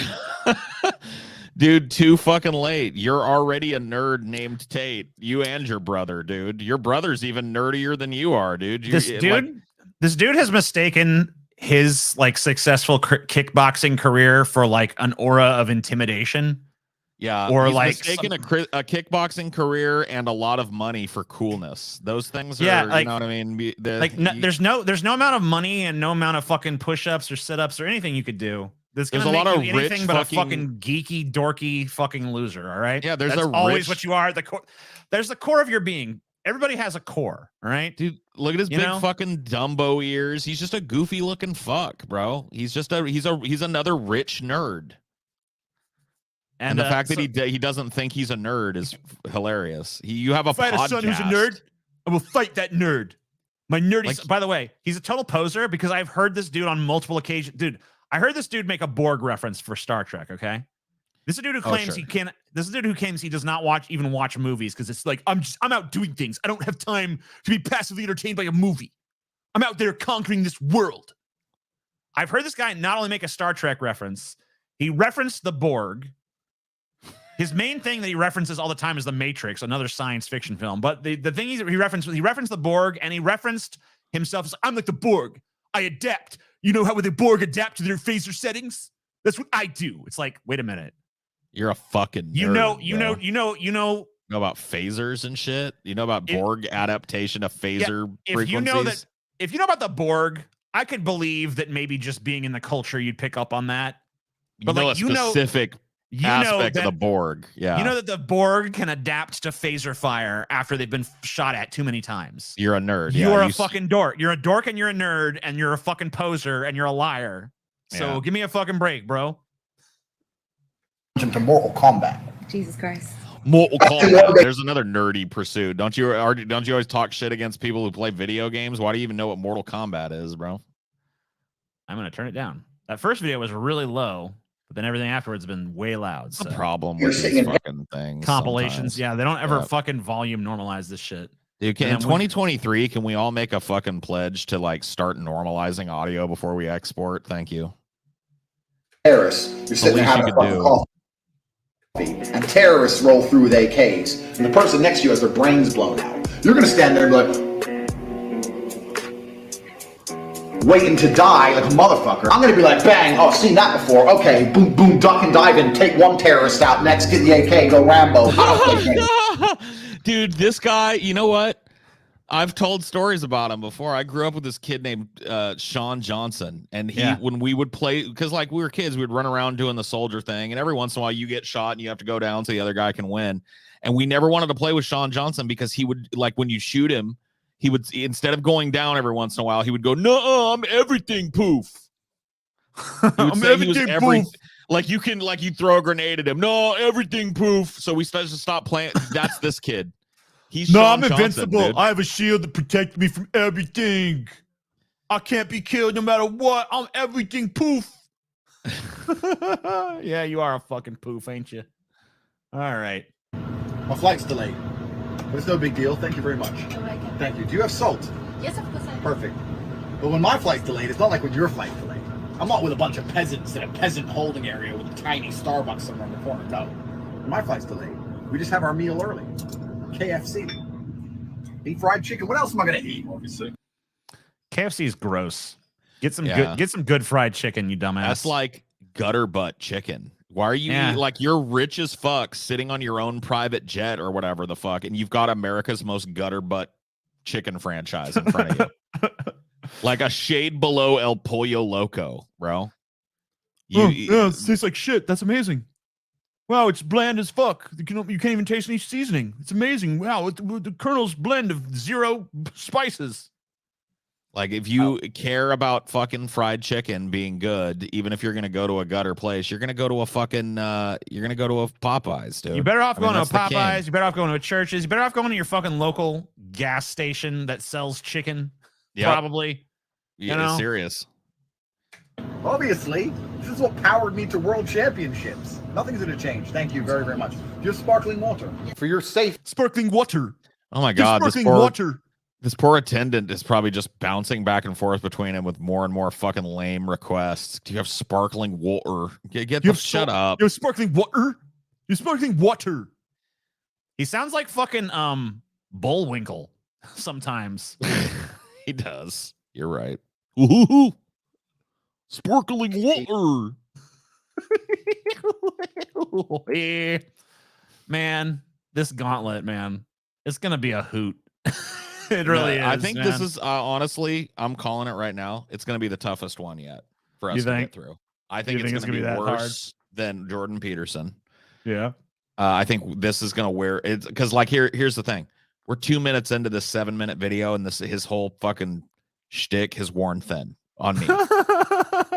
And that's not a good sign if you're planning on watching 6 hours of this fucking This is but one facet of the man, Paul. There's a lot of terrain here. This is a deep character that, you need to, you think you here's the thing about Andrew Tate, Paul. You think you comprehend him. You think like, oh yes, I see what you're all about. But then he says something that surprises you and you're like, oh my God, wow, he's not like what I thought.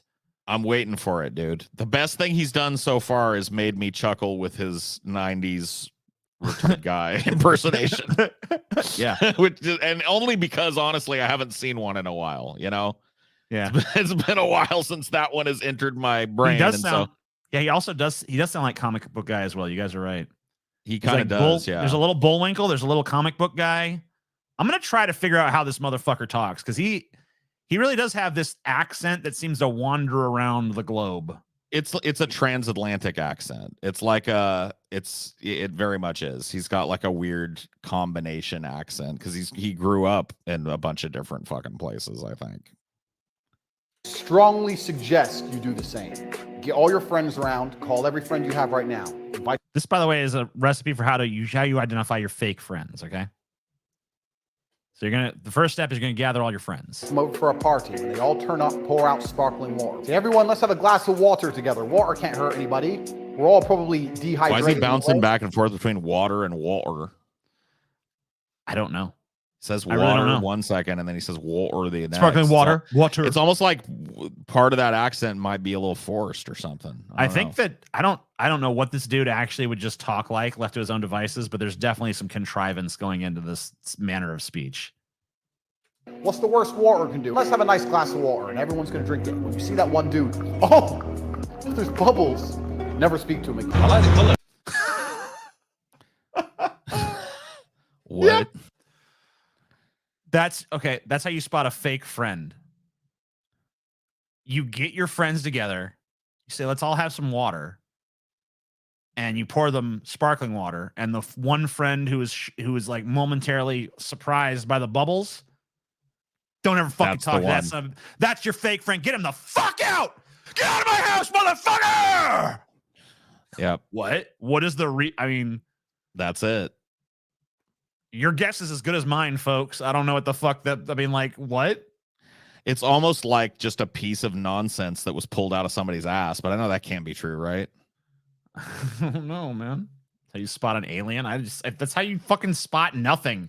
That's how you spot a person who was expecting a flat beverage and then gets a carbonated one. Why didn't they just use that to spot replicants in Blade Runner? You know what I mean? Why this fucking involved test? Just give them some sparkling water when they don't expect it. Reminder, Jordan Peterson was cool with this clown dating his daughter.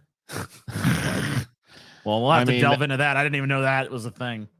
I don't think Jordan Peterson gives a rip who his daughter dates. I don't think he gives two shits. I think he's in like a money-making enterprise with his daughter, and that's what he cares about. He's probably just thinking like, yes, my dear, he's a good huckster. He'll provide well for you. Yeah. You like the color? Yeah, I had mixed reviews on the color. Some people said they like it, some people said they don't like it, and I said, well, what color's your Bugatti? Oh, fuck off then. I come home. What color's your Bugatti? Fuck off then. Yeah. You don't like the color? Fuck off. You don't have one. Mine is competition orange. Paul, we've all, I mean, like, you know, I don't mean to, I'm not trying to say this to disparage you, but we all know that you've spent a whole lifetime being weak. You know, you're a weak person, Paul. Am I really? Yeah, you're weak as fuck, Paul. Damn. But you know what? Don't worry about it. Because you're about to learn something. You're about to learn how to. Can the top G save me? Yeah. He's going to help you out. And I'm going to be honest with you, Paul. I didn't want to come out and just say this, but I think there might be a little bit of weakness in me as well. So I think it's time for both of us to fucking man up with some advice from the top G, from the sage of masculinity, Andrew Tate. Dude, you know what they say, dude? What's that? Weakness is just pain leaving the body, bro. You know what I mean? Yeah, you're right. That is what they say. That's what they say, man. Yeah. A bird in the bush is worth two in the hand, my man. You know what I mean? Dude, if I'm gonna get with any of this pseudo philosophical garbage, dude, I'm gonna have to come in with a real dumb attitude. I'm gonna have to listen and like from now until Friday, I'm basically gonna listen to nothing but ICP to prepare myself for this. Just get as dumb as you can. Yep, I'm gonna listen to ICP and Post Malone exclusively. Dead dirty carnies, dead juggalos, walk hand in hand with the dead carnival. Yep. All right. That's a strategy. I come home. My 4 wives are sitting there. They've seen on the news there's a new deadly contagion. Oh, you mean the women that you were arrested for trafficking? That's right. What of it, sir? He's what 4 wives. What a weirdo. New deadly contagion.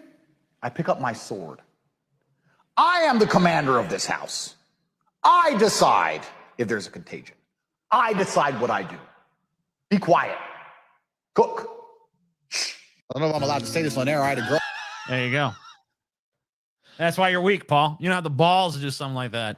Dude, he pulled out a fucking Arthurian sword. This guy really is a nerd.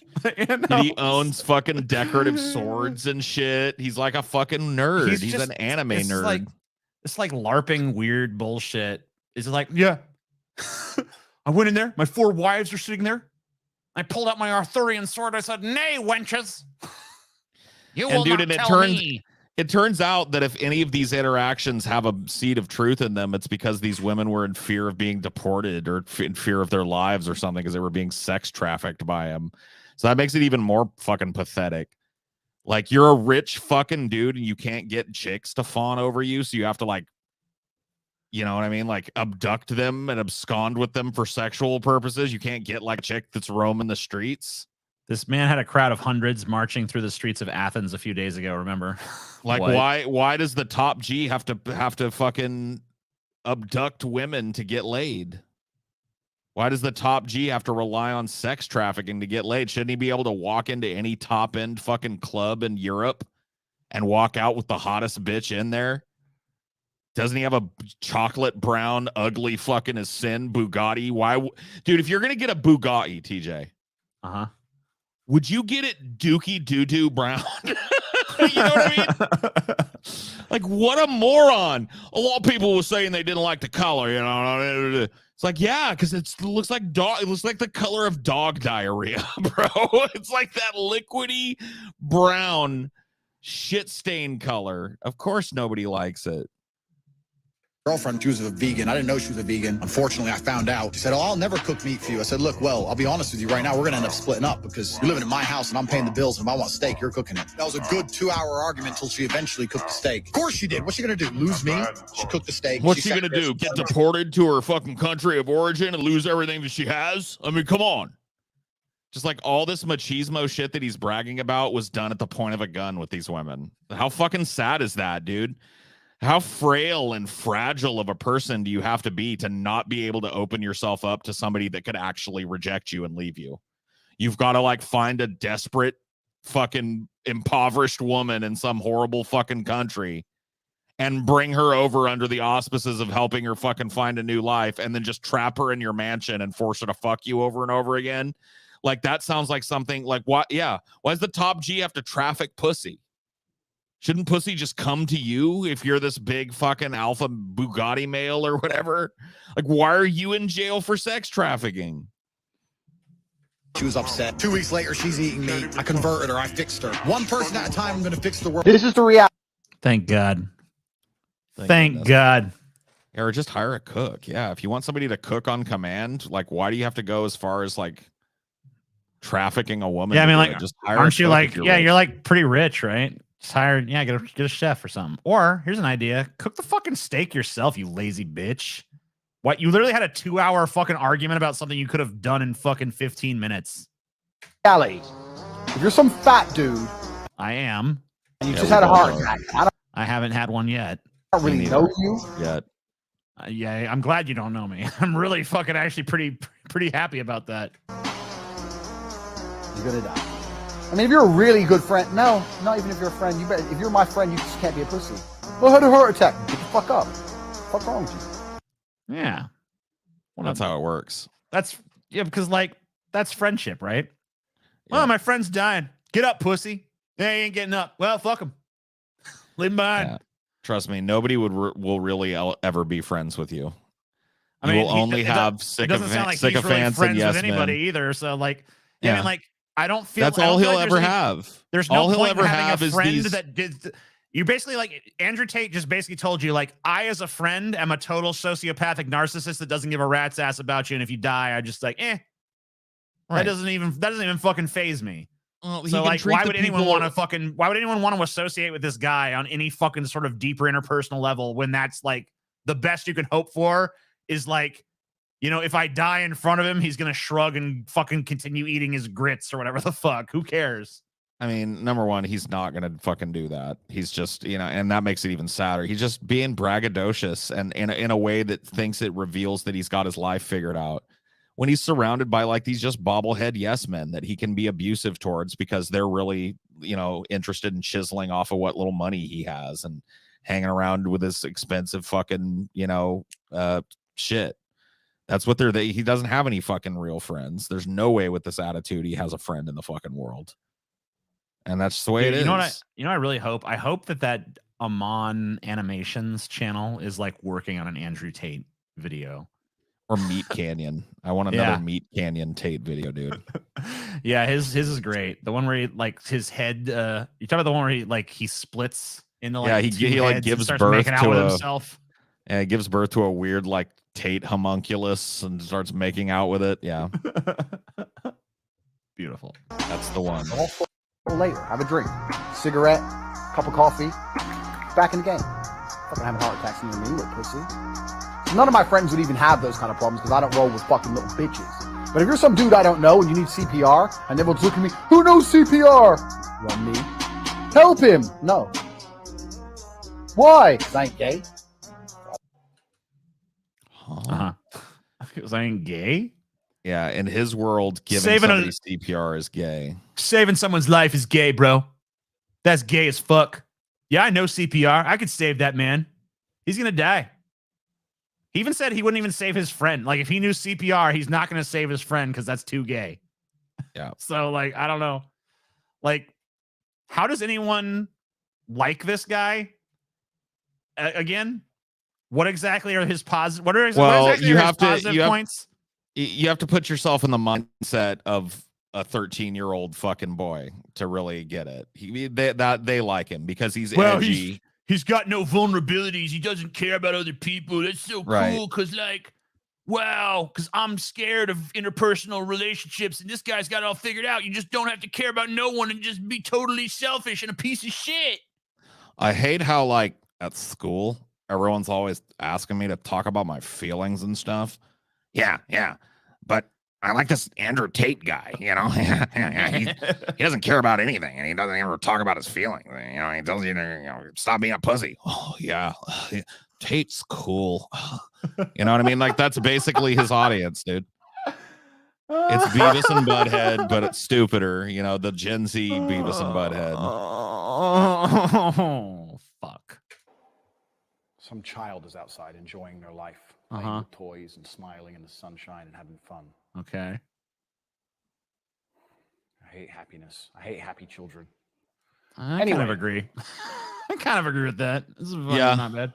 You're all losers. Yeah. We've discussed this before. TJ, you did say that there's nothing worse in the world than the laughter of children or whatever it was. I said, is there any more? I don't remember exactly what it was. It was like something along the lines of, is there any more horrible sound than a child singing? Yeah, that's what it was. But, the king of the world. There's no power in sushi. Hey, here's one you can agree with. There's no power in sushi, Paul. You were just talking shit about sushi earlier. Yeah, okay, I guess this is. See, I told you, there's multiple facets to the Tate onion. You gotta just when deep. you think you know him, just when you think you got him figured out, man. Yeah. The whole point of food and water, or food and liquids, are the only things you put in your body. Unless you're a fucking freak and you're sticking things places they shouldn't go. 100 people at random who last had sushi for dinner, and 100 people at random who last had T-bone steaks for dinner. And you've got these 200 people, 100 on each side, and they had a fight in the middle to the death. Who the fuck do you think is going to win? I don't know. There's no really way to determine that, dude. Because plenty of people, I don't know if you know this, eat steak one night and sushi the next, and most people aren't there joints where you get both? Like you have steak and sushi or whatever. Yeah, I mean, there's hibachi Japanese places where it's steakhouse. here you go, here's some steak, here's some sushi. I don't think that has any bearing on anything. A whole bunch of hippie liberal California losers, and dude, sushi is not dude. I've been in the deep South where there's sushi places at this point. The days of sushi being a hippie liberal California food are long gone. Way over. Yeah, that's done. That's like it's the your 80s average. or something. It's like your average. It's joined the pantheon and your average fucking repertoire of like the same level of like an Olive Garden or something. You know what I mean? Yeah. Want to do Olive Garden or you want to go get sushi? You know, it's everywhere, dude. Dude, I was recently like in fucking Nevada driving through all these desert towns and shit. And I remember we stopped at this one that was literally like a one-horse fucking town. It was like a gas station with a shitter and a garage and looked like a couple houses way off in the distance. You know what I mean? And one of the fucking buildings was a sushi building. It was like Tex-Mex sushi. I was like, man, this has got to be the middle of the fucking desert. This has got to be the worst place in America to get sushi. But there it was. It was there. You know, so stop with this bullshit. It's no longer bougie. And there's sushi or a whole bunch of cowboys and heroes with their big ass steaks. What are you talking about? Do you live in reality? This guy doesn't. Okay, this guy's never been in the world. This guy literally, he goes from his Bugatti into his house and never does he actually interact with human beings out there in the world. He literally thinks that sushi is only consumed by like effete sissy Californians, and everybody who eats steak is like a rancher with like a cowboy hat and big fucking muscles. Let's get some steaks, boys. Oh, I'd rather have some sushi. It's like, it's a cartoon. His worldview is a cartoon. Yeah. He's basically living in a fucking cartoon world. Well, I don't keep know in what mind the fuck who to he's tell you. talking to. Keep in mind what the target audience is, dude. Yes. Adolescent males, which, you know, this type of shit lands with them. This kind of like puerile humor and stupid, dismissive, rebellious. I'm not like everyone else. Sushi's for fags and blah, blah. You know what I mean? This is like, it's tailor made for the little like adolescent brain to soak up. Oh, yeah, well, yeah, cool, yeah, whoa, cool. Fuck is wrong with you? I don't know. What's wrong kind with of you? full-grown adult deliberately, not on accident, deliberately eats sushi? You go on a date with a chick. How would you eat sushi on accident? Are you gonna, maybe he's gonna explain that. Well, I'll have the sushi, please. Get the little chopsticks out, dipping it in the sauce. Fuck is wrong? Full-grown man. He looked normal, looked like a normal dude. And we're going through the menu, and he sits there, and he says, I think I'll try the sushi. What kind of full-grown adult deliberately, not on accident, deliberately eats sushi? You go on a date with a chick. Well, I'll have the sushi, please. Get the little chopsticks out. You just saw this. Put it in the sauce. What is wrong with you? I don't know. I guess it needed to be said twice. The message so nice he said it twice, I guess. I don't know. I know you said money isn't real, but I am getting fucked.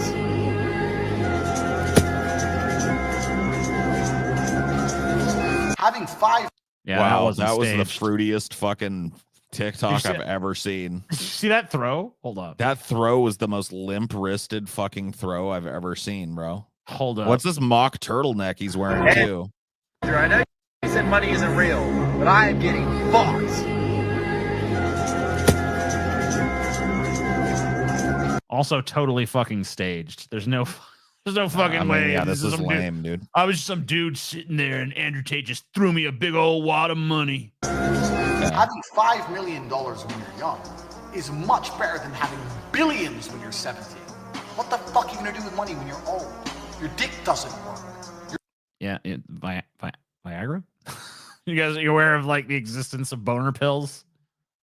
A 70-year-old not being able to get an erection is not really a thing anymore. It's in a pill now. You're tired. You don't want to go places. You're decrepit. You're slow. There's nothing left to do at that age. Bro, I need a mask. There's Corona. Please, Corona. I'm so scared. Oh, no. Me too, quickly. please. Oh, my God. The disease that hurts Thank you. everybody. Oh, my God, please. Close one. Thank you, bro. Thank you. I was so worried. A lot of people ask me, Andrew, why do you have a machete next to you? And my answer is simple. I'm an edgy dork. Yeah, I'm a fucking nerdy edgelord that watches anime all day. It's simple. Why wouldn't I have a machete next to my bed? Why don't you have a machete next to your bed? Because same reason I don't have a fucking trench coat and a mock I don't turtleneck. I don't have any trees that need like I don't have any branches I need to fucking clear in the bedroom. I don't know. Why would I have a machete nearest to my bed? Like what is it? What purpose does it possibly serve? None. I don't need a machete next to my bed. Like, what if someone gets in the house, gets fresh?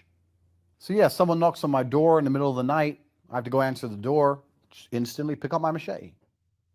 And people are, yeah, but that's weird. It's really not weird. I think ahead, motherfucker. I have a machete next to my bed. In fact, there's at least one, depending on the room, between 1 and 3 machetes hidden in every single room in my house, even bathrooms.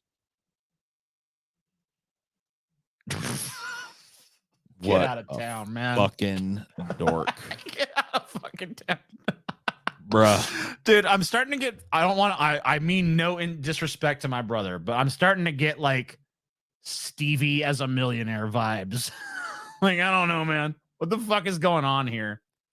This fucking, dude, he's not good, like sweet natured enough to be Stevie. Yeah, that's but the this thing. fucking, this part is what reminded me, this like, that's because it's kind of the unpractical thinking I get when I talk to Stevie. It almost sounds like something he would say. Yeah, I have 1 to 3 machetes in every room of the house in case something goes down, you know? Yeah, for sure, dude. Yeah. I mean, I'm not saying, yeah, obviously Stevie is a sweetheart and fucking Andrew Tate's an evil fucking selfish piece of shit, but I'll never forget Stevie. One of the first times I chilled over at your mom and dad's house with Stevie. He fucking showed me the fucking spear that's by the door that could kill a fucking elephant. Like you could kill a fucking Ice Age mastodon with this motherfucking thing. It's crazy. It's like, keep that right by the door. I mean, yeah, he's definitely got the door covered for sure. Anybody tries to come through that door, they're gonna be sorry. If a mastodon ever tries to get into your parents' living room, he's got it fucking covered, bro. Any room I'm in my house, I can produce a weapon. And if you can't do the same thing, you need to think long and hard about why you're such a little pussy. I don't know. I guess I need to think about that. Yeah, I guess I need to think long and hard about how I'm I'm gonna do that real soon. I'm gonna start that thought process. I'm gonna do that, man. Yeah. Because it didn't protect him against the cops when they came and arrested his stupid ass. He's sitting in jail right now. I bet there's not a machete stashed in every room in jail now. Or maybe there is. Not to his advantage anymore, though. Oh, Paul, I was actually mistaken. I said this Shapiro video was 12 minutes long. Luckily, I was wrong about that. Okay. Thank goodness. It's actually 13 minutes and 45 seconds long. Oh, so it's actually no, man. Quite a bit closer. Quite a bit TJ, closer no. to 14 minutes long. Dude, can we fucking welch? Can we welch on them? Are we like contractually obligated or anything by like law to do the things we said we was gonna do, or can we just go like that was a joke? The thing is that they might be more reluctant to give us money next time if we just say like, nah, fuck y'all, never mind.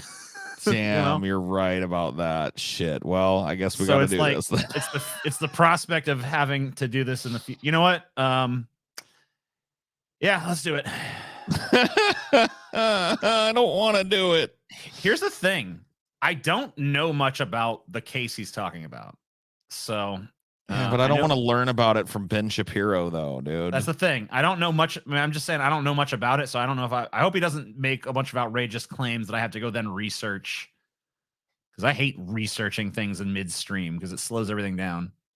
So I'm just going to, you know what? We'll just assume he's lying about any facts he presents. I mean, he is. So, it's Chances pretty safe are he bet. is. Obviously, things are going incredibly well over in Atlanta. Over the weekend, according to the New York Post, an angry crowd took to the streets of Atlanta on Saturday night, smashing windows, torching a police car in response to the death of a 26-year-old protester on Wednesday, reports said. By the way, when they say 26-year-old protester, they mean someone who shot at police. Atlanta Police Chief Darren Shearbaum told reporters multiple protesters were found with explosive devices on them. One of the devices was used to set an Atlanta police car on fire. So those would not be protesters. Those would be violent rioters. Probably Molotovs. I've been to protests before. And see, the way that I can tell the difference between a protester and a violent rioter is that protesters don't have a bomb on them. I know, it's subtle. It's a subtle thing. Protesters who hit the streets after calling for a night of rage by Antifa. What about those armed right-wing riots? Does that not count? So you're allowed to have a gun on you, but not a bomb? Is that works? I don't know. Are you sure the difference between a protester and a rioter doesn't have more to do with like, I don't know, political affiliation or perhaps even skin tone? Like, are you sure that's not more of where the difference lie? No. Antifa members were also seen throwing bricks at the Atlanta Police Department vehicles and smashing property, largely in black neighborhoods. So you had a bunch of spoiled white rich kids throwing bricks through the windows of black businesses. Yeah, that's exactly what it was. Give me a fucking break, dude. You know, in the name of social justice and all. Georgia Governor Brian Kemp condemned the protesters' actions on Saturday night. He said violence and unlawful destruction of property are not acts of protest. They are crimes that will not be tolerated in Georgia and will be prosecuted fully. Apparently, the protests began peacefully marching in the city around 5 p.m. when some members then began smashing property. The mayhem came after a person named Manuel Esteban País Terán was shot and killed by Georgia State Patrol troopers who were trying to clear protesters camping near the site of the Atlanta Public Safety Training Center dubbed Cop City. So what exactly did País do? He shot and wounded a police officer. And the media covered this as though a peaceful protester had been slain by the police, as always. Bad media coverage helps facilitate this sort of... So this is one of those things where I'm just going to assume he's lying. You know, or that I mean, I don't know any of the being names involved in this. Otherwise, I'd go look it up.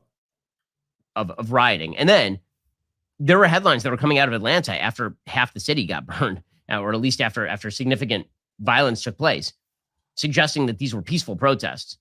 It really is an amazing thing how the media will go out of its way to determine, based on political causes, whether something is a political protest or whether it is a violent act of rage. If it's a right-wing thing, then you have to ban every symbol associated with it, up to and including totally legit symbols like the thin blue line. But if it's the Antifa burning down a city, you have to say that it's mostly peaceful. Yeah, that's true. I mean, like a lot of places have burned.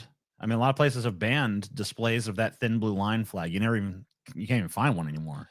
Yeah, you don't see bumper stickers all the time or anything like you used to. You know, they've just disappeared. Oh, wait, no. Yeah, you know, you don't see anyone flying that flag at their house. You don't see, I mean, you really don't see that symbol anywhere these days, you know? I mean, it's been totally, oh, wait, no, that's actually not true. It's everywhere. It's just disappeared along with the Don't Tread on Me Gadsden flag and the fucking stars and bars. You know, I don't see them anywhere ever anymore. Just gone. This is wave of banning right-wing symbols. You know what I mean? By the left wing. Can't even fly a swastika anymore. What the hell? Dude, I haven't even seen a pair of truck nuts in a month or two. Truck nuts, man.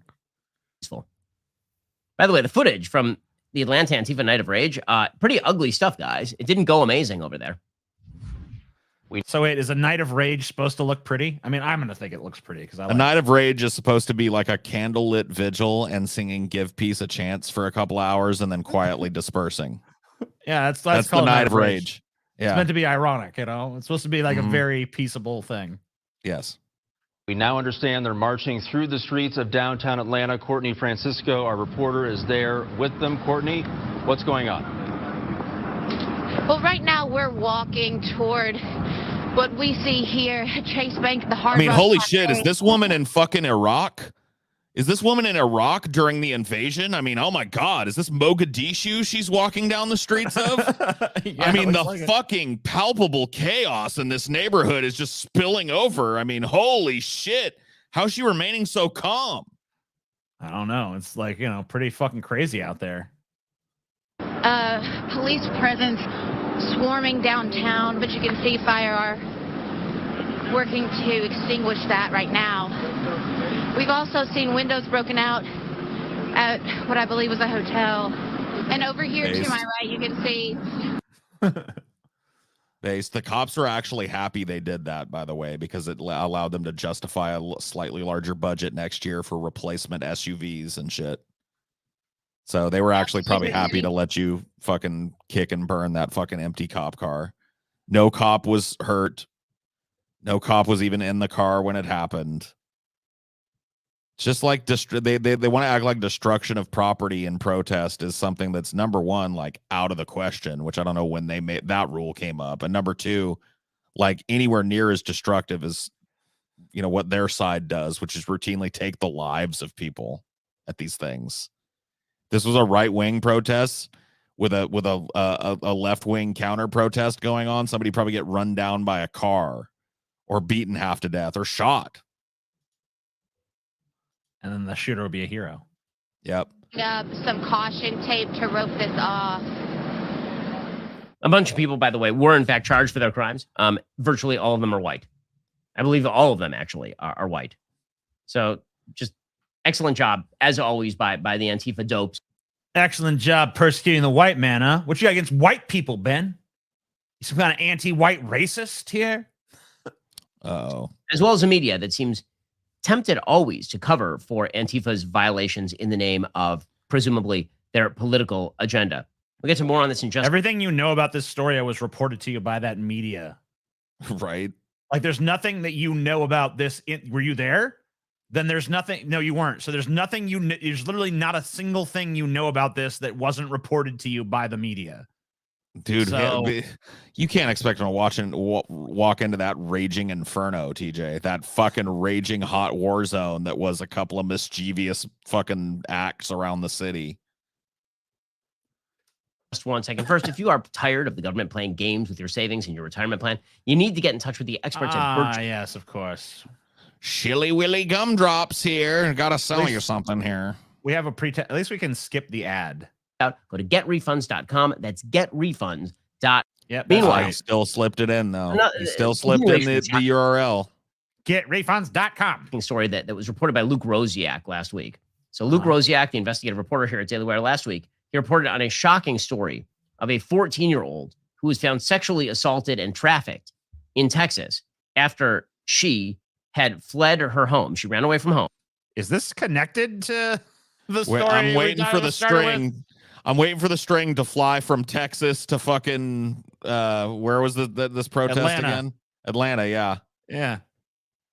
I don't know if are we on like have we moved on to a different story now, or I don't is know. this like tangentially related? Is it directly related? Like what's going on?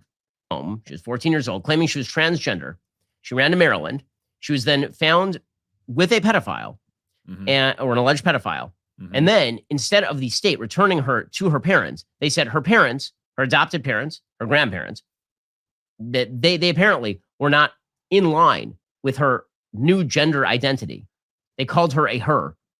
And so she couldn't be put back with them. So instead they in other words, she was trafficked fleeing an abusive household that was witheringly critical of her gender identity. And she asked the authorities to help her escape from that and not take her back to that. And they did. Yeah. So basically there was a household where I'm assuming that since he's using she pronouns, the person probably identifies as he. But this, I guess I don't know for sure. Yeah, there's no way to know. Ben Shapiro typically well, because they're insistent on muddling the fucking issue by pretending they don't know how to deal with it. You know what I mean? Right. So I'm gonna assume that we're talking about a boy here, transgender boy, whose grandparents disowned them, or it was trying to indoctrinate them into denying their gender identity, and so they fled from that household, and then ended up shacking up with some nefarious character that's like, oh yeah, I'll accept your gender identity, but is, just like trying to exploit them from a different angle. And really it was the grandparents that created that fucking situation in the goddamn first place, or at least created the opportunity for that dude. And, but now we're supposed to be outraged that the police won't send him back to that environment. Yeah. Exactly. Fuck you. Go to hell, you piece of shit. Man, you deserved be talked to sternly. Placed her in a Maryland foster home. She ran away and she ended up being sex trafficked in Texas. Well, now it turns out, where exactly did she come up with the idea that she was a boy in the first place? At school, of course. Oh, damn you! School! No! Yeah. At school, and I'm sure that's I'm sure that's where this person came up with the idea that they're trans. Not that they maybe met somebody or learned some information at school that helped them come to terms with it, but that they just decided on a whim one day that that's what they were, because that's all transgender is. That's all transgenderism is. Oh wait, what's this book here? Just people on a whim deciding like, oh, you know what? I think I'm a chick today. Hold up. I read this book and it turns out my gender is all they have wrong. They have such an infantile fucking way of thinking about this. And I think a lot of people, I think Ben included, know that is not. I mean, you could read the fucking scientific papers where they've studied people that are transgender to know that it's Science, not. I don't know about all that. It's like none of those papers say that it's about like, oh, they heard something at school and decided that they wanted to change their whole gender. That's not part of it. How do we go from riots to trans kids at school? Your guess is as good as goddamn mine. Maybe the transition was hidden somewhere in that ad for tax refunds or whatever. Yeah, I don't know. I'm still waiting for like the connective tissue to be drawn here. I don't think it's going to happen. Maybe. Maybe. See. According to the federal, feels like it should. In August 2021, by concealing a teen's newly asserted transgender identity from her parents, Virginia's Appomattox County High School participated in a chain of events that led to that girl falling into the hands of sexual predators not once but twice. When the FBI found Sage in Maryland, where she was victimized by a sexual predator, why did he keep going to these places? Yeah, like a house with so little. A household with so little control and so few rules and shit that she fell into the fucking, like, a kid has to be completely ignored basically to fall into the jaws of, to be trafficked out of state twice. That means that their home life is woefully unprotective of them and they need to be taken out of it. That's why there's an apparatus for that. It's also indicative of someone who's desperately trying to escape. Yeah. Like, you've basically created such a horrible home life for this kid that he's decided he would rather run off with sex traffickers than live with you. Like, you're the ones you created a situation so intolerable that being sex trafficked seemed preferable. Maybe if you just, like, I don't know, tried like acceptance and shit and loving them for who they are, this situation wouldn't happen. Maybe that's the solution. I don't fucking know. What am I talking? Judge refused to return her to her parents on the grounds they were abusing her and not affirming her as a male. Housed in the boys' quarters of a children's home away from her parents, she told her mother she was assaulted again. The girl soon fled, then was brutally sex trafficked again until her rescue in Texas by law enforcement. And somehow that's not the fault of her parents. That's not the fault of the people that are charged as her guardians to deal with. That somehow this child is I don't know what the contention is here. That the state is somehow failing by not putting this child right back in the same broken home that allowed it to fucking be sex trafficked twice was so unfucking untenable for the child that the child ran away with the first fucking creep they could find. You don't think that warrants investigation? Was essentially mainlined into all of this stuff in school. Sage is a slight, pretty 15-year-old girl with elfin features and an edgy style. Wrong. Recently, That's just the story her transphobic fucking guardians told the media. Her transphobic guardians were like, yeah, you know what? She didn't have no ideas like this until she went to school and met them liberal teachers over there. And all of a sudden she come home, I'm a boy. And we was like, no, you ain't. And if you keep saying that, we're going to beat it out of you. Look how little. You know what I mean? Like, it's like, fuck you. Like, and this is not the only time that Ben has found himself afoul of what's best for a child. You remember my big fucking rant about it, where he was talking about how people, like, children should be taken out of single, like gay households or lesbian households or bisexual households and given over to a Catholic orphanage instead of being raised by gay people. Yeah. So they should go to, like, the one place with a, like, long and proven track record of, like, sexually exploiting kids. If you ask, oh, you don't agree with how these children are being raised, well, where would you put them? There are orphanages. There are tons of religious orphanages, Catholic orphanages in this country that would be way better. Let me ask you this. Are there no prisons? Are there no workhouses? Then they must go there. That's a Scrooge line, by the way. Transgender identification, she told her mom, quote, I don't know who I was. I'm a totally different person now. I never was a boy. Everybody was doing it. I just wanted to have friends. Dude, so, let me ask you a question. What kind of fucked up tell-all do you think we're going to get from fucking Shapiro's kid as soon as they're old enough to do it? Oh, man. I don't know. It's going to be fucked up, though. It's going to have a lot of... I don't know.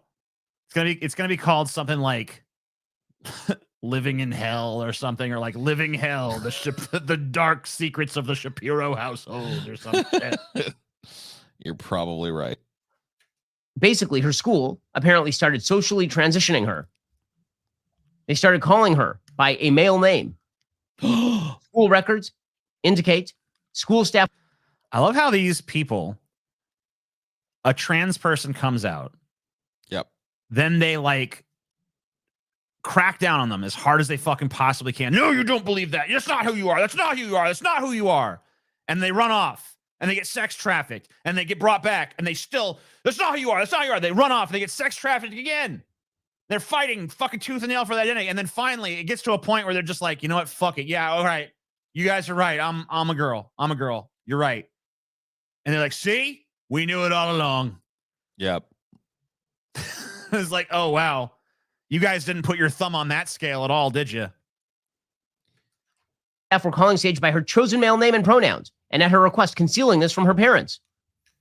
Sage recalls her school counselor. Why would she want why would he want something like that done? Why would this trans kid want that concealed from their parents? I wonder. Is it because their parents are fucking backwards Christian apes that torture them constantly over the fucking fact that they're not what they think they are, not what they feel they are? Just go fuck yourself, Ben. No. You're such a fucking caveman, dude. Not in my house. And just like you're sitting here trying to intellectualize the emotional torture of a child. Yeah, I mean, over like, an inconsequential he's issue. literally fucking sitting here defending like child abuse and acting like it's like a good thing. Children should be trapped in homes where they're hideously abused. Yeah, if back in my day, if I was to come home and I say, hey, Mom and Dad, I'm a girl now, they would have beat me within an inch of my life and said, you still a girl? And if I said yes, they would have fucking done the coup de grace. Because it's better to be dead than a damn tranny. That's and right. You know what? That's good Christian morals. That's good Jewish morals as well. And you know what? Christian morality, folks.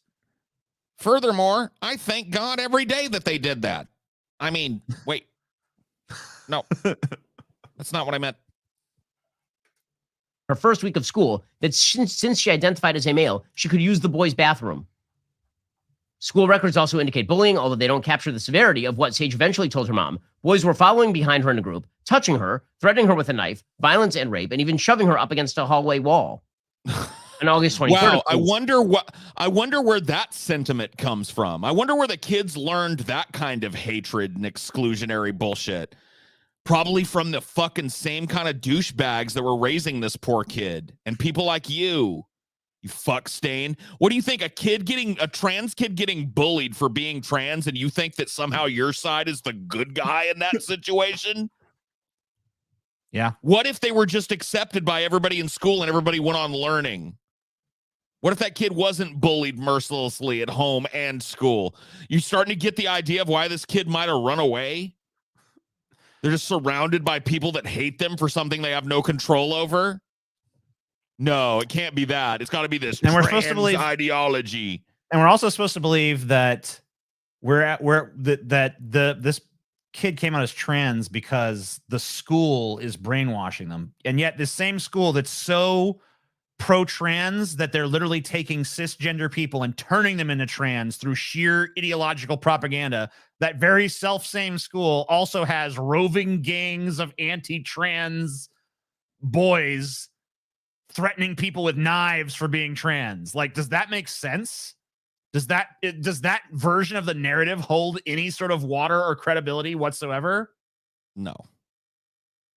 School notes, reports were received from students and teachers that Sage had used a boys' bathroom and encountered hostile boys there. The school counselor met with Sage the next day to direct her to use the nurse's bathroom for safety reasons. Again, they never actually contacted the parents.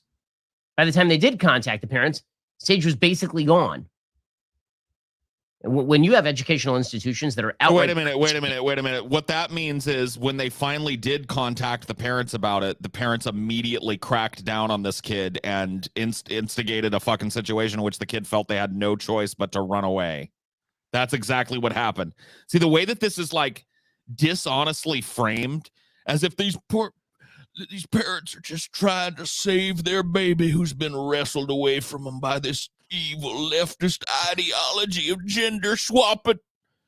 What is more like, does Occam's razor no longer apply in fucking conservatard land? It's just like, what makes more sense? That this kid living in an environment of constant oppression about their gender identity felt that they had no choice but to run off with the first creep that showed interest in the fucking Discord server they hang out in or whatever the fuck? Or that there's some international cabal trying to convince boys that they're girls and girls that they're boys, and that in this process the child's mind is destroyed. You know what I mean? And everybody just naturally starts bullying them because it's just. I love the what? There's this weird insistence on like, why weren't the parents told? Why weren't the parents told? Why weren't the parents told? It's probably because the parents would react the way they reacted, right? Exactly. So like basically there's two views of the personhood of a kid, which is either like the conservative view, which is like where they are just like the property of their parents and no sort of expression of identity beyond what is parentally approved can possibly ever happen or should ever happen. And if that kid expresses any sort of like alternative identity whatsoever, the parents need to be immediately informed so that they can start oppressing that kid and getting them in line. So basically just no credence paid to the individual rights of that person at all. Or you have the idea that a child is a person that has the ability to like make decisions and stuff and can, you know, have some degree of autonomy, especially as it pertains to like their identity. Yeah. Now, obviously, like there's a middle ground here. You can't just, you know, expect a teenager to understand the ways of the world and just have the same autonomy as an adult. But they also shouldn't be chattel property of their fucking parents either. And if you have two virulent homophobes or transphobes and you out a transgender or gay kid to those parents, that's tantamount to whatever abuse that those parents are going to wreak on that kid.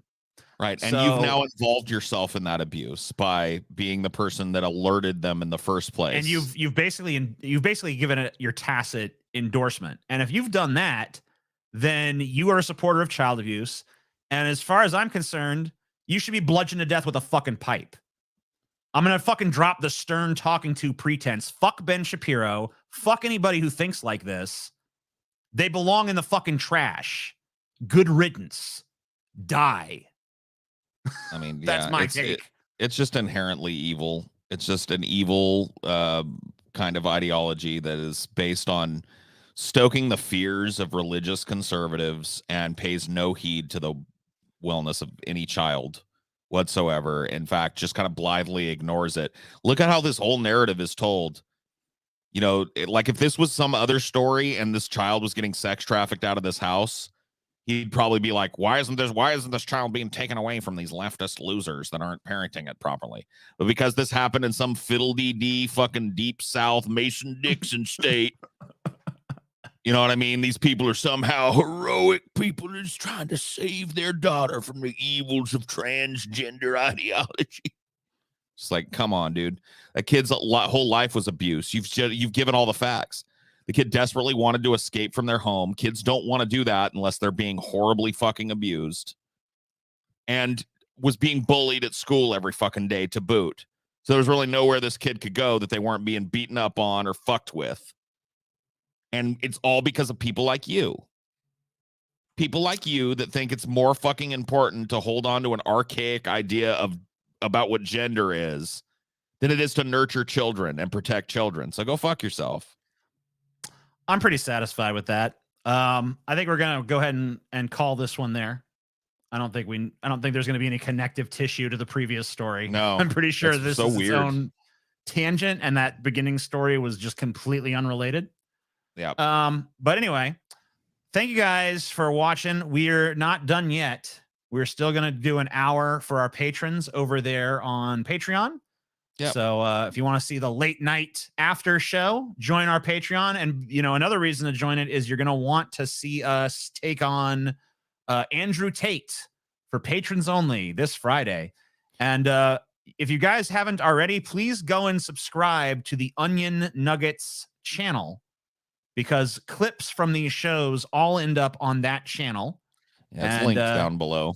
I believe that is linked down below, so you can go click on that. I ask you to go subscribe to that, hit that alert bell, all that stuff. If you're not subscribed to this channel, you can do that for this as well. We do our live shows here, but because this channel is pretty much demonetized by YouTube, de facto demonetized, we upload the clips over on that other channel.